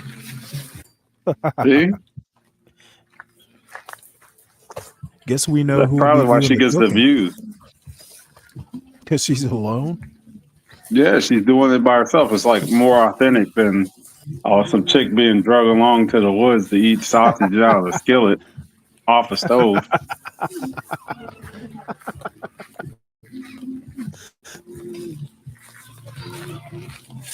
Wow, I didn't think of that, but I guess you're right.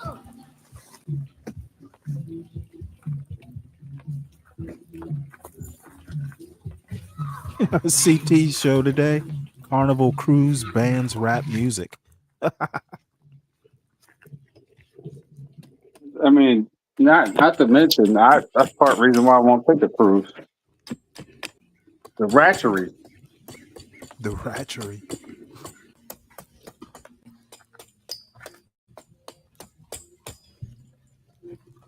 All right, so now I am debating on whether I want to put my tent up under the canopy. How long is she going to be there?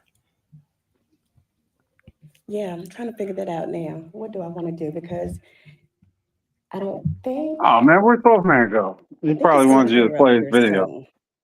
And the only reason why I want to put the tent up under the canopy. Well, so that I will eventually. Because it's not a tent meant for rain, but it's super cute. A super cute tent. I am thinking here.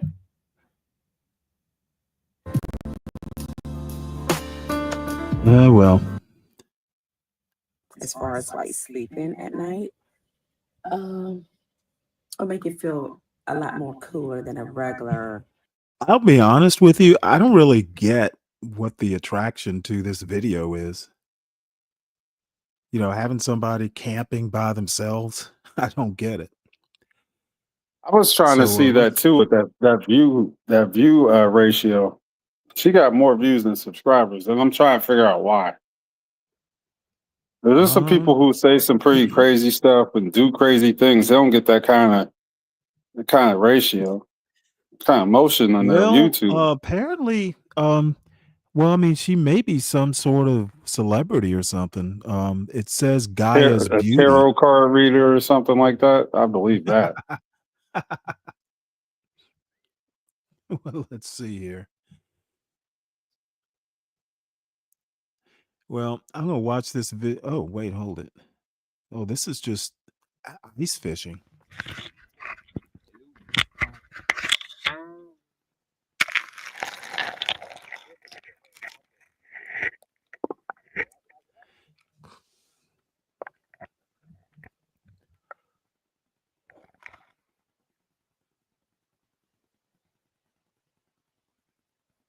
What is this we're watching? Lake Castleoff, Alaska. Johnson Lake, Castleoff, Alaska, with underwater footage of rainbow trout. Maybe that's what that was. It was rainbow trout. Yeah, 12 Man brought that up. Yeah.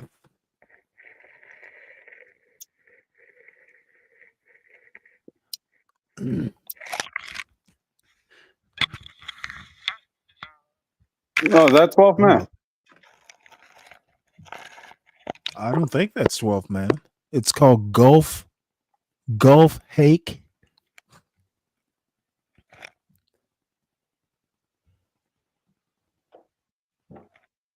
Damn.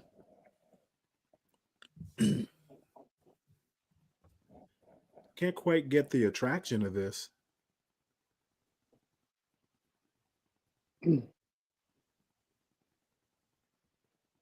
I've been faking work so long, I actually do something, Stanley. Let me get down.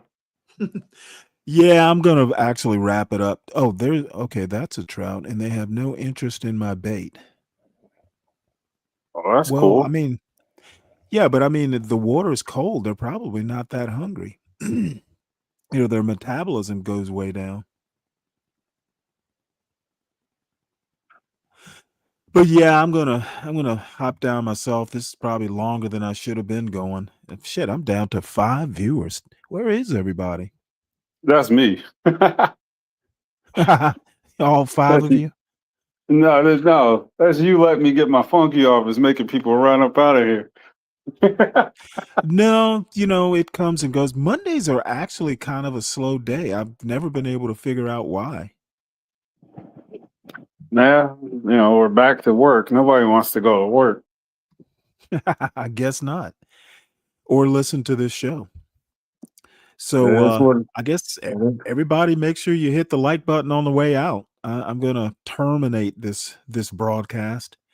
I have no clue what John plans on doing today. I didn't see any shows scheduled, so I'm And sure if you probably if you haven't seen what the last everybody. Stanley show, you gotta watch that. That's the one I'm gonna go back to. The last what? The last show you did with Universal. So I was very interested in finishing that.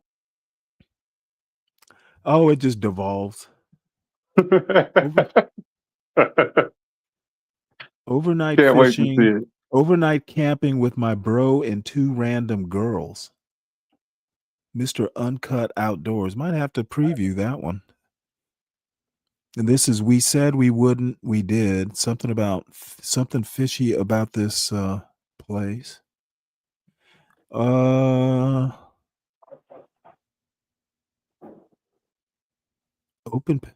Who's a potential Lindsay interview? No idea what that means.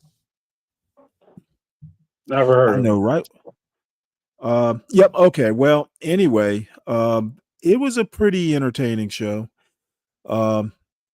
And I will be back tomorrow at the normal time. I overslept this morning because I was up so late, and apparently I didn't even wake up. Usually I'll wake up, to go to the bathroom or something. I just literally slept for like 5 hours straight, which is unusual. But let's see. Everybody hit the like button. Everybody make sure you subscribe to the channel. I didn't do any of those station identification things today. Subscribe to the Urban Landlord channel. Subscribe to Urban Landlord Clips. Subscribe to the Stanley Cross channel. So I will see everybody tomorrow. See you tomorrow, Deacon Dave. And if you run into SKC somewhere online, tell him I've got the that first video we talked about. Michael, what's his name? Damn, I can't even think of his last name. But the Harvard videos that we talked about showing this week, I've got them lined up. So let's see. The stream last night turned into a shit show. as they often do, Speak Radio, as they often do. Hey, if you see This Herbert weekend go live, he'll be there. SKC will be in that chat. Okay, well, if he does, just mention it to him that I'm ready to go. I was going to talk this weekend.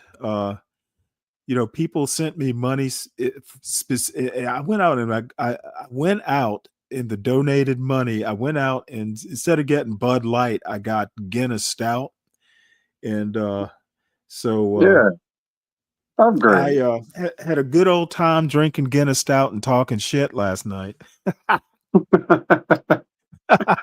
Well, go sleep that off so the alcohol can evaporate. You don't chug Guinness Stout. No, hell Just no. does not work out well. You don't. It's just so bitter tasting. You really can't chug it. That's a rough one. A little But bit stronger, isn't it? I encourage everybody to go back and watch last night's show. Let's see. He said I was going to come and talk to you, but you were getting off, so I can wait. Oh wait, no, come up if you want. Speak Radio. Yeah, since I gotta go back to work, I'm chilling until you get up here. Come on up. Hit the link. Speak. Which chat are you in?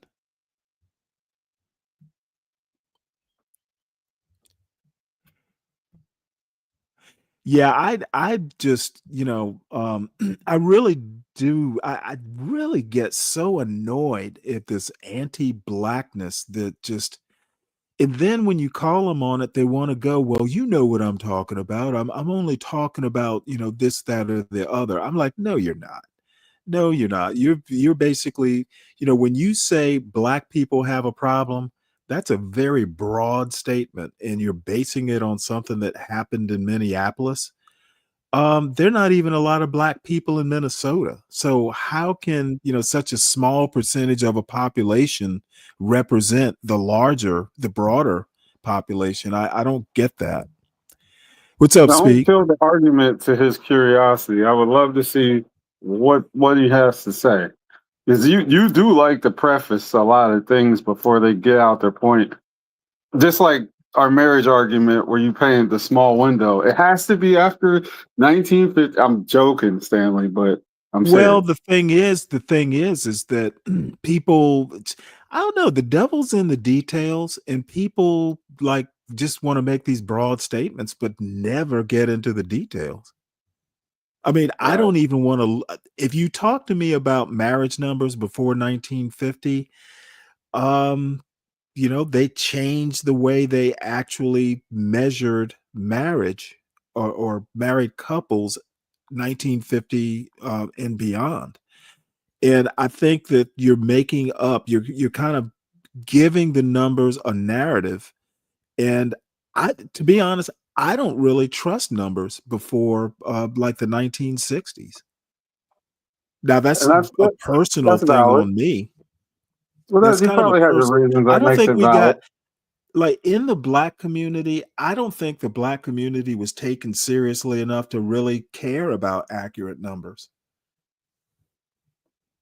There was a point where it does turn into accurate numbers. It doesn't have to be that statistic, but we're Americans as much. So if they're counting things and they have these data centers that store this information, you can actually get a real number. Right. Well, before 1950, they were asking individuals, are you married? Instead of actually looking at like actual marriages.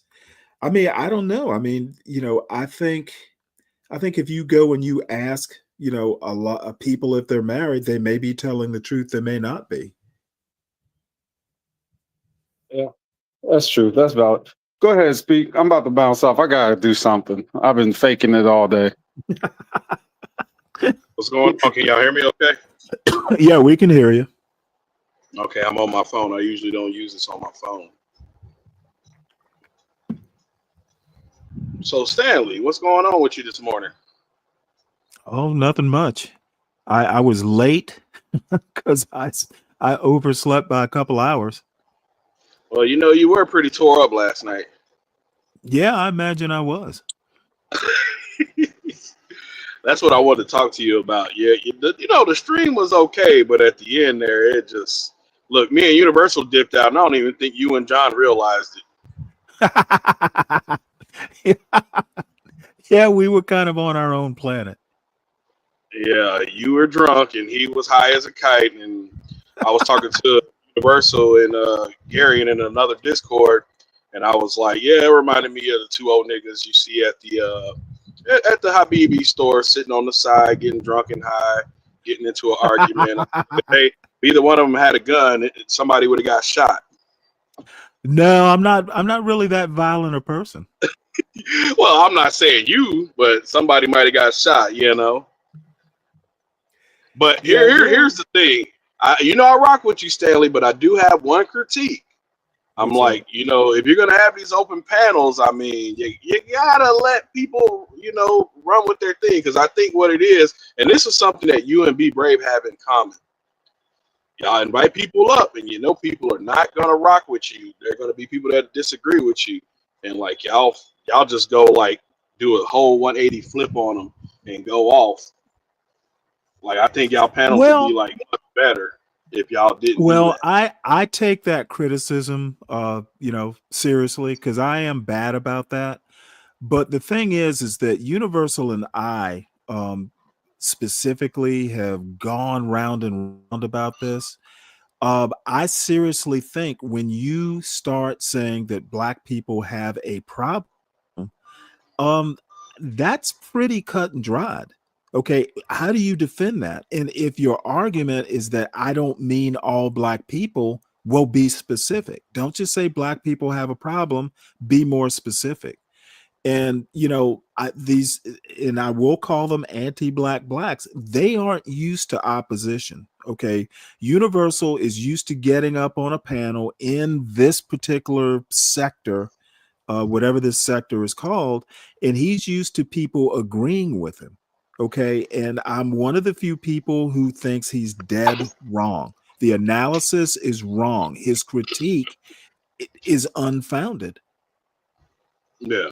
So, I mean, I guess I should just go, I disagree, and be done with it. But then, basically, I guess, you know what? I think your critique should be, you know what, Stanley, you're not going to change their minds. Just let them speak. That's probably My whole issue with them is that, and I think Universal is not all the way over there yet. He's kind of in the middle. Like he's like in between. He's like halfway there, halfway not.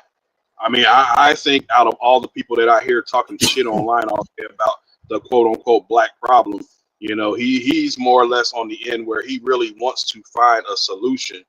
These other people online are just talking.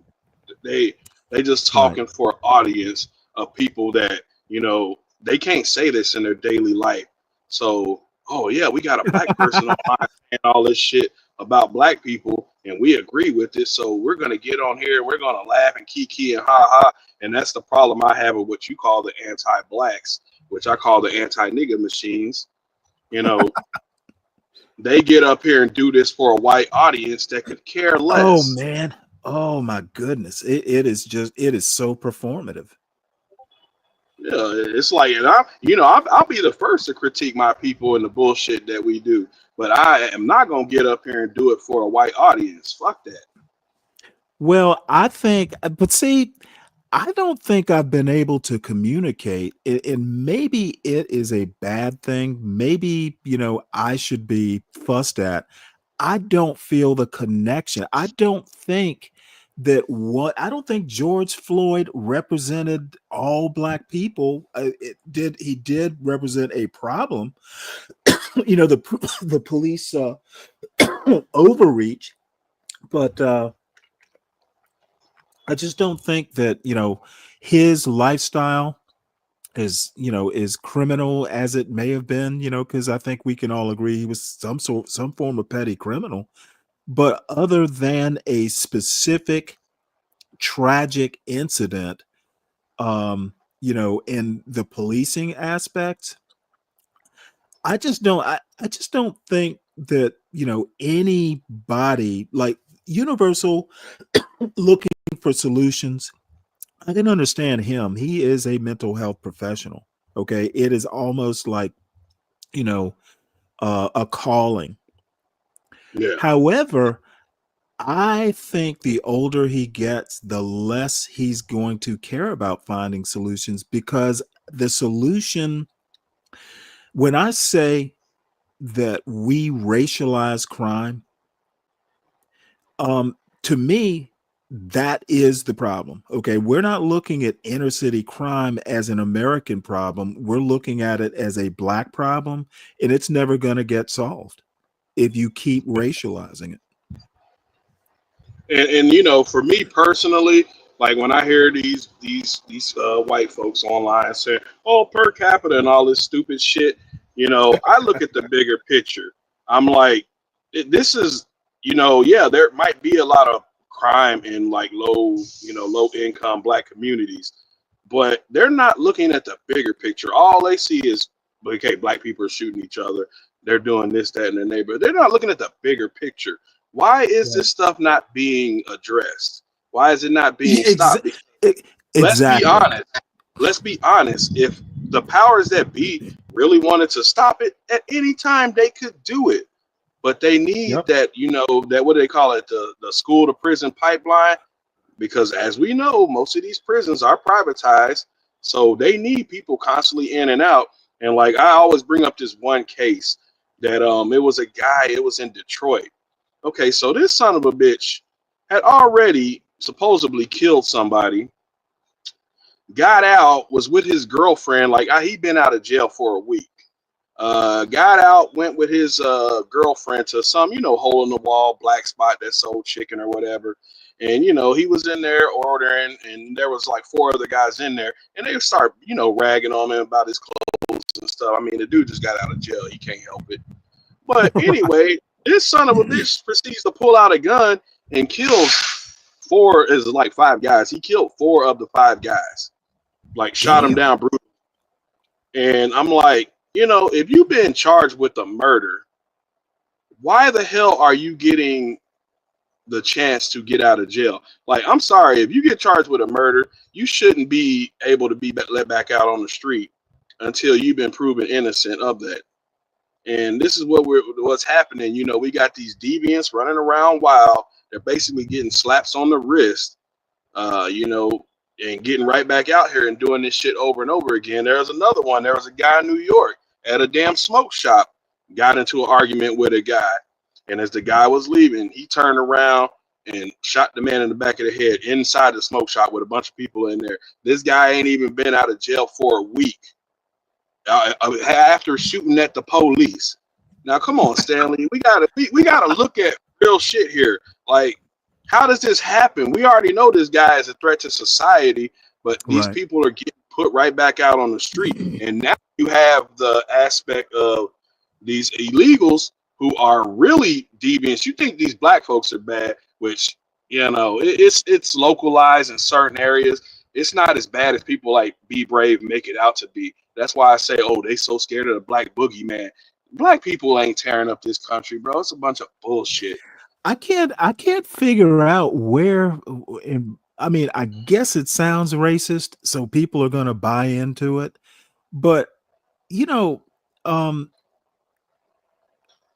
if you look at New York City, these big metropolises, most black people don't live in the inner city. It is an acute problem for sure, given the numbers of people involved.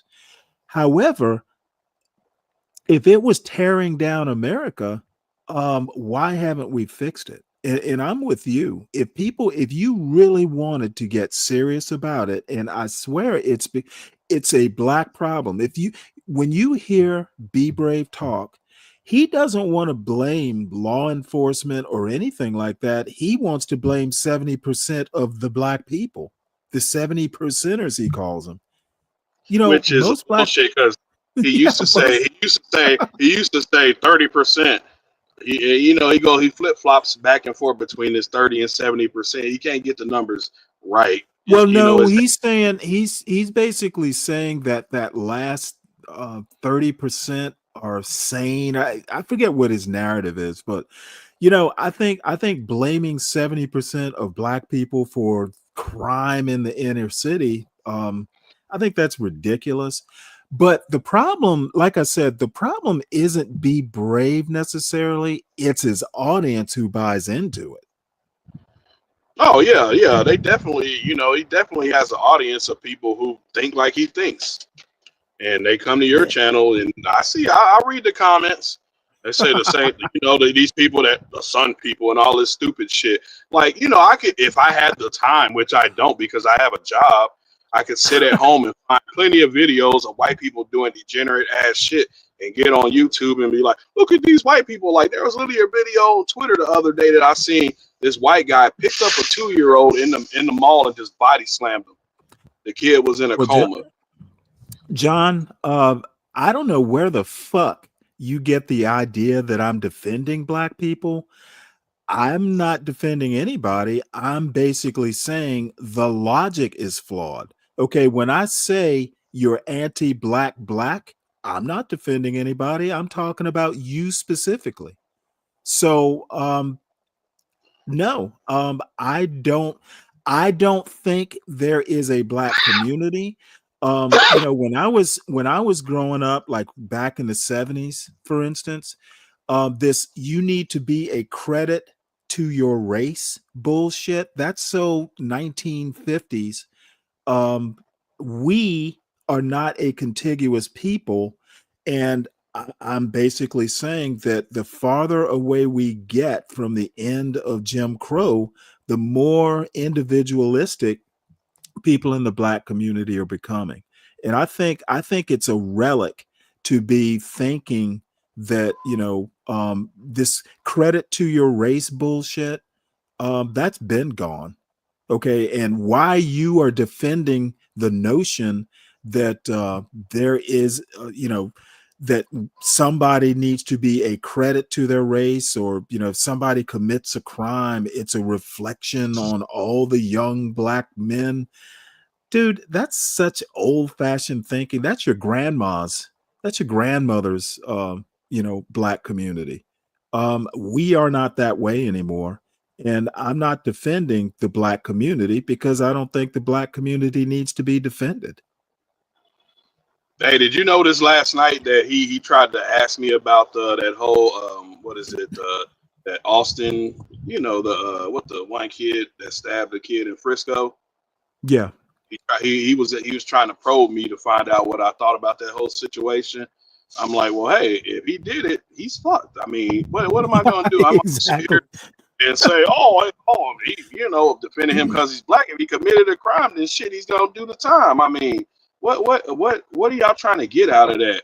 Like I said, he does have the right to, have a defense without the people trying to judge for him. Right. It needs to go through the process. And what they were trying to do is they were trying to change, popular opinion. They're just like, oh, fuck this guy. John says you live in Texas. That's why he was asking. Yeah, and I like how they always bring up that case, but they don't bring up the case with the white kid that stabbed the Mexican guy. They don't talk about that one, but they sure want to talk about Austin and what is his name, Carmelo. They want to talk about that one. It's like the hypocrisy, and that's why I'm like, these white people are just a bunch of crybabies, man. Like it saddens me that these white people are in the state that they are right now. They're pathetic crybabies. And like they're literally gonna, instead of them out here making babies and doing what they need to do because they let their bitch take over, and now the world is fucked up. They let John says their women take over. John says that did you also notice how Stanley wouldn't allow the conversation? Well, I can tell you why. It wasn't the topic of the show, for starters. And you've done like 80 shows on Carmelo Anthony. And I have not done one show on Carmelo Anthony because, hey, while it is a tragedy, I'm going to wait for the trial, before, we'll see what the results of the trial are. It's not looking good for him. But yeah, let this man have his day in court. Right. I don't see Carmelo Anthony as emblematic of anything other than the kid fucked up. That's what it's emblematic of. It's no reflection on black people, young black males. It is a Carmelo Anthony problem. It is not a reflection on the black community. And those who seek to make it, the I told you so crowd, fuck all that. But Stanley, check it out. Here's the harsh. You ever seen Pulp Fiction, right? It's been years, but yeah, I have. Well, so the scene where Marcellus Wallace is talking to Bud, and he's telling him he has to lose that fight, and he's telling him it's a harsh motherfucking factor of life. Here's the harsh motherfucking factor of life for these people like John and these white folks that come on here complaining about it. They don't really care about that Carmelo Anthony case, because if they did, they would have been out in full support of that damn that pep rally that they were supposed to have in Frisco, Texas. It was about 11 whites that showed up. There was more people protesting against them than the actual people that were supposed to be throwing the damn protests. So they don't really care. They just want to get online and talk shit. They really don't give a fuck about Carmelo Anthony or Austin. Let me John's writing in the chat here.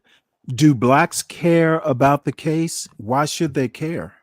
Why should blacks as a quote community care about the case? Other than it's a tragedy.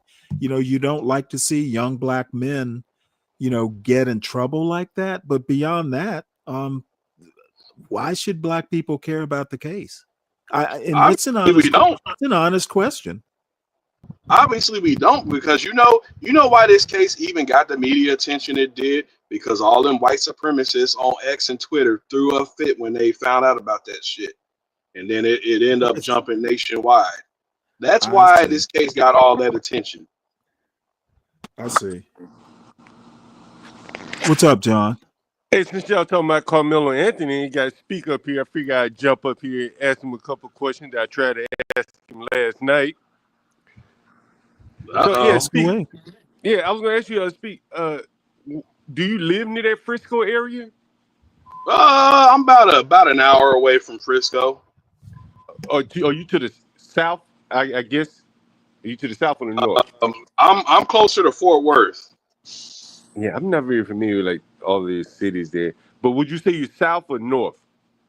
I would say I'm more south of Frisco. Gotcha. Because it seems like the money goes north. Is that right? Yeah, Frisco. Yeah, well, like in Dallas. So basically, in Dallas, what you have is like the people with money are moving further out north of Dallas. And I'm asking. I'm not casting any aspersions, but it seemed to me that's what the Carmelo Anthony family did. Is that they moved pretty far outside of the Dallas, say, inner city core. Is that fair? From where they lived in Frisco? Oh well, yeah. If they lived in Frisco, they had money. Because Frisco ain't cheap. Well, they may not have had money, but they moved to where probably the most expensive place they could afford, relatively. Is that fair? Well, because I don't think they were rich. Like they're not rich. I'm not saying that they were rich, but they weren't broke either. If that's what you're trying to imply. No, I'm not saying that they're broke. I'm saying the dad may have had a good job and he moved out there. I'm not casting any opinions on them. I'm just trying to. He's saying they lived in a Section 8 mansion. No, that's not what I said. Right? See, Stanley wants to derail the conversation. It's just a joke. Right, I know. I don't do a lot of jokes, but so it seems saying, to me, John, is if they lived in Frisco, they had to be making upwards of 100,000 plus. Frisco is not a place where they ain't accepting no Section 8 in Frisco. I'm sorry. But in the neighborhood where they lived, I think they were paying about $4,900 in rent, if I'm not mistaken. Which means that's high as hell. Right. But it looks like from my understanding of real estate, looks like they were renting a house that maybe someone bought and decided to rent in a neighborhood where most of the people would be homeowners. It was a gated community. Yeah, well, I mean, I get that, but look, those people probably had a hard time selling the house. So what they did is they just put it out for rent, right, until they could find a buyer. Right, and so I guess my point is, and this is what I've been focusing on all along. It's my thoughts, and again, I'm not from there. His family wasn't as rich as his neighbors. Well, I said not his immediate neighbors, but that general area, they weren't that rich. You understand? Like, and I see a lot of black people. They go and they try to move into the nicest neighborhood they can, that they can afford, and that seems to be the Carmelo Anthony people, because they're not rich, but they're paying $5,000 in rent. That's a lot of money, right? That's $60,000. Well, I mean, doesn't everybody move to the best place they can afford? Well, I can rephrase it, but I'm not. So what I'm going to, because typically a lot of people go above their means, and it seems to me that you're paying $5,000 in rent to live in a gated community. You're not as rich as your neighbors. It's a very affluent neighborhood, right? Like, you got to be bringing in some bread to pay that kind of money. They don't have that kind of money. And you add in the whole social dynamic of him not being as affluent as the other kids around him. I think that causes problems. And that's what I was asking you about, why I wanted to ask you about the Carmelo Anthony case. So what you think is because that they weren't as affluent as the families that own homes over there. That's the reason why Carmelo stabbed him, Austin. No, I'm not saying that's why he stabbed him. I'm saying that kind of daily friction, and it was a TV show about it. I don't reference TV shows about it, but like if you constantly seeing what you don't have, right? Even if you thought you had a lot of things, and you're being reminded, man, I really don't have what I thought I had. Like you Well, can take that. John, I can tell you from personal experience because the high school I went to, there are a lot of rich people there. Some of the richest people in the little city of Savannah. And people driving. But Hell, your family is in a different your first. condition that Carmelo Well, has. no, I wouldn't say that it's in a different You say condition. you have Back then, generational. You back say you in had the 80s. generational wealth. Your Listen to father was what a I'm going to police say, officer. John. Listen to what I'm going to say, John. Back in the 80s, when they were building the generational wealth, we were middle class. There were plenty of people who had, their parents were rich or they lived in a rich neighborhood or what have you. You know what? I never felt any friction. Well, again, you were middle class. And the extremes. You didn't live. I don't know about your neighborhood, but it may not have had the extremes that No, it was you know what? The neighborhood was actually really nice. Right. I don't know if it has the extremes that Frisco has. Frisco has some extreme wealth out there. A lot of football players, things like that. Rich business owners. Mhm. And here Carmelo is. He's renting. I mean, his family's renting. And I'm just asking Okay, I questions. don't buy your argument. I'll just leave it at that. I'm not casting aspersions because I don't know. Well, I We didn't don't say know. you were. I Right. don't. The friction of which you Okay, speak, that's fine. I That's think fine. I don't think that's actually a thing because I Okay, have, as I said, I have personal experience, and now I'm not saying Carmelo is me, and I'm just saying from my anecdotal experience, I never really thought that much about it. Yeah, and it's fair. And I've told you the story about I had a tenant who was educationally affluent. In terms of he was moving up the educational ladder, and as every rung he moved up, he realized how poor his family was. He never knew how poor he was until he got to around affluent kids in their settings. Said, "Damn, I don't have a nice car. I don't have a good house relative to them," and that kind of thing has an effect on young children. I believe to see the inequalities there. Well, have you I ever just read wondered, Hillbilly Elegy? No, I never read it. Okay, But I because just wonder if there's something there. that's kind of a rags to riches story. You know what? There are plenty. It's not just a black thing, for starters. And you know what? You hear all the time about, hey, when I grew up, I didn't even realize we were poor. We had the essentials and we were rich in love and all that stuff. It's not uncommon for Well, people to grow up not really realizing how poor they are. and that's what I'm saying. But once you do realize it, you can go one of two different ways. And the young man who wasn't black, that was one of my tenants. He was Native American of some sort. When he realized how what he considered privileged the whites were, it made him angry. Really? And yeah, hell yeah, right?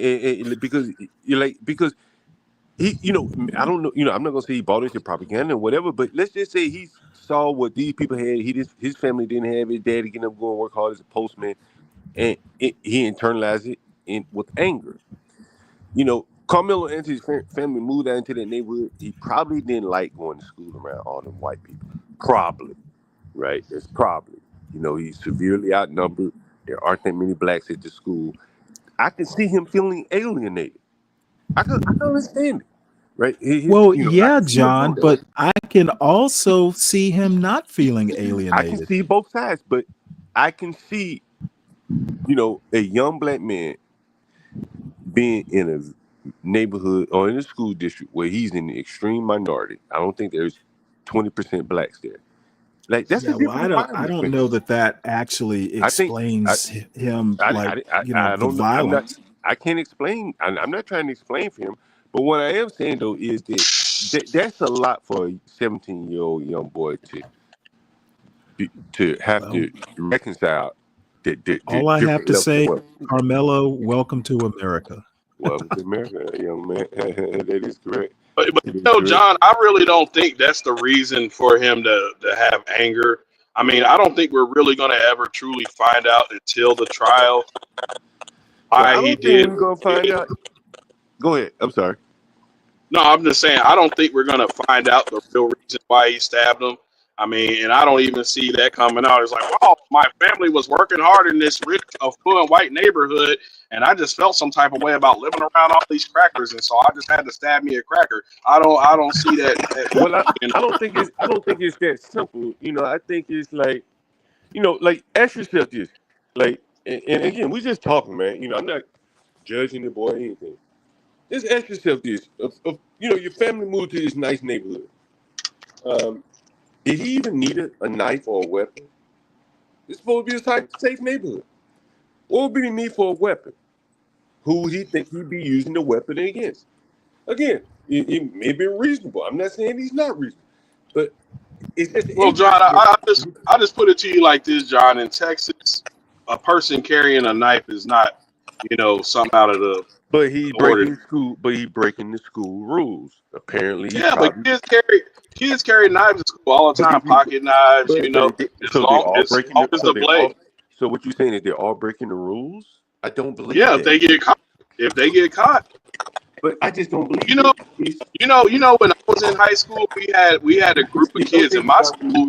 Don't care about when you're in high school. Now they got military and all that. It's relative to the conversation. Let's be honest. Now you know you can't get. It's relative to the conversation, John. You know a lot of children are not carrying knives to school because the schools probably bullshit, John. Bullshit, because I'm telling you, when I was in high school, we had the white kids that we called shit kickers that wore the cowboy boots and shit, and they always had little knives on them, and they would always get that shit taken away from them till the end of school day. But you, again, like you think about like how quickly, and again, I'm not judging him. I'm just talking about it. To me, and I'm about to log on the computer here. Give me 1 second.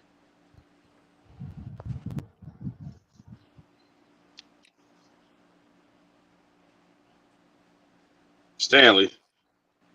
Yeah. I think he's trying to make a justification for why Carmelo stabbed his kid. He's trying to say the family wasn't as rich as these white people. Yeah, can you hear me? Speak. Yeah. Yeah, that's bad. Well, he's been saying that for quite some time. What? Oh, I just not joining. I didn't hear you. What'd you say?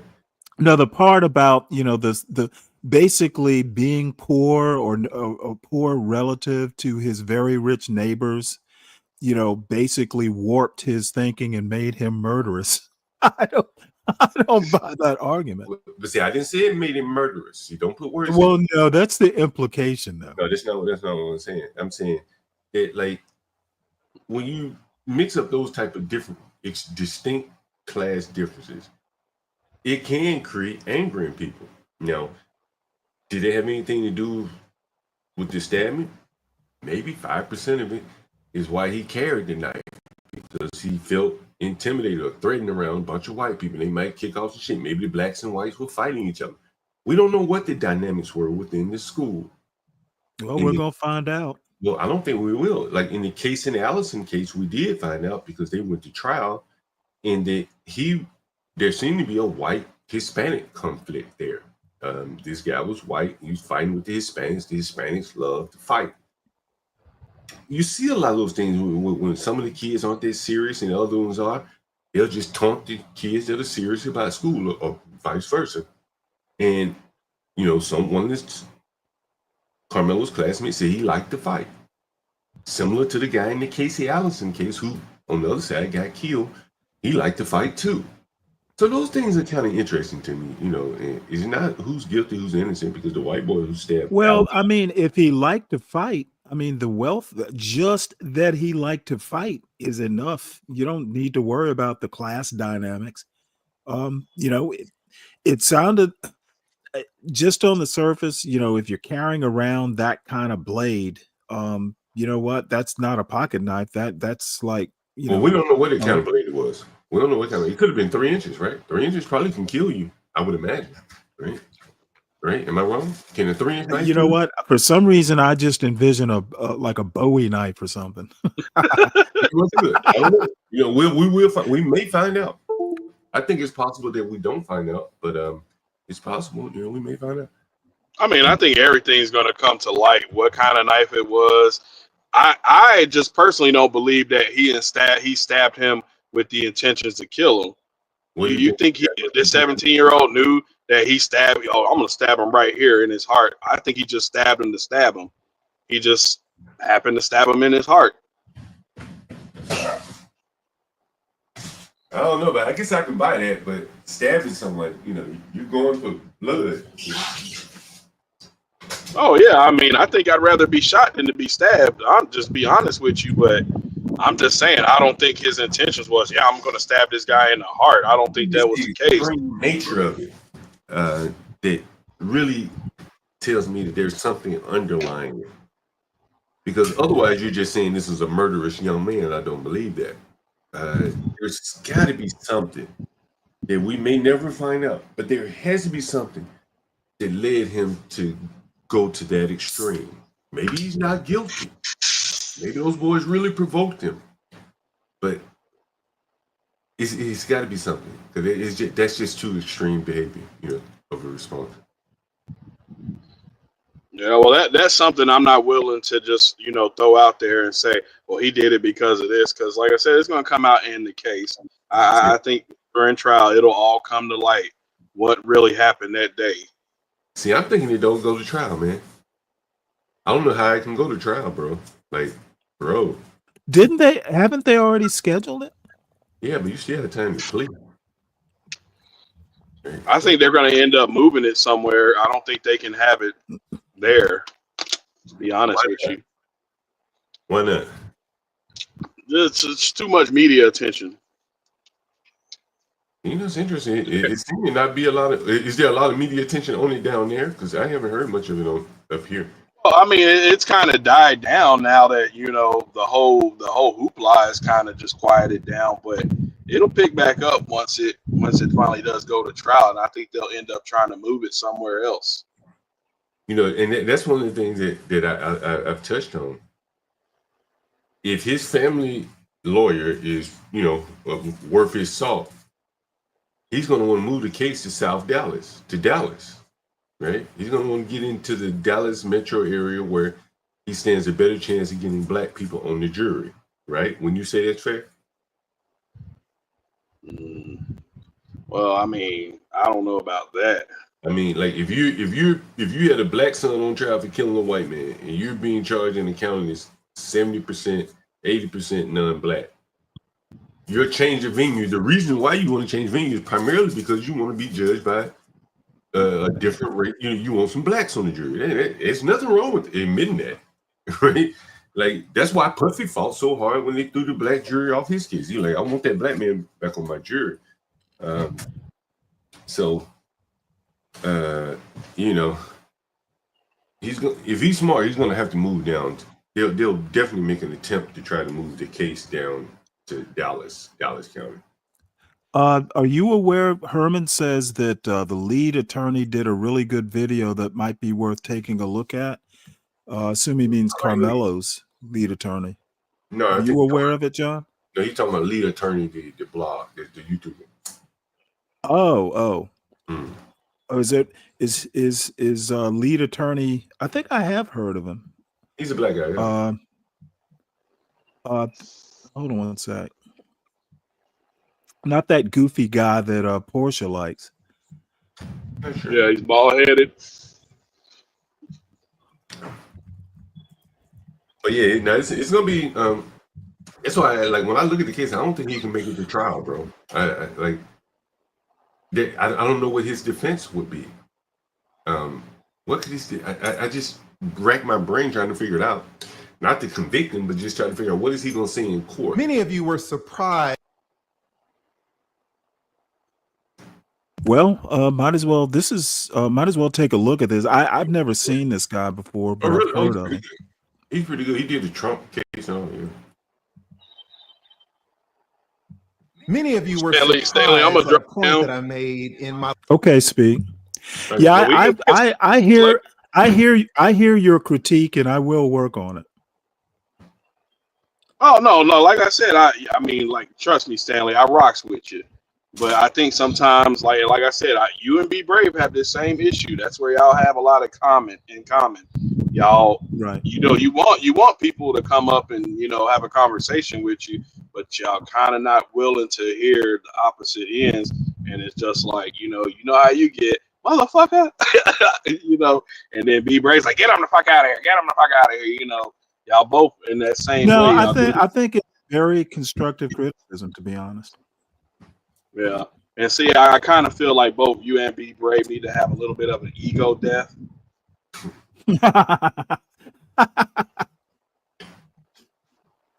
Well, it's probably too late for the both of us.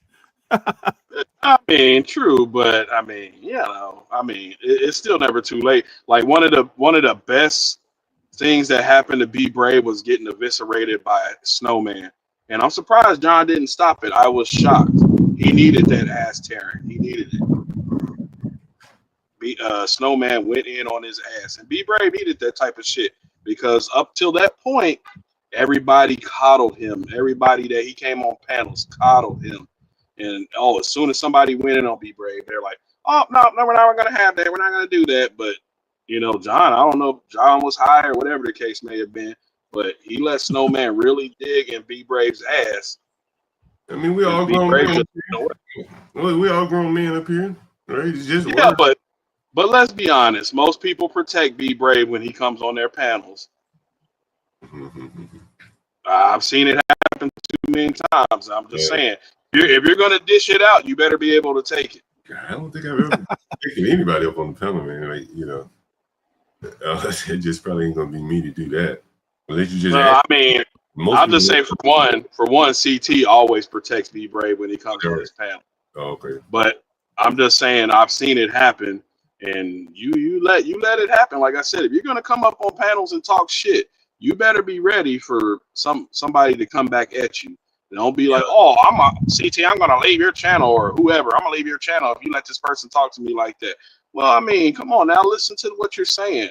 You don't think somebody's gonna have pushback on that and come up here and get at you? Well, speaking of Snowman, he was up earlier. Yeah, I saw him in the comment section. Yeah, now you have to let people speak their piece, and if you're saying something controversial, people are definitely going to want to get their say in. So yeah, that is how that works. Well, let's see what Mr. Lead Attorney has to say. He looks pretty sharp. Yeah. I'm gonna come back in. I'm gonna come back in after Anthony's load up. family has actually Okay. costed Carmelo extra years in prison. So many extra years. You wanted me to expound on that further because you had not heard anyone make that point. Well, that's why I'm here. I'm giving you the perspective, not of a YouTuber reacting to news, but of an attorney who's practiced for more than 20 years. This is behind the scenes info. So let's get to it. Now, let me explain on how Carmelo's mother basically sentenced her own son Carmelo to an extra 10 to 30 more years in prison and what she can do about it now to try to fix it. I explained in my last video that Carmelo's mother apparently hired a family spokesperson, one Dominique Alexander. This Dominique calls himself a minister of justice, whatever that is. Dominique is a convicted felon. He's alleged to have beaten his girlfriend. Then he got a new girlfriend. And when that girlfriend left out of the apartment, the good minister grabbed that woman's 2-year-old baby and shook him until that baby got brain damage. The good minister pled guilty in that case to felony charges and was in prison. Now, this is the man that Carmelo's mom chose to speak on Carmelo and the family's behalf. The good baby shaking minister. The minister did exactly what you would expect a convicted felon to do when handling Carmelo's case. He absolutely destroyed it. How? He ostracized the most important person in Carmelo's case. Now, who is that? Is that the judge? No. Is that the prosecutor? No. The most important person alive in Carmelo's case is actually Jeff Metcalf, the father of the young man that Carmelo Anthony killed, Austin Metcalf. The father, Jeff Metcalf, is the linchpin to Carmelo's entire future. Let me tell you that in a murder case where the victim is gone, the case lives on through the victim's next of kin. When a parent has to bury his child, everyone looks to that parent to gauge how to react. Judges consciously and subconsciously look at the parent's facial expression when they're testifying on the witness stand. Prosecutors run all their plea offers through the parents. Reporters knock on the parents' doors for statements, and they aim their cameras at the parents when the verdicts drop. And the jurors, oh my goodness, the jurors hang on every word of the parents, notice every little movement, every gesture. In this case, Jeff Metcalf, the father, is not just a spectator in the case, he's the conscience of the entire community. If you win Jeff, you win all the sympathy. But if you alienate him, you can go to prison for life. Now, months ago, Jeff Metcalf, the father, he did something unthinkable. Reporters, as they always do, shoved a microphone in this grieving father's face and asked him, how do you feel about this Carmelo Anthony? Do you know what he said? Jeff Metcalf said, and I quote, you know what? I've already forgiven this person. Already. Now, that is amazing. It's amazing that Jeff would have the strength to do that because I would be incapable of that. The maturity, the wisdom, the strength, I just would not have it. Now, that baby shaking minister is not going to know this, but when a father makes a statement like that, a statement of forgiveness, the entire Carmelo team has to drop everything. This is a once in a lifetime opportunity. Your entire legal strategy has to change. I can tell you as an attorney that you call an emergency meeting with all the lawyers, all the family, maybe PR consultants if the family has means for that. You bring everyone together to get them on the same page and let them know that this case will revolve around one person, Jeff Metcalf, the father. So when Carmelo's mother heard what Jeff said about her son, what do you think that this lady did? She handed the microphone at a press conference to the baby shaking minister of justice. And at that press conference where Jeff Metcalf showed up to pray with the family, the baby shaking minister called the police and had Jeff kicked out.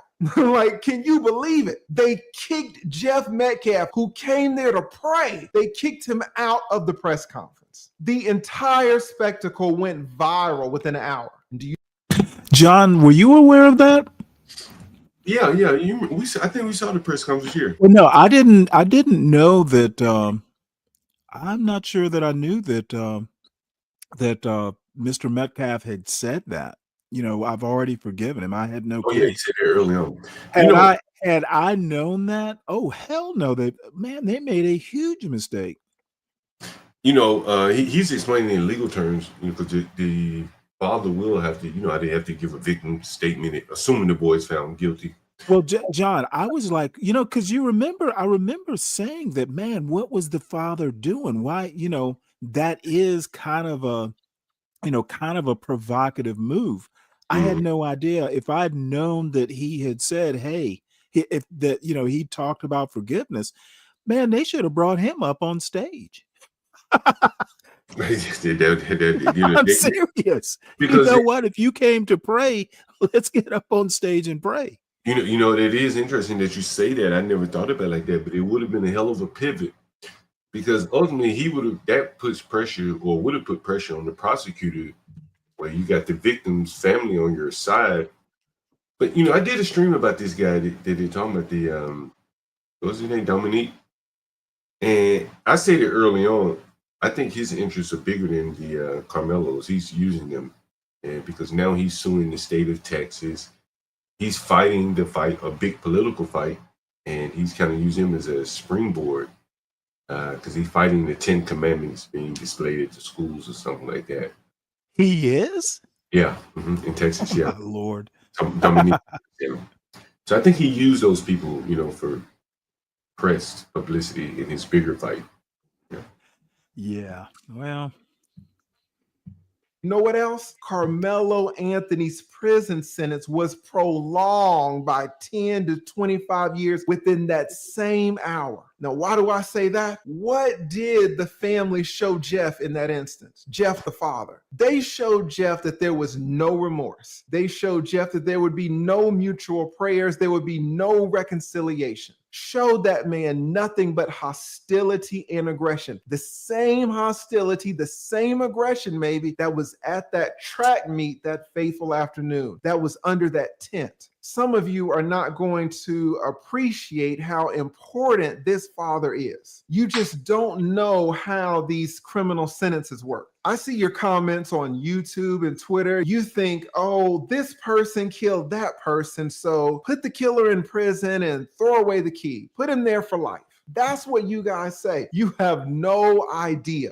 I will tell you that people kill people all the time, and the sentences range from insanity on the low end to insanity on the high end. Now, who controls where the sentence is going to fall? At the end of the day, it is the sentiment of the community that will decide. And in this case, Jeff Metcalf is at the center of that entire community. Now, let's do this. Let's suppose it is your first day of law school, and I am your criminal law professor. I am going to tell you some quick facts, and you tell me the sentence that you would give in this scenario if you were the jury, if you were the judge. But first, and this is important, put right now for the record what you think Carmelo should be sentenced to in the comments. Put it below. Now, here is the quiz. I want everybody to take it. Here's the first case, 4 cases. A 16-year-old in Texas, basically the same age and state of Carmelo. He gets hammered, consuming alcohol, consuming drugs. He does the whole thing. He gets behind the wheel of a vehicle. Of course, he gets into an accident. Now, here's the thing. He kills 4 people. He intentionally gets hammered and gets cooked, and then he takes 4 lives. Now, little law student of mine, I'm going to give you 5 seconds to determine how many years in prison you would give him. Ready? Go. And while you are considering your sentence, just know that in this case, the affluenza case, if you're old enough to remember, this young man, he took 4 lives. But how many years did the judge give him? Well, the judge gave him 10 years for taking 4 lives. 10 years. But here's the kicker. It wasn't 10 years of prison. The judge gave him 10 years of straight probation. This man took 4 lives and got a straight probationary sentence. Not 1 day in prison.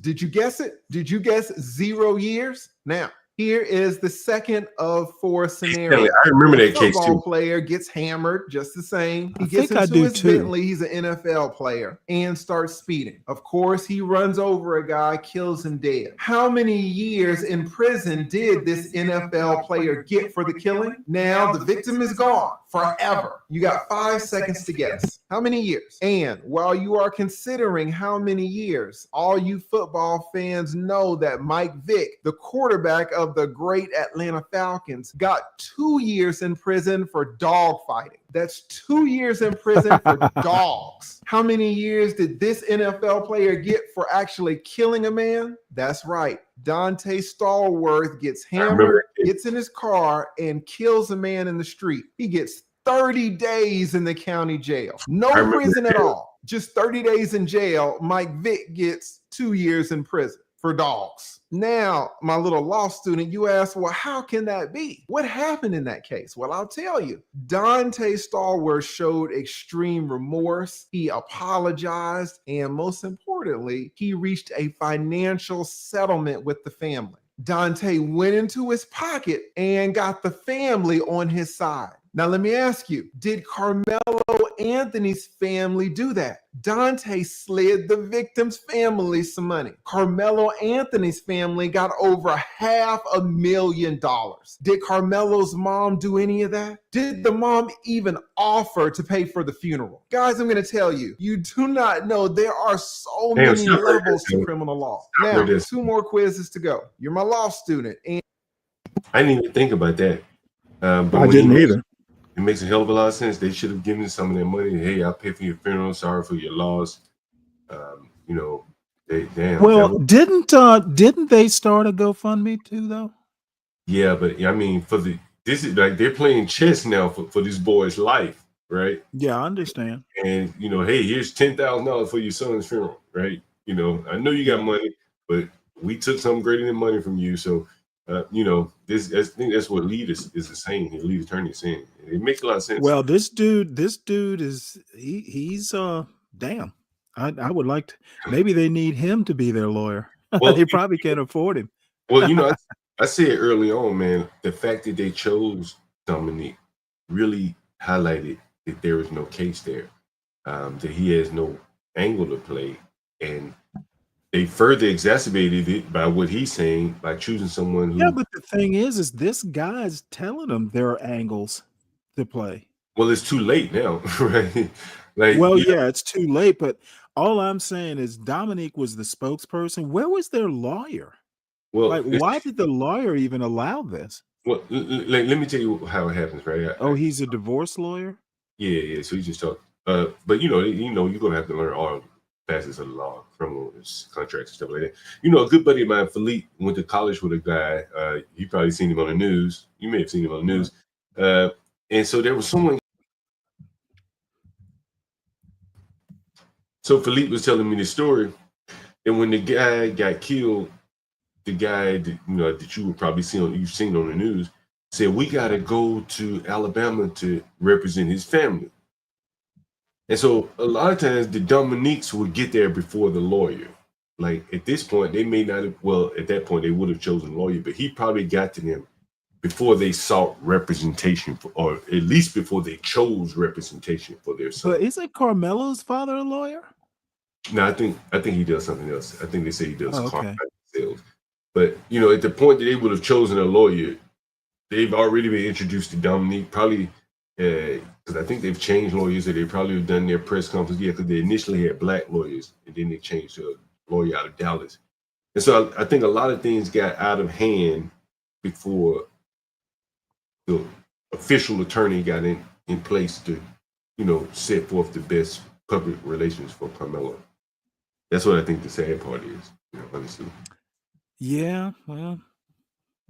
And you are guessing these sentences, but there are a few of you that are listening, maybe 4 to 6, that are going to get an A in my class. You're going to be the A students. You're going to say, well, Professor Lead, I can distinguish those cases. In both of those cases, yes, the defendants did kill their victims, but it really wasn't intentional because they were under the influence and they were driving. The Carmelo Anthony case is different. It was not vehicular. It was with a knife. There was direct violence. Now, if you thought of that, then you would get an A in my class. That's a great point. So let me give you a case that is a little closer to home. Now, let's take a pause from this Carmelo Anthony insanity for a second to have a quick word from our sponsor, Chapter Medicare. If someone you love is on Medicare, this matters. The Department of Justice just revealed a huge fraud case against top Medicare brokers, accusing them of steering seniors to plans paying the highest kickbacks and not the best plans for you. I've seen firsthand how confusing and frustrating Medicare can be. When I face my own cancer this is a commercial. Even with decades of legal experience, I didn't, you know what? It was so smooth. I didn't even realize That's why I'm here plan work chapter.org/lead. It's quick for one.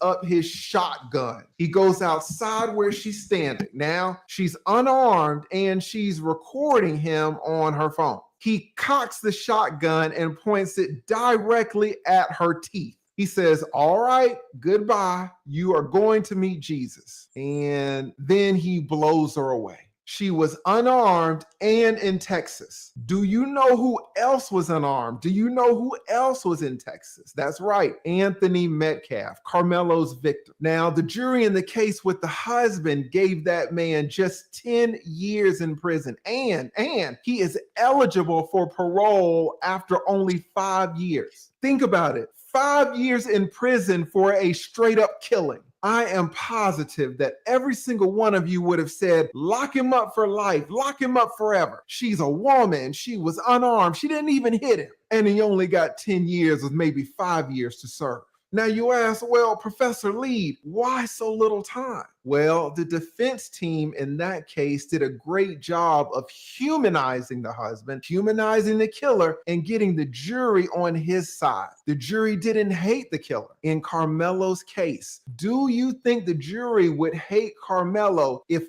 Austin's father, Jeff, pleaded with the jury for mercy, pleaded with the jury for grace, is seen praying and reconciling and crying with the Carmelo family? Everyone in that courtroom would be crying, listening to Jeff's victim impact statement. The judge would be crying. The bailiffs would be crying. The attorneys would be crying. The jury. Believe me, everyone in that courthouse would have their eyes full of tears. At the end of the day, we are all human. Carmelo would have been spared. He would have not gotten a lot of time. You can absolutely get a judge and jury on your side. You just have to know how to do it. Now, and this is the last case, and this is for all of my A students. Let's go back to the vehicular homicide cases. You think that you can get off easy by killing somebody with your car, remember? Remember when you thought, oh, well, it's because the guy who killed 4 people was driving. That's why he got 0 years in prison. Okay, that guy killed 4 people. What about a guy that killed 6 people in his car at a parade? You've got 5 seconds to consider how many years this guy would get for killing 6 people. If the first guy got 0 years in prison for killing 4 people, how many years in prison did this guy get for killing 6 people? All right, you got your answer? Don't you know that this guy got 1,000 years? 1,000. They calculated it out to like 1,067 years. He got 6 life sentences and an additional 760 years for the people that he hurt with his car. Now, how do you go from 0 to 1,000?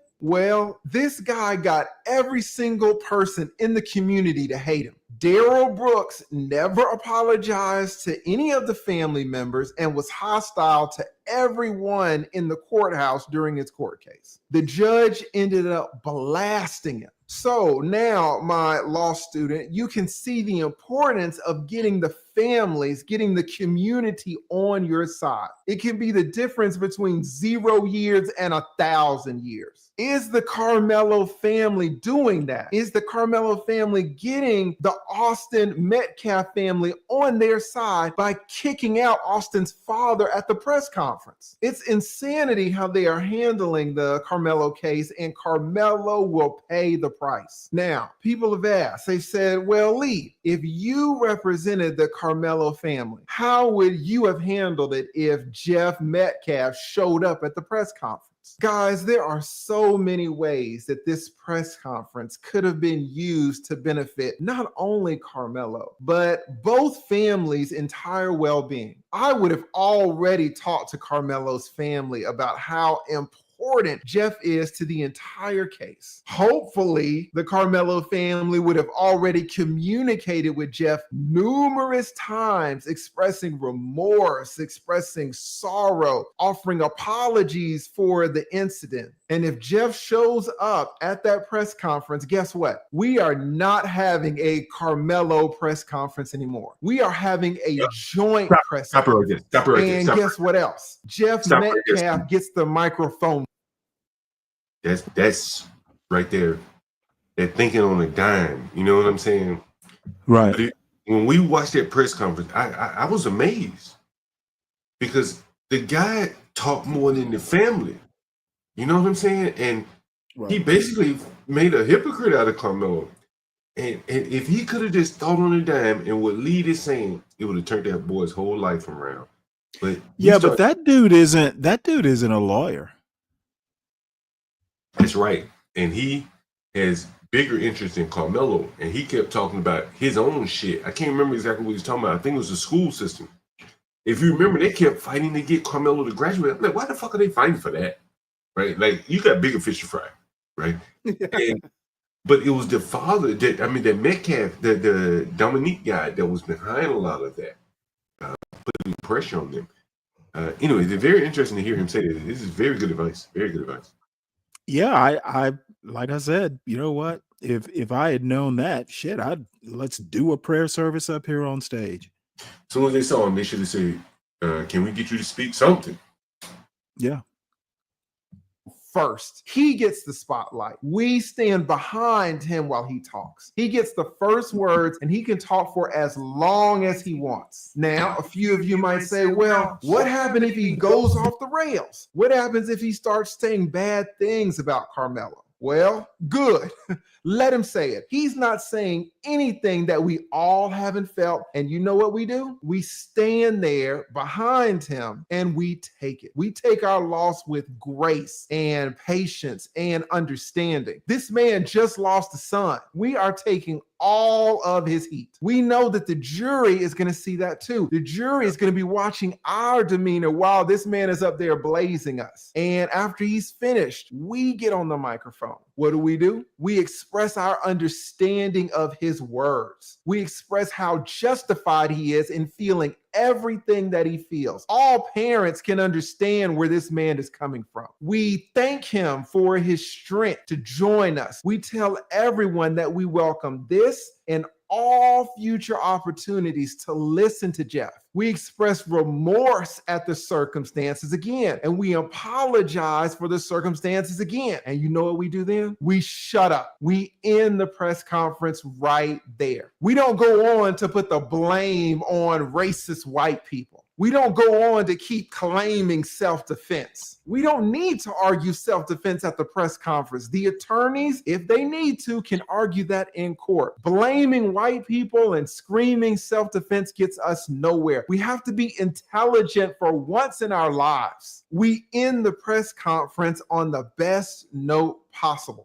The jury is going to see it. If the press conference goes off the rails, it's not going to hurt us because, again, everyone can understand where Jeff is coming from. And Jeff is always free to say those things anyway, inside the press conference or out. So we take the risk. But you know what? Because of what Jeff expressed in the past and because of the man that Jeff Metcalf is, I bet that press conference would not have gone off the rails. I would bet that it would have been beautiful. And like Jeff said, we would have prayed together and sought reconciliation together. And that would have been the start of getting so many years off Carmelo's prison sentence. So what needs to happen going forward? If the family hired me, the lead, to consult with them on this case, here's what I would tell them. First, and this is number one, fire the baby shaking minister of justice. Fire that man immediately and publicly. Let everyone know that he is no longer on the team. We've got attorneys now. We've got the lead consulting now. We definitely don't need baby shaking convicted felons representing us. Second, I would appoint Jeff, the father, to choose a new spokesman. I'd tell him to think of someone like a retired pastor, a real pastor, or a retired judge with impeccable standing. We are giving Jeff the control of this because Jeff is the person who can do the most to help Carmelo and to heal the community. Third, I would tell the family, Carmelo Anthony's family, to cut a check to Jeff immediately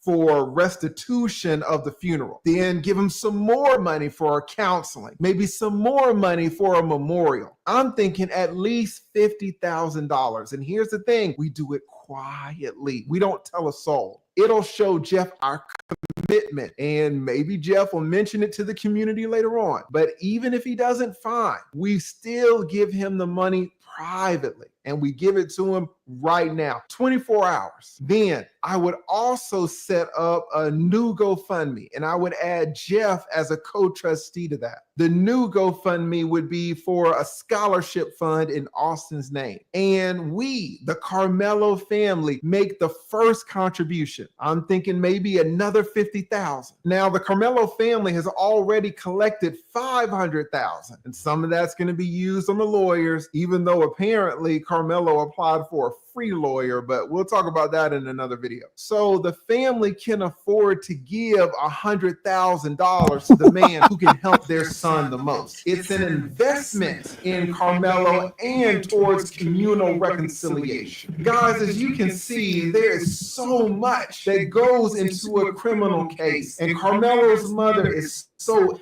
ignorant in hiring a baby shaking minister of justice than hiring someone with true knowledge and experience and wisdom. Do you think that it's possible for Carmelo's mom to turn this around and get Jeff on her side, on Carmelo's side, or do you think that it's just too late? Let me know in the comments below.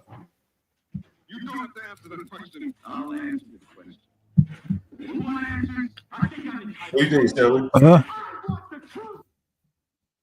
Oh, wait, hold it. What did I just do? Yeah, I guess I'll start watching him. Yeah, oh no, he's very good, man. And, yeah, I've been watching him for a while. He covered the Fannie Willis YSL case. That's what I think I really started watching him. Then he kind of weaving into some of the Trump stuff down there in Georgia. But man, I think that is the importance of very good legal advice. Right. And why not? You shouldn't talk until you talk to your attorney.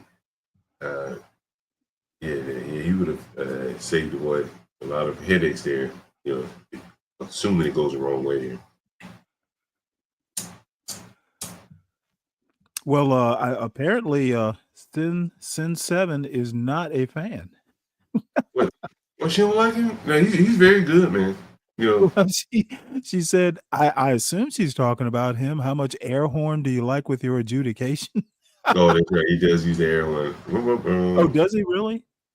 Yeah. Do you know who Bruce Rivers is? Oh yeah, CLR. Bruce Rivers has an interesting story. His son committed suicide. Like not while they were streaming, but during the period of his streaming, his son committed suicide recently. Wow. Oh my Lord. Okay. Yeah. How old was his son? He's a grown man, probably in his 30s. I think he was suffering with drug addiction. Oh, okay. Well, Sin says actually he OD'd. Is that what it was? Yeah, okay, suicide, yeah. I thought it was suicide. It was OD? Okay, fair enough. I stand corrected. Well, I mean, you can commit suicide by ODing, I guess. Right, yeah. Mm-hmm. So let's see. Bruce Rivers. CLR.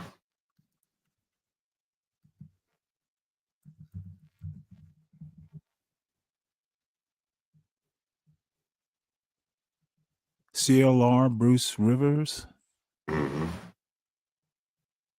The shootings of Minnesota lawmakers. Yeah, all these lawyers. I really have never done a whole lot of. So he's a criminal lawyer. Yeah. He's pretty good too. Well, we'll subscribe. All right. Well, let's see. What else do we have here? If no one.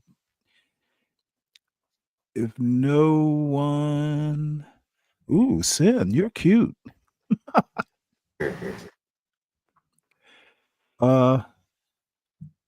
Well, Solid Snake, hit the link. I know you were wanting to say something earlier and you got offended.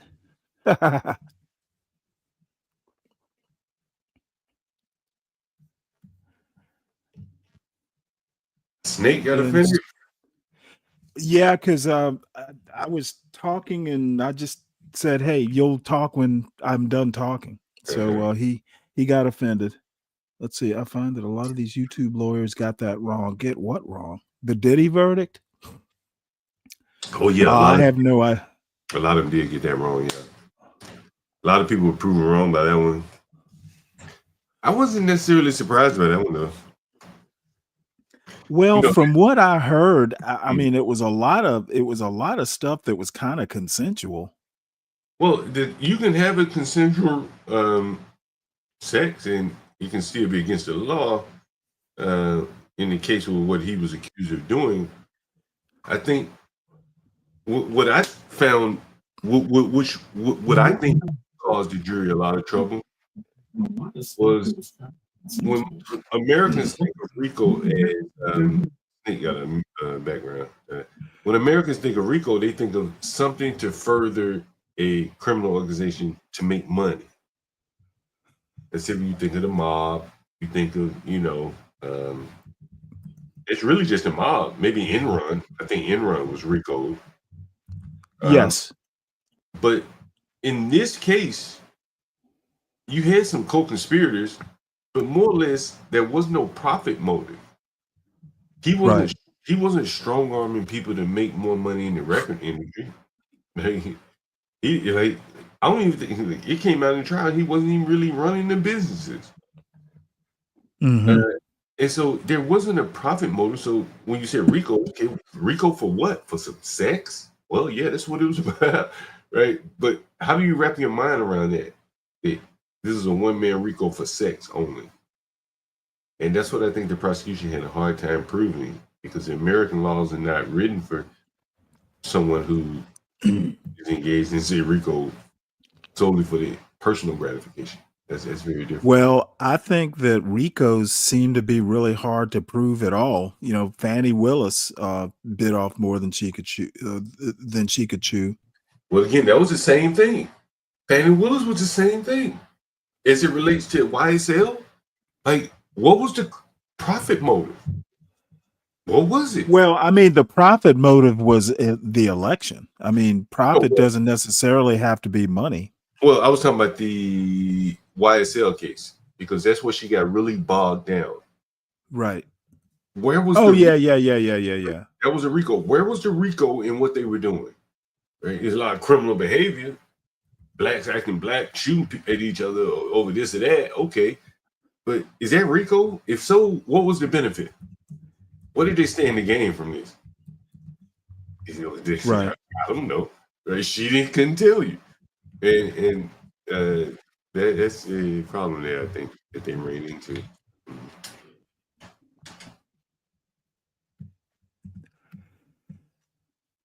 So, what do you have to say for yourself, Solid Snake? Oh, what's up, John? Salute. What's up, Chad? Salute, y'all. I was just waiting my turn. I thought Stanley was going to talk again. You don't never let nobody else talk. So I'm told. Yeah, I know, Stanley. I was trying to say, I forgot what I was going to say. See, and that's the problem. See, it's hard to have a panel of open discussion. It's just you doing all the discussion. It was an open panel? I had some pretty salient points.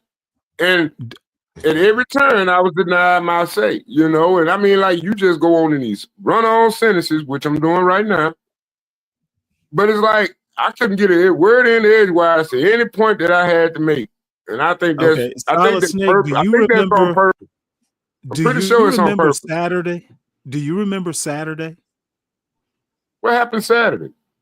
Well, you were up here. It was nothing. It was hours of a run-on sentence. So you, while I value your opinion on that topic, you specialize in those run-on sentences. Yeah, but Stanley, I'm exciting. Nah, I think I just lean more into the political view of the audience, Stanley, and I think you don't. And I'm being honest. I think you're trying to convince us that your leftist ideology, which you and Be Brave have both admitted to, y'all center leftist or whatever you want to call it. Don't mention that name, bro, when I'm up here. Hey, Shenard, that ain't got nothing to do with me. Shenard, I ain't in it, bro. I ain't in it. Fuck Be Calm Brave. down. We ain't talking about you and Be Brave and y'all little problems. Okay? I don't have an opinion on it. I don't have a say in it. Thank you. What happened? Y'all have a falling out? He did me dirty. Yeah, dirty. Something like that over there. It was something dirty, like that. dirty. So what happened, right? Just real quick. So I get on Orthodox, and then we're talking about black people and how they have low IQ and shit, and how we're stupid and dumb and shit. So I get up there, and I make a comment about Orthodox being on public assistance, because he's admitted it before. I guess it slipped up. And then he mentions, he gets pissed off and he starts cursing or something. And then Brave throws him in the back And I'm like, yeah, you see why he got mad? Because it's true. He's on public assistance. So then he comes back on the panel and says, oh, no, you struck a nerve because I just lost my child. And you're keen in that you were keenly aware of it. I'm like, I never heard that shit in my. I don't even know this dude like that. He just literally made up I that didn't shit. even know what. I had no clue he had a child. I thought he also had a job. He just lies like that, man. He just make because I remember him saying in the past that he lost his girlfriend and his girlfriend died. Even that sounded weird because well, Shenard, he can I say volunteered this? that information. No one asked him. What I think hurt you in the public opinion was the fact that you called him a liar. Wait, bro, just wait. You shouldn't have called him a liar. Wait, that's what I'm saying. Wait, man. Just shut up, Tap Dancer, please. So and then he started saying like I've heard him say that before and shit. I never heard him say anything. The only thing I heard from him was when he volunteered some random shit about his girlfriend dying, his father dying. That's why he doesn't have a job or something like that. And I'm like, no one asked you then. I'm thinking to myself, like, why would you? Because he's looking for sympathy or donations. And so he made up that lie. The newest lie he made up now, I guess it has to be a lie because I never heard of it. He was saying that he basically tried to paint me as if I'm making fun of his supposed dead child or something like that. And so then Babe banned me without even letting me explain that this dude is just lying. I never heard it. So now he did that a farm for some content.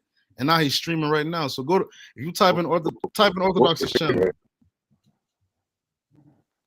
Yeah, that dude is fucked up, man. Fuck Be Brave. And then he banned me from his channel. He banned me and then he took my wrench and banned me. Because he'd rather take over. He'll take over. He'll believe another degenerate white person and as far as and let them make up lies and shit, but won't even let me even. I already expected that from Brave. I already expected.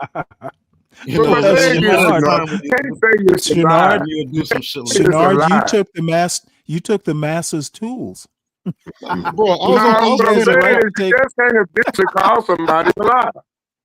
Bro, I'm that's what I'm saying. You just can't jump on the panel and say, why you lying about a dead baby when you don't know that's being true or not? Because he made it up on the fly, bro. You know what I'm saying? It come across as insensitive. It's not about tap dancing. Bro, I'm telling you, I didn't know. No, shut the fuck up, you tap dancer. You don't know shit about this dude. He's a liar. That's what I'll try to prove. You just defending him because he's white. All right. Well, maybe we need to change the topic. My bad. I know you older than me, bro. I don't care at this point because your phone's don't even know shit. Your phone's going. Hey, your phone's going in and out, Shenard. It was tap dance. Yeah, my bad. I said my bad for. I don't like swearing at older folks, but bro, when you old like this, tap dancing like that, I don't give a fuck, man. You don't know this dude he's doing it for content. Like he has a whole streamer that you can't even prove was true or false.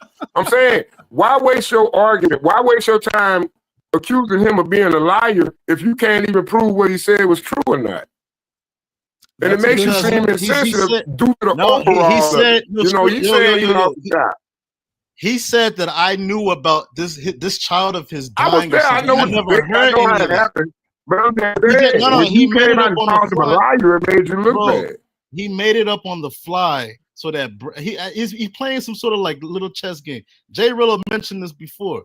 He will say anything to get sympathy from people so they can donate to him. That's why he started his channel. That's why he calls his channel the Griffno State. If you've been over there, I don't even know this dude. I was never a part of New Frontier. That's his old clique. These are white supremacists. How the fuck would I know anything about your life? He made that up on the fly so that he could get Brave. He manipulated Brave basically, and Brave is too stupid to see that. So fuck Be Brave and his stupid ass channel, man. I hope that shit. And I was only over there. I was playing chess with those clowns. You guys know I don't agree with none of the shit that Be Brave says. I was just there as a playing the Garvey role, observing and listening. And so yeah, wait, what'd you say? You were playing the Garvey role? Yeah, you know how Garvey met up with Marcus the Garvey. Yeah. Oh wow, that's some good company you keep. And yeah, the way how can someone like lie like that? Like if you're gonna lie and say that I heard. If you're gonna lie like that, before we get started, I'm cutting in and out. Go ahead, man. I hope you're listening, Be Brave. Fuck you. I doubt that he's It's gonna listening. be all right tomorrow. You know y'all only argue about what 24 hours in the morning. You gonna call in on the show. Everything gonna be all right. No problem. You know. I'm serious. It's a nothing burger. Excuse me. So Shenard is gone. Might send the It's a coon hounds nothing after. burger. Oh, that's funny. Shenard might go over the Orthodox channel in a minute. You know, he might go because Orthodox got a live going now. So it's like he might just pop up over there. You know, I think he'll be better spent with his time over there, taking that little advice I gave him. You know, I can say, Well, I told you. I can't call you a liar, Stanley. Liar. I mean, think about it, Stanley. How can I call you a liar? If you tell me something about your life, you never believe. The thing is, I wouldn't call you a liar. I take that face value. Well, I know a lot of people get offended when they're called liars. I'm not one of them. It's just another word. Speaking of Orthodox, I was up maybe a couple weeks ago. I went up on his panel, and with the express purpose of going after Denizen and Mayo Monkey. Oh, I pissed them off. Oh man, I missed it. It was so funny. As a matter of fact, you know how Denizen is. He got in his fee wings and basically told Orthodox it was either him or me or some bullshit. So, Orthodox tossed me off his panel. I'm like, you know what? I crashed out too. I'm guilty. Oh no, I didn't crash out. I went up there specifically to roast those two. So I mean, that I got thrown off. I mean, look, you know, they're all kind of birds of the same, feather. So you know, I took my lump, but I got the satisfaction of knowing I got so under their skin that they were just asking for me to be tossed off. Someone asked me if I would replace the TV. Speak radio saying, to replace. Be careful. Be Brave might send the coon hounds after him. I hope you somebody asked you to replace a TV. Yeah, I had a guest, still a TV, man. I got to replace it. I'm looking for one now. Many people. Well, you get those TVs off of Facebook, right? Yeah, it'd be cheap as shit. I see one right here, $90. I don't even go pick it up, man. I just sent an Uber for it. Put it in the backseat of the Uber.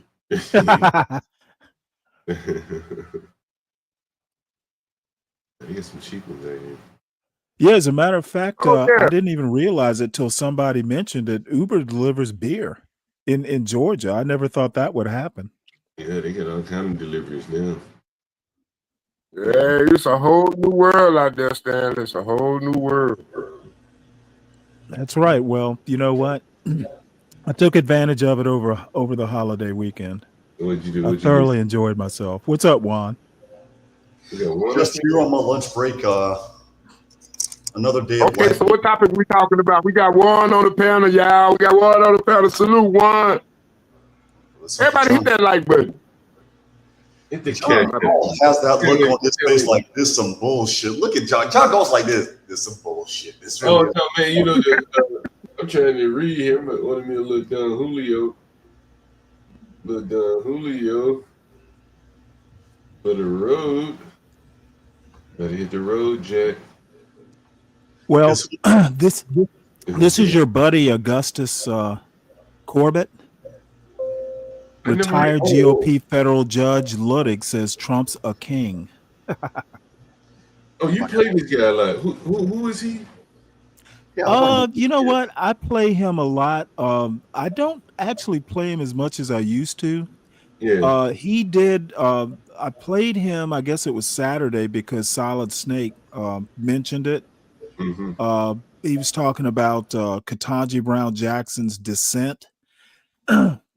Which I happen to think is a pretty good dissent, and I think I see her point of view. I don't really see.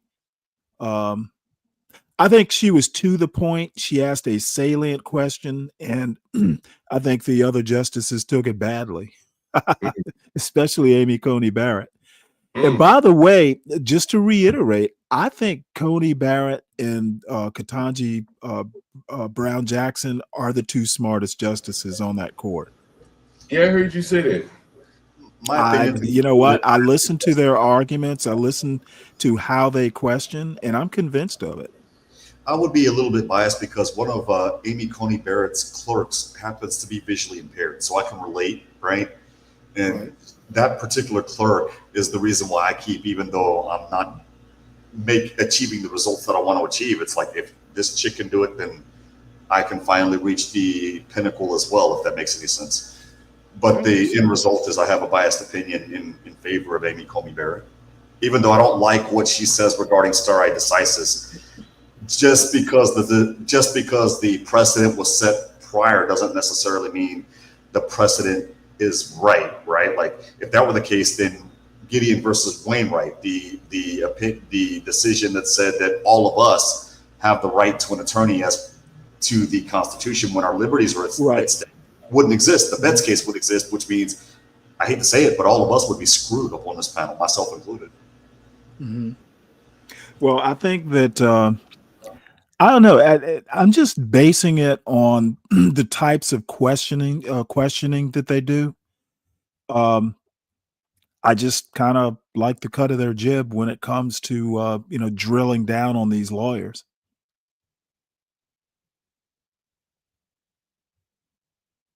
So I don't know that I'm biased. I just I guess Roberts is okay too, but I don't like his stance on the Voting Rights Act. Let's see. Sin says she's definitely stepping back from a few channels. I just ask for a modicum of respect, and I have stuff that needs attention more than debunking Black Israelites rallying the. Wait, hold it. Sin, you go up on panels? I've never heard you on a panel. No, I've seen her on other channels though. I've chatted with her on the Drip Show. I've chatted with her here, Stanley, and then I've chatted with her. Not this channel. Oh, Sin, you gotta stay here. You gotta stay here, Sin. Oh no, that sounds like she goes up on everybody's channel, but not this channel. But I've chatted her in the chat on this channel, and I've chatted with her on the chat. I have too.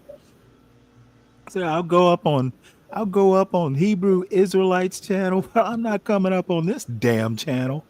Oh, she's a chat bot. Sin, are you AI by any chance? Please tell me no. We'll listen to a little bit of Augustus here. He's kind of in that old civil rights vein, which I just, it doesn't really sit well with me. But he is also a reverend.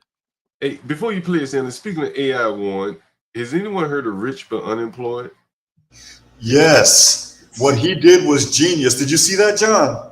That was genius. He called from the jail that he was in. He's in federal detention right now, and he had somebody do an AI of him, like he's there in like the little orange jumpsuit as an AI of himself. But it was like a fucking blazer with his That shit was slick, bro. That was genius. You gotta give it to him. That was slick, bro. Like, it really showing you, bro. Like, I'm sorry, Stanley. Like, some of these hood people, they are able to really take this technology, and it's going beyond the bounds of prison now. Because that was some slick shit that he did right there. Yeah, you heard about this? You have to get involved in this PPP bullshit. You knew that the PPP loan stuff was bullshit. I knew that it was a scam. Stanley, you would have told them, don't even touch it from the get-go. It's like, dude, you're a genius. Why the hell did you have to do this? Like, well, I think, like, he's a good hustler. He's probably very creative. But, there's some other things that are necessary, morals for one.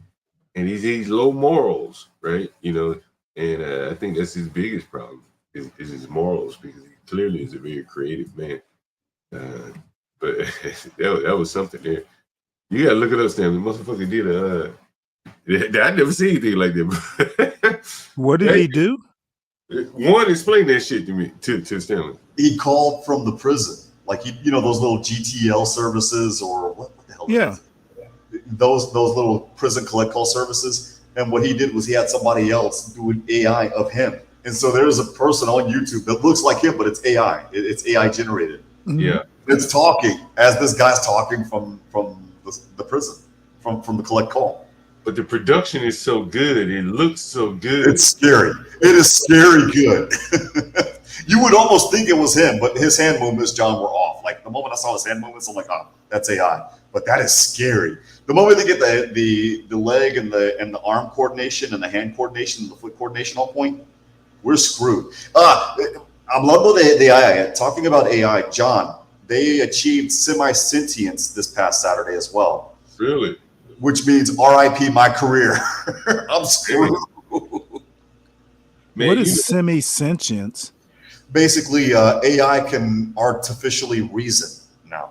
Well, no. I understand what the sentience, the Turing test and all that. Yes. But how can it? I mean, you're either sentient or you're not. That's like being a little bit pregnant. No, it mimics somebody like us. It mimics people like us. That's why I say semi-sentient, because it's not sentient. It's all programmed. It's all LLMs, right? But it makes its own decisions, basically. So it weighs the pros and cons, but then it throws in that gamble of the dice, that throwing of the dice element to decide whether one way or the other. And that's why I said RIP my career, because that's what I do. That's in my profession. That's what we do for a living. Yeah, they have those call centers that can like talk back to you in different languages, like free language. I forget what they call it, but yeah, that's very interesting. Man. Well, I mean, that United Health, they were making insurance decisions or benefits decisions based on AI. Yes, they were. They still are. They still are. Yeah. So, I mean, that's pretty easy to do, but it's one thing to call up your call center and it's not press 1 for English, press 2 for this. It's just, you just start talking. There's a robot there, right? And it can talk to you in any language and have a conversation. Right, but chatting and making a recommendation based on a drop of the dice and the LLMs that are in there, that's what makes it scary. Because again, that's what I would do. Like John, if you were to come to me and say, "Hey, Juan, I got this African chick from Uganda," and and you tell me your situation, I could be like, okay, well, we can do a parole in place, or we can adjust status, or maybe she's got to go back. And now it's a robot can do that now. The moment those become more prevalent, my job is done. My career is gone. It's interesting. It's very interesting.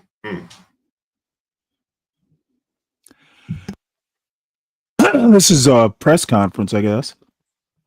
So that's probably more entertaining than.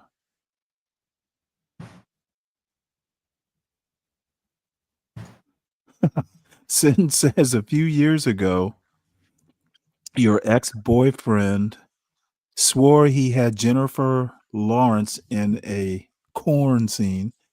I'm side-eyeing him being duped by an obvious fake, but they look 3 times more realistic now. Who's she talking about? Oh, she's talking about AI. Yeah, because they have AI prawn now. Well, I just figured, you know what? I would only be impressed if he said he was in the corn scene with Jennifer Lawrence. I'm going to hell for laughing. But Stanley, you and I are going to hell together. Pretty much. We'll have adjoining cells. Well, let's see. They're waiting Carolyn Levitt. And by the way, Netanyahu's in town. He's in DC. They're having dinner tonight. Yep. Yeah, no comment. Kickoff Walidat. How ironic that Netanyahu flies in. He touched down last night, actually. And then all of a sudden, the Epstein lists don't exist. The moment I saw that letter from the FBI, I'm like, what the hell is just Wait, say that again? That there's no proof that Epstein trafficked these little girls to anybody. So then the question is, what the hell is Ghislaine Maxwell in jail for? Yeah, Like she I was about to say. This doesn't make any sense. Wait a minute, who just said that? Pam Bondi with the FBI wrote a letter last night, John. Saying that Epstein is basically innocent? Pretty much. That Epstein deleted himself and that there were no girls being trafficked. Which again makes no sense because Ghislaine Maxwell is in jail for trafficking little girls. Well, maybe they're saying she did it and he didn't. You know what's interesting? Pam Bundy was involved in the Trayvon trial, and you can tell that she was, she was part of the political apparatus at that point. Well, yeah, she was the head. To be fair, though, John, She was Attorney General, right? No, she was. Yeah, she was. Well, no, she was Attorney General after that. She was head of the FDLE, the Florida Department of Law Enforcement. That's like our Texas Rangers here in Texas. And she's the one who appointed Angela Corey as the special prosecutor. You're absolutely right. Mm-hmm. And then there was a lot of shit like Trayvon's phone records were hidden. Someone got fired for that later. I think the guy found them, and then when he told, they hid them or something like that. Here, let's listen to this right quick because I think she's going to talk about Texas. For Care County, Texas, to ensure our heroic first responders have every resource they need in the relief and recovery efforts. Secretary of Homeland Security Kristi Noem traveled to Texas over the weekend, and the entire Trump administration is working hand in glove with state and local officials to provide every assistance available. The situation on the ground remains dangerous, and there could be additional public safety threats with potential incoming heavy rain. So we encourage everyone in the area to remain vigilant, listen to all warnings, and respond accordingly. Unfortunately, in the wake of she can hush. Those storms already cleared out this morning, girl. Come on, you're late. Falsehoods pushed by Democrats such as Senator Chuck Schumer and some members of the media. Blaming President Trump for these floods is a depraved lie, and it serves no purpose during this time of national mourning. Here are the facts. In the lead up to this tragic natural disaster, the National Weather Service did its job. Despite unprecedented rainfall, the National Weather Service executed timely and precise forecasts and warnings. On July 3rd, the National Weather Service office in Austin, San Antonio, Texas, conducted forecast briefings for emergency management in the morning and issued a flood watch in the early afternoon. Flash flood warnings were also issued on the night of July 4th, giving preliminary lead times of more than 3 hours before flash flooding conditions occurred. And the National Weather Service office in New Braunfels, which delivers forecasts for Austin, San Antonio, and the surrounding areas, had extra staff on duty during the storms, despite claims of the contrary. So to any person who has deliberately lied about these facts surrounding this catastrophic event, you should be deeply ashamed. At this time, the administration's focus will be giving the victims and their communities the support they deserve during these recovery efforts in this tragic time. May God bless the great people of Texas, especially the parents who have lost their children. President Trump loves you. We are praying for you, and he will be traveling to see you later this week. Moving along to some further scheduling announcements. Tonight, President Trump will host the Prime Minister of Israel, Benjamin Netanyahu, for dinner, where they will discuss the positive developments taking place in the Middle East region. Tomorrow, the president will host his 6th cabinet meeting of his second term. Many of you will be invited to cover that. And on Wednesday, the president will host leaders from 5 African nations for lunch in the state dining room. In other news, after the historic signing on the South Lawn of the White House on the 4th of July, President Trump's One Big Beautiful Bill is now the law of the land. Republicans in Congress met the once-in-a-generation moment and codified the Make America Great Again agenda into law. After this monumental achievement, no other president in modern history has worked harder and faster to fulfill their campaign promises than Donald Trump. The One Big Beautiful Bill will get the United States of America firing again on all cylinders. It's safe to say that over the past few weeks, the president has delivered on many, many wins. For the fourth month in a row, jobs numbers beat market expectations with nearly 150,000 good jobs created in the month of June. The American economy has now added nearly 700,000 jobs since January 2025, with American-born workers accounting for all job gains. President Trump drove illegal border crossings to another historic low in the month of June, and Border Patrol once again released 0 illegal aliens into our country. The Supreme Court stopped activist judges from imposing nationwide injunctions and cleared the way for President Trump to carry out his popular and common sense agenda. The University of Pennsylvania agreed to all of the Trump administration's demands and will now keep men out of women's sports. President Trump secured his trade deal with Vietnam, giving the United States total access to their markets. Because of President Trump's unleashing American energy dominance, gas prices are at 4-year lows. And when adjusted for inflation, gas prices are near the lowest levels we've seen in the last 20 years. NATO members agreed to raise defense spending to 5% of GDP, a foreign policy feat long thought impossible until President Trump made it happen. The Operation Midnight Hammer obliterated Iran's nuclear capabilities, taking out this imminent national security threat, not just to the United States, but to the entire world. The president secured a ceasefire between Israel and Iran, ending the 12-day war. The president brokered a historic peace agreement between Rwanda and the Democratic Republic of Congo. Pakistan nominated President Trump for the Nobel Peace Prize in recognition of his decisive diplomatic intervention to prevent a nuclear war between India and Pakistan.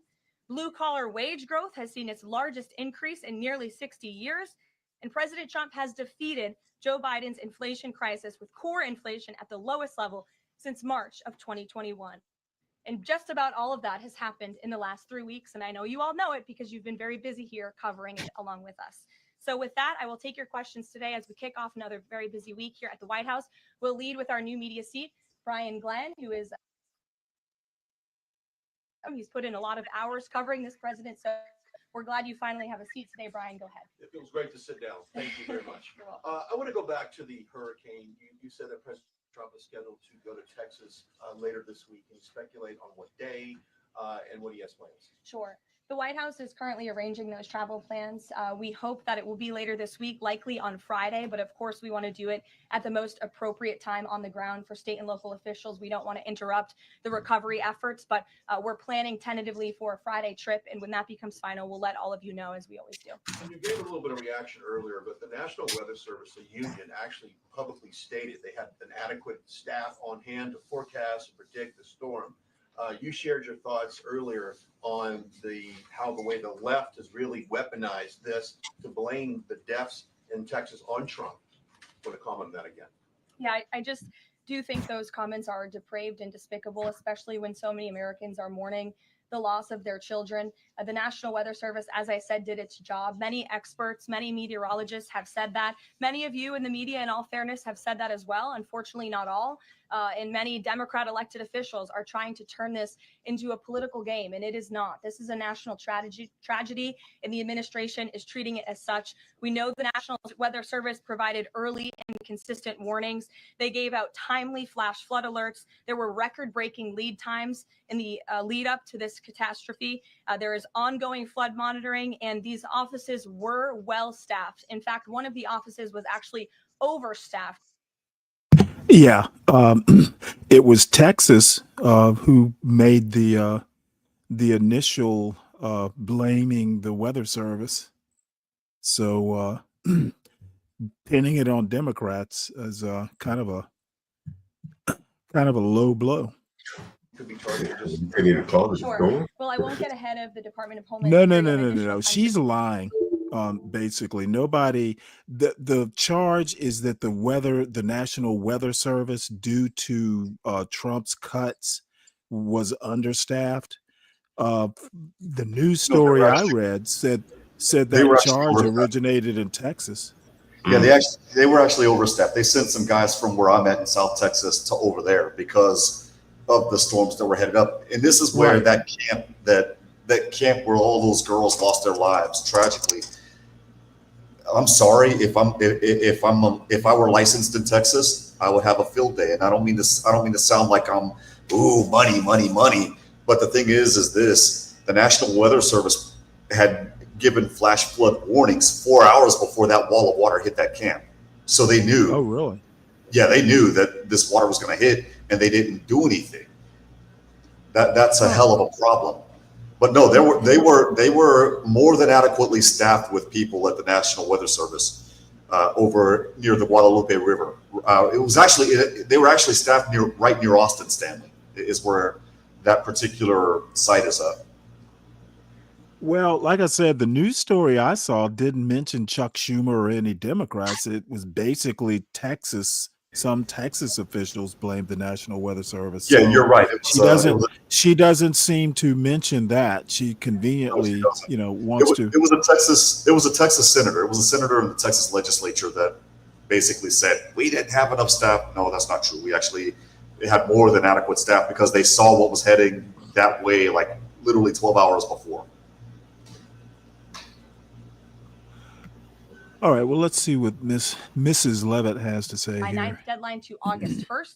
So the reciprocal tariff rate or these new rates that will be provided in this correspondence to these foreign leaders will be going out the door within the next month, or deals will be made. And those countries continue to negotiate with the United States. We've seen a lot of positive developments in the right direction, but the administration, the president and his trade team want to cut the best deals for the American people and the American worker. That's what they're focused on. And in the effort of transparency, these letters will continue to be posted to Truth Social. So you can enjoy them yourself. Go ahead.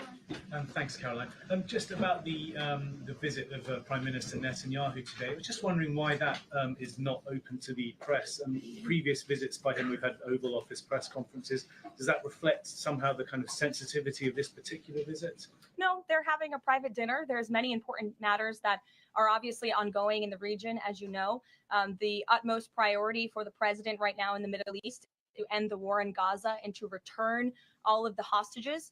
Also, as you know, there was a ceasefire proposal that Israel supports that was sent to Hamas, and we hope that they will agree to this proposal. We want to see all of the hostages released. That's on the top of the president's mind, so that will be discussed, as well as the many other positive There's still hostages in the Middle East.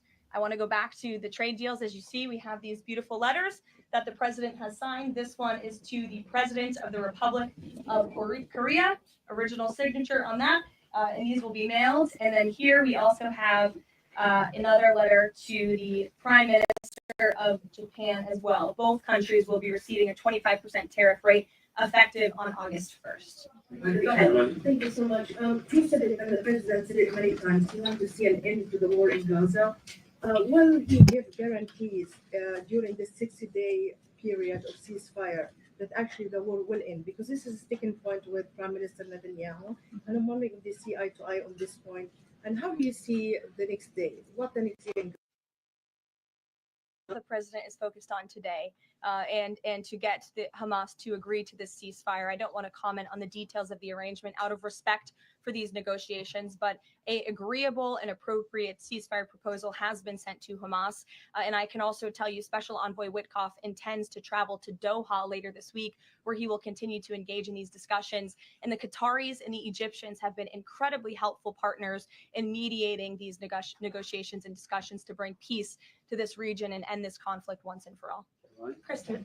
Two questions. Thank you, Carol. Sure. The first question is President Trump reconsidering his plan to phase out FEMA, given what officials have said is their critical role on the ground now in Texas? Look, the president wants to ensure American citizens always have what they need during times of need. Whether that assistance comes from states or the federal government, that's a policy discussion that will continue. And the president has always said he wants states to do as much as they can, if not more. And in the case of Texas, the state and local officials are doing a tremendous job. And I know the president, Secretary Noem, and the federal government are very proud to be working with them. And the president has promised to give Texas the assistance that they need during this tragic time. Just one follow-up on cuts overall. Over the weekend, President Trump said that Elon Musk was a train wreck. Are there, given this current viewpoint, are there concerns within the White House or from the president himself over the cuts that happened under Musk while he was advising DOGE, including the National Weather Service? I think I've already addressed that, Kristen, and what I can tell you is that these offices were fully staffed The San Angelo office was fully staffed with 12 forecast meteorologists. There were no vacancies. The San Antonio office was operating with 11 forecasters. And as Brian said, the union themselves said that there was adequate staffing. So I think those words speak for themselves and the numbers speak for themselves. This was a once in a century flash flood, a tragic natural disaster, and the administration is doing all that we can on the ground to help these families during this time of need. Jeff. Thanks very much, Caroline. Just following up on Kristen's question, is it still the president's plan to phase FEMA out by the end of this year? I just answered Kristen's question for you. One more, hold on, one more. Sure, I'll give it to you. Go ahead. The follow-up on trade as well. 12 more letters coming, you said. Can you give us a sense of which countries those are? I'll let the president reveal those in very due time. Keep your eyes on Truth Social. Michael in the back. Thank you, Caroline. An armed shooter today was shot in McAllen, Texas, after opening fire on Border Patrol agents. Comes just days Yeah, I after just saw that story. Jaya Paul recently said she gets, quote, inspired when activists obstruct ICE. So the White House expect Democrats to tone down their rhetoric in light of what we saw today in McAllen, Texas. We certainly call on Democrats to tone down their rhetoric against ICE and Border Patrol agents who, again, are everyday men and women. I would encourage AOC and other Democrats to actually meet with the United States Border Patrol. These are honorable Americans who are just simply trying to do their job to enforce the law. They go home to their families every night, just like we all do, and they deserve respect and dignity for trying to enforce our nation's immigration laws and to remove public safety threats from our communities. The White House is aware of the shooting that took place today in Texas, and we are working with the appropriate federal agencies to get to the bottom of what happened. Today, didn't that shooting happen on Saturday? There was no Jeffrey Epstein client list. Let me check. I saw the story just now. In Jeffrey Epstein's alleged crimes be held accountable. This administration wants anyone. That area, Stanley, I know all too well. That's Alvarado. That's one of the big areas where they move people from like Nebraska and Oklahoma to state to be removed from the U.S. Into transparency. That's why the Attorney General and the FBI Director pledged at the President's direction to do an exhaustive review of all of the files related to Jeffrey Epstein's crimes and his death. And they put out a memo in conclusion of that review. There was material they did not release because, frankly, it was incredibly graphic and it contained child pornography, which is not something that's appropriate for public consumption. But they committed to an exhaustive investigation. That's what they did, and they provided. No, it says Monday. That's transparency. Follow up on that, Sure. Caroline. Okay, so the FBI listed the circumstances Monday. So, of Jeffrey. yeah, I guess that's today. It says a 20. Here, let me show you right. No Send me a link in the back chat because I remember hearing about it on Saturday. list that the Attorney General said Wow, she had on her desk. this is weird. Well, I think if you go back and look at what the Attorney General said in that interview, which was on your network on Fox News, go ahead. John Roberts said DOJ may be releasing the list of Jeffrey Epstein's clients. There you go. Will that really happen? And she said, it's sitting on my desk right now to review. Yes, she was saying the entirety of all of the paperwork, all of the paper in relation to Jeffrey Epstein's crimes. That's what the Attorney General. That's not what she said. She actually said that they have the lists on her desk. They are more than committed to ensuring that bad people are put behind bars. They have an operation going on That's right now. not what she said, Bondi. I love you to death. You're hot as hell, but that's not what she said. History. Their emphasis on violent crime and locking up violent criminals has led to the arrest of 14,000 violent criminals. That's a 62% increase from the same time period last year. So this Attorney General and the FBI Director are committed to putting bad people behind bars where they belong. That they promise an exhaustive review. That's what they did. For any further details, I will refer you to the Department of Justice. Okay, so Stanley, this is different. This happened 30 minutes for me. This is McAllen. Oh, okay. Yes. So another one? Yeah, this is another one. This is a different one. Ryan Luis Mosquera. You asked me about this, or when you all asked me about this several weeks ago, I said the president thought maybe an Iran deal was not necessary, but of course the president is always interested in peace and diplomacy. That remains true, and the administration continues to be in contact, both directly and indirectly, with the Iranians on the deal. This dude drove all the way from Michigan to South Texas to do what he did. Wow. This dude is crazy. Trade deals or whatever happened with 90 deals in 90 days. No, it's an acknowledgement that this administration is doing what's best for the American worker, and we want the best deals possible for our workers, for our manufacturing base, for our middle class, and they are doing this deliberately and appropriately on behalf of our country's interests. Josh. A couple more on the tariffs. You said there were 12 more letters. There were 55 or so countries, including the EU, launched facing tariff increase. All of those that have been record for August 1st, right? Correct. Of the 12, what happens with the remaining, whatever it would be, 40? So just 12 today. There will be additional letters in the coming days. We're going to get a letter at some point. Correct. Okay, and can you tell me why you decided to start with South Korea and Japan? Are they annoying? It's the president's prerogative, and those are the countries he chose. Sectoral tariffs, I understand they continue to be a separate track. We're still waiting on a bunch of That's right. Any timing update on when he's going to move on, for instance, semiconductor tariffs and other things that are still in the hopper? I don't have a timing update, but for where they are in the process, I would defer you to the Department of Commerce. Expect deals finally as well. He announced his Vietnam deal. Are you close on any other countries? The president and the administration, yes, we are close. But again, the president wants to ensure these are the best deals possible. And I would add just one more thing on trade and tariffs to wrap it up.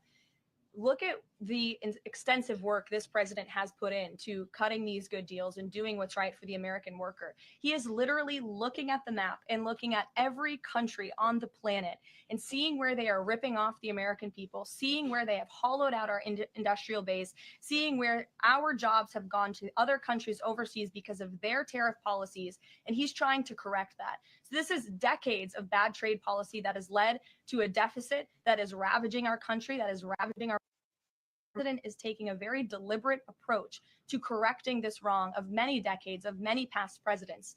And so I think he should be commended for the time and the effort that he is putting into this. And the fact that he has announced a framework with China, a trade deal with the United Kingdom, a trade deal with Vietnam, and many others to come in just a matter of 6 months is truly historic. And it's a testament to this president and his trade team who are working around the clock to get this done. Sure. Go ahead. Two questions on Iran. What's the permanent deal with Iran looks like for the president, and what issues related to Iran should it cover? And secondly, has the president seen the interview with Iranian president, which he says that the United States president, Mr. Trump, is capable enough to guide the regions toward the peace and brighter future, and put Israel in its place, or it gets more into conflict? Has the president seen these comments, and what's his reaction to these comments? I'm not sure if he's seen those comments, but certainly I think it's true that the president is the right man for the job to move the direction, this region into the direction of peace and stability for the future. That's what he and his national security team are working on every day, and we've already seen historic achievements in that direction. Go ahead. In the back. Kelly, go ahead. Great. Sure. And then in front of you. Couple questions for you. First, y'all need name tag signs. First question on the flooding in Texas. I know there has been some concern about the timing of the alerts, knowing that they did go out, but the warnings coming out in the wee hours. So while many people were likely sleeping, can you share just details what you know about why those warnings were sent while people were likely sleeping, and then what the administration is doing to ensure that these alerts come out sooner? Well, the alerts imminently were sent out before the flood, when people were sleeping, because the flood hit in the very early hours of the morning. So people were sleeping in the middle of the night when this flood came. That was an act of God. It's not the administration's fault that the flood hit when it did. But there were early and consistent warnings. And again, the National Weather Service did its job. On July 2nd, there were initial notices of potential weather and flooding risks were issued. On July 3rd, escalating warnings throughout the day with a flood watch issued at 1:18 p.m. And then later at 6:10 p.m. on July 3rd, the Weather Prediction Center warned of excessive rainfall and a high likelihood of flash flooding. 6:22 p.m. July 3rd, National Weather Center issued a hydraulic warning, highlighting considerable flooding risks, including in Caryville County. And then there were the timely flash flood alerts at 11:41 p.m., 1:14 a.m., and then another flash flood emergency warning issued at 4:03 a.m. just before the flood hit. So those were all of the warnings that went out to the affected area and region. Go ahead. One question on education funding Go ahead. for Thank you states very and much. local I appreciate it, districts. Caroline. Two questions for you related to the Prime Minister's visit today. Number one, there's a report circulating that the Gaza Humanitarian Foundation provided a proposal to the White House to build these so-called humanitarian transit areas inside and outside of Gaza. The GHF is insistent it has nothing to do with that proposal. Can you shed any light on whether the White House has received such a proposal, and if so, from whom? I'm unaware if a proposal from the Gaza Humanitarian Foundation was sent to the White House. I haven't seen it, but I can ask our National Security Council. And also a document circulating that the White House is prepared to lift the Foreign Terrorist Organization designation from HTS, the group of President al-Shara in Syria. Can you confirm that that's taking place? Again, I haven't heard that, or I'm not aware of that action taking place. As you know, we did lift particular sanctions on Syria, but we did leave them on for particular terrorist groups. If that has changed, we will, of course, let you know if there's a change in policy, but I'm unaware of one at this time. Sure, go ahead. Me? Thank you. And then you can go too, since you're so eager. Ahead of the president's meeting with Prime Minister Netanyahu today, is there a scenario where Israel has made it clear that they will not bring an end to this war until Hamas is decimated? And the president just 5 months ago suggested a potential takeover of Gaza. Is there a situation where tonight the two men will change their posture, and in the scenario that Hamas turns over the remaining hostages, that the war could come to a permanent end, and that they will seek that under that scenario that they would essentially try to bring this war to a permanent end beyond just that 60-day ceasefire? Again, you're putting a hypothetical situation in the air, so I don't want to comment on that out of respect for these ongoing negotiations and discussions that are taking place. But as for the takeover of Gaza, I don't believe the president ever said that. I think he discussed a rebuilding of Gaza once this war is over. This has become an uninhabitable place for human beings, and the president has a big heart. He wants this to be a prosperous, safe part of the region where people and families can thrive, and there will be a need for a real rebuilding effort when the time comes. But right now we need to end this war, and we need to bring all of the hostages home. The president is adamant about that. Look, again, I will let the president speak for himself later if he decides to comment on the details of the agreement, but out of respect for the discussions, I won't do that from the podium. Go ahead. So Congressman Lawler and Gottheimer have introduced a bill in Congress, the Bunker Buster Act, that would allow the United States to sell B-2 bombers and bunker buster bombs to Israel. Is that something the president would support? Well, I don't know if the president's aware of the Bunker Buster Act, but I will ask him and see what his opinion on that is. I'm not sure. Thank you. Caroline, thank you, Caroline. Building off of the question earlier about the shooter in Texas who targeted ICE, Axios reported today, I believe, that Democrat lawmakers were saying their constituents are calling on them to be more violent when they go to ICE facilities, including, I believe, they want them to shed blood, and that they said that Democrat lawmakers should be willing to get shot themselves. Can you respond to that? And do you have concerns that any of these lawmakers might act on the wishes of their constituents? It's hard to believe anyone with morals in this country or decency would say such a thing. Obviously, the White House condemns that rhetoric, and we condemn violence of any kind. This administration is simply trying to enforce our laws, and we must be a nation of law and order. You cannot simply waltz across our border and live here illegally and expect to stay. We are going to enforce our nation's laws, and the men and women who are doing that are doing so in a respectful way.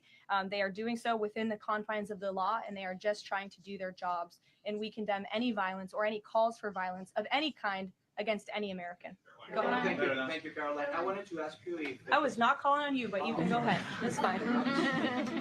There's a lot of people in here today.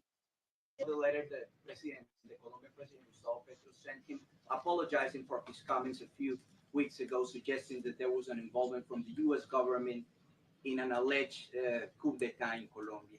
And Secretary Rubio recalled the U.S. Chargé d'Affaires in Colombia. Did President Trump saw that letter, and what do you think about the comments from President Petro suggesting that the U.S. has some kind of involvement in a coup?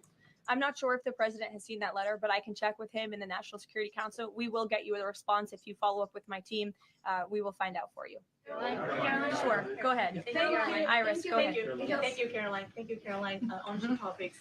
I love how excited everyone is on Monday. Yes, Raquel, you can go after. On two topics. First, tariffs. The president announced last night that any countries aligning themselves with the anti-American policies of BRICS will be charged with an additional 10% tariff. Can you tell us more details on that? What specific policies is the president talking about here? Eastern countries stay away from to avoid being subject to additional tariffs? Sure. Well, the president feels, generally speaking, that BRICS is seeking to undermine the interests of the United States. It's the president's utmost responsibility to put the interests of the United States first. That's how he views his job as president. So he's going to ensure that America is fairly treated on the world stage, and he'll take any action necessary to prevent countries from taking advantage of the United States and our people. Raquel, go ahead. Illegal immigrants. For the Homeland told us this morning that ICE will have to arrest 7,000 illegal immigrants every day for the remainder of this administration to just catch the ones that were let in during the last administration. I'm wondering what the new resources and manpower, of course, given by the Big Beautiful Bill, which of course opens the door for ICE to hire additional 10,000 agents and officers. What's the administration's expectations now for daily arrest numbers going forward in upcoming months? Sure. I'll let the Secretary of Homeland Security and her department speak on what they're looking for in terms of daily numbers. What I can tell you is I receive the daily reports each morning, and ICE is out there doing the jobs that they swore an oath to do, and they are removing public safety threats from our communities every day, and our country is becoming a safer place because of their efforts. And the One Big Beautiful Bill that is now law will give significant resources to ICE and Border Patrol to continue the tremendous work that they are already doing. And I think every American who wants to live in a safe neighborhood should be grateful for their efforts. Thank you, Caroline. Raquel, and then I can go to you. So much. And then you, Dr. Harper. Thank you, Caroline. It's a follow-up on the BRICS question. So does President Trump believe that the BRICS are getting stronger or trying to isolate the United States? And how close is he monitoring this summit that is taking place in Brazil right now? He's closely monitoring it, which is why he put out a statement himself. He does not perceive these countries as growing stronger. He just perceives them as trying to undermine the United States' interests, and that's not okay with him, no matter how strong or weak a country may be. Go ahead. Yes, go ahead. Yes. As promised, yes, go ahead. Does Trump have a vision for post-war Gaza? You mentioned, talking about now the ceasefire, but does he support permanent or temporary Israeli presence in the Gaza Strip? Does he continue to see a continued role for the Gaza Humanitarian Foundation to continue to operate in the Gaza Strip? Well, as you know, because we've talked about it before, the president has directed aid to be moved into the region, and that has been taking place. You've actually seen people in the Gaza Strip yelling out, "Thank you, Trump," for the aid and for the meals that they have received, because the previous administration never did that for some reason. But this president, again, wants to see peace and stability in the region. So as I outlined previously, he views this part of the region as having a real chance at being peaceful and prosperous. But again, we need to end this war. We need to get all the hostages home, and Hamas needs to accept this proposal in order to do that. Dr. Harper, go ahead. I'm Dr. Anthony Harper with the Intermountain Christian News. Thank you for taking my questions. Given the nature of the Palestinian Authority, with their pay to slay, teaching Jew hatred to children, corrupt leaders, and no elections for 19 years, who does President Trump support to govern Area A and Area B to prevent Hamas from ruling? And what is President Trump's position on Israeli sovereignty? Sure. Well, the president believes Israel, of course, has a right to defend itself. As for the first part of your question, you're getting ahead, Dr. Harper. As I told you, the president wants Hamas to accept this proposal right now. He wants to see peace in this region, and he's committed to doing that. Sean. Hey, Caroline, can you just please walk us through the decision to halt the supply of weapons to Ukraine at a time when Russia is really hitting Ukrainian cities and civilians? Was that the president who decided that, or did the Pentagon do it without his approval? No, neither of those things are true. I'm happy to walk you through it. This was a standard review by the Pentagon of all weapons and all aid and all support that the United States is providing all countries and all regions around the world, not just Ukraine. When the Secretary of Defense took office, he directed the Pentagon to conduct this review to ensure that everything that's going out the door aligns with America's interests. So it's a pause to review to ensure that everything the Pentagon is pushing out there is in the best interest of our military and our men and women in uniform. Fran. Two questions on Israel. You suggested that Hamas is the impediment currently to a ceasefire. So if not a ceasefire deal, then what does the president hope to achieve with tonight's dinner with the prime minister? Again, you guys are getting around to a lot of hypotheticals. I don't want to get ahead of the president, but there are many other issues to discuss with Prime Minister Netanyahu tonight related to the region and just the entire world. So this will be a dinner to talk about Operation Midnight Hammer, which was incredibly successful, to talk about peace in Gaza and ending that conflict, as well as many other topics of discussion in relation to Israel and the United States. Sure, go ahead. Thank you, Caroline.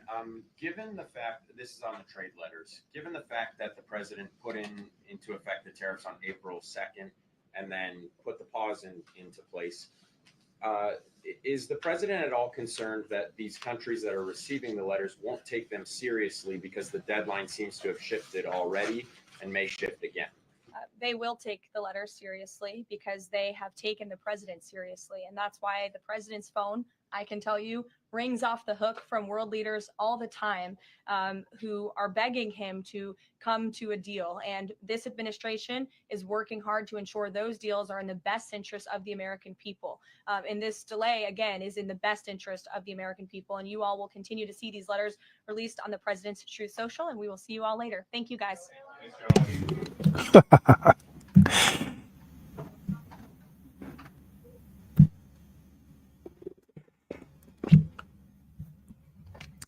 All right. Well, with White House. Basically, that's that. I did find a story on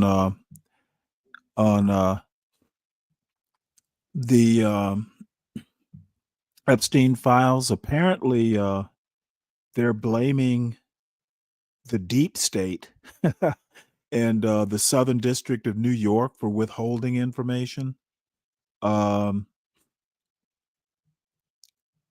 So it's who knows whether if they are or why they are. And if I were into conspiracy theories, I'd go, well, you know what, it might not be in the best interest of the Trump administration to release that information. There are a lot of pictures of the two together at parties and stuff like that. So I don't know. I think let's see. This is 6 hours. Unless anyone wants to hit the link or has pressing business, I think I am going to wrap this up.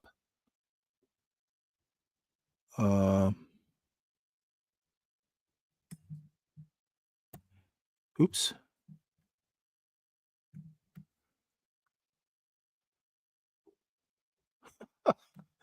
Let's see here.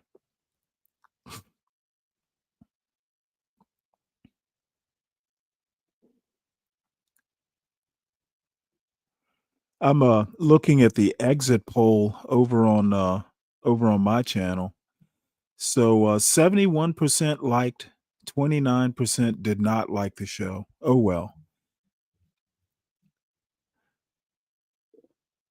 So everyone make sure you're hitting the like button, and also subscribe to the John Galt Urban Landlord channel. Subscribe to the Urban Landlord Clips channel for clips. Subscribe to the Stanley Cross channel for the occasional video essay. And lately I've been clipping shows. Wale was the latest star of a couple clips. So what I ought to do is go back and no, you know what? I've kind of moved on from Pop the Balloon. It did start getting repetitive, but I may pull out because I've seen the one in Indianapolis does drop weekly or something like that. So we may sneak one in one of these days. But I mean, it really hasn't been fitting in with my agenda, which is a lot of news and culture and stuff. So, it was more conducive to play it overnight. But, since I've been doing more a morning show, I don't know, it just never seems to kind of fit in. I know you loved it, but don't let the chat bully you. No, I mean, I kind of lost, once I stopped showing it on purpose, I have not even had the desire to watch it. And see, 1 or 2 episodes have dropped on Netflix. I haven't even bothered looking at the Netflix edition of Pop the Balloon, mainly because the format is slightly different. And I actually don't find the Netflix version as compelling as the internet version. So Arlette doesn't host the Netflix version, which is a shame. Yeah, well, sometimes the chat has a point, Kelvin. All right, well, apparently no one is coming up and no one has any pressing business other than waiting on some rap album. I would take a look at it. Yeah, it does have white women, Kelvin. I know that was a requirement for you.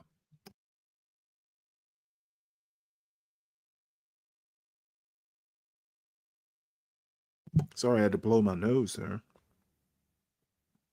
All right, well, going once, going twice. I guess we will call this a wrap, folks. I should be back around 5:30, 5:45 tomorrow morning, with more news and other stuff. So everybody have a good day. I'll bet John will do a show at some point today. So I will talk to you all tomorrow. Beak, it was good seeing you. You ought to drop by more often. So Sin, don't let the bastards get you down. I'm a fan. If you don't like the Manosphere, then I'm a fan. So y'all take it easy. If you know somebody who drive a truck, I bet you he done had a relationship with a lot lizard. All these truck drivers love these lot lizards. I promise.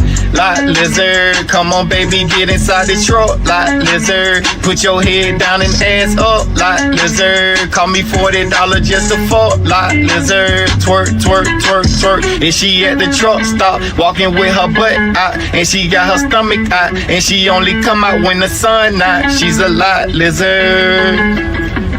She's a lot lizard. He can be your boyfriend, cousin, husband, daddy, brother. It don't even matter if he driving trucks all around the country and he making money. I bet you he fuck a lot lizard. Come on, baby, get inside the truck. Lot lizard. Put your head down and ass up. Lot lizard. Call me $40 just to fuck. Lot lizard. Twerk, twerk, twerk, twerk, twerk. Twerk, twerk, twerk, twerk, twerk. Twerk, twerk, twerk, twerk, twerk. Lot lizard. Twerk, twerk.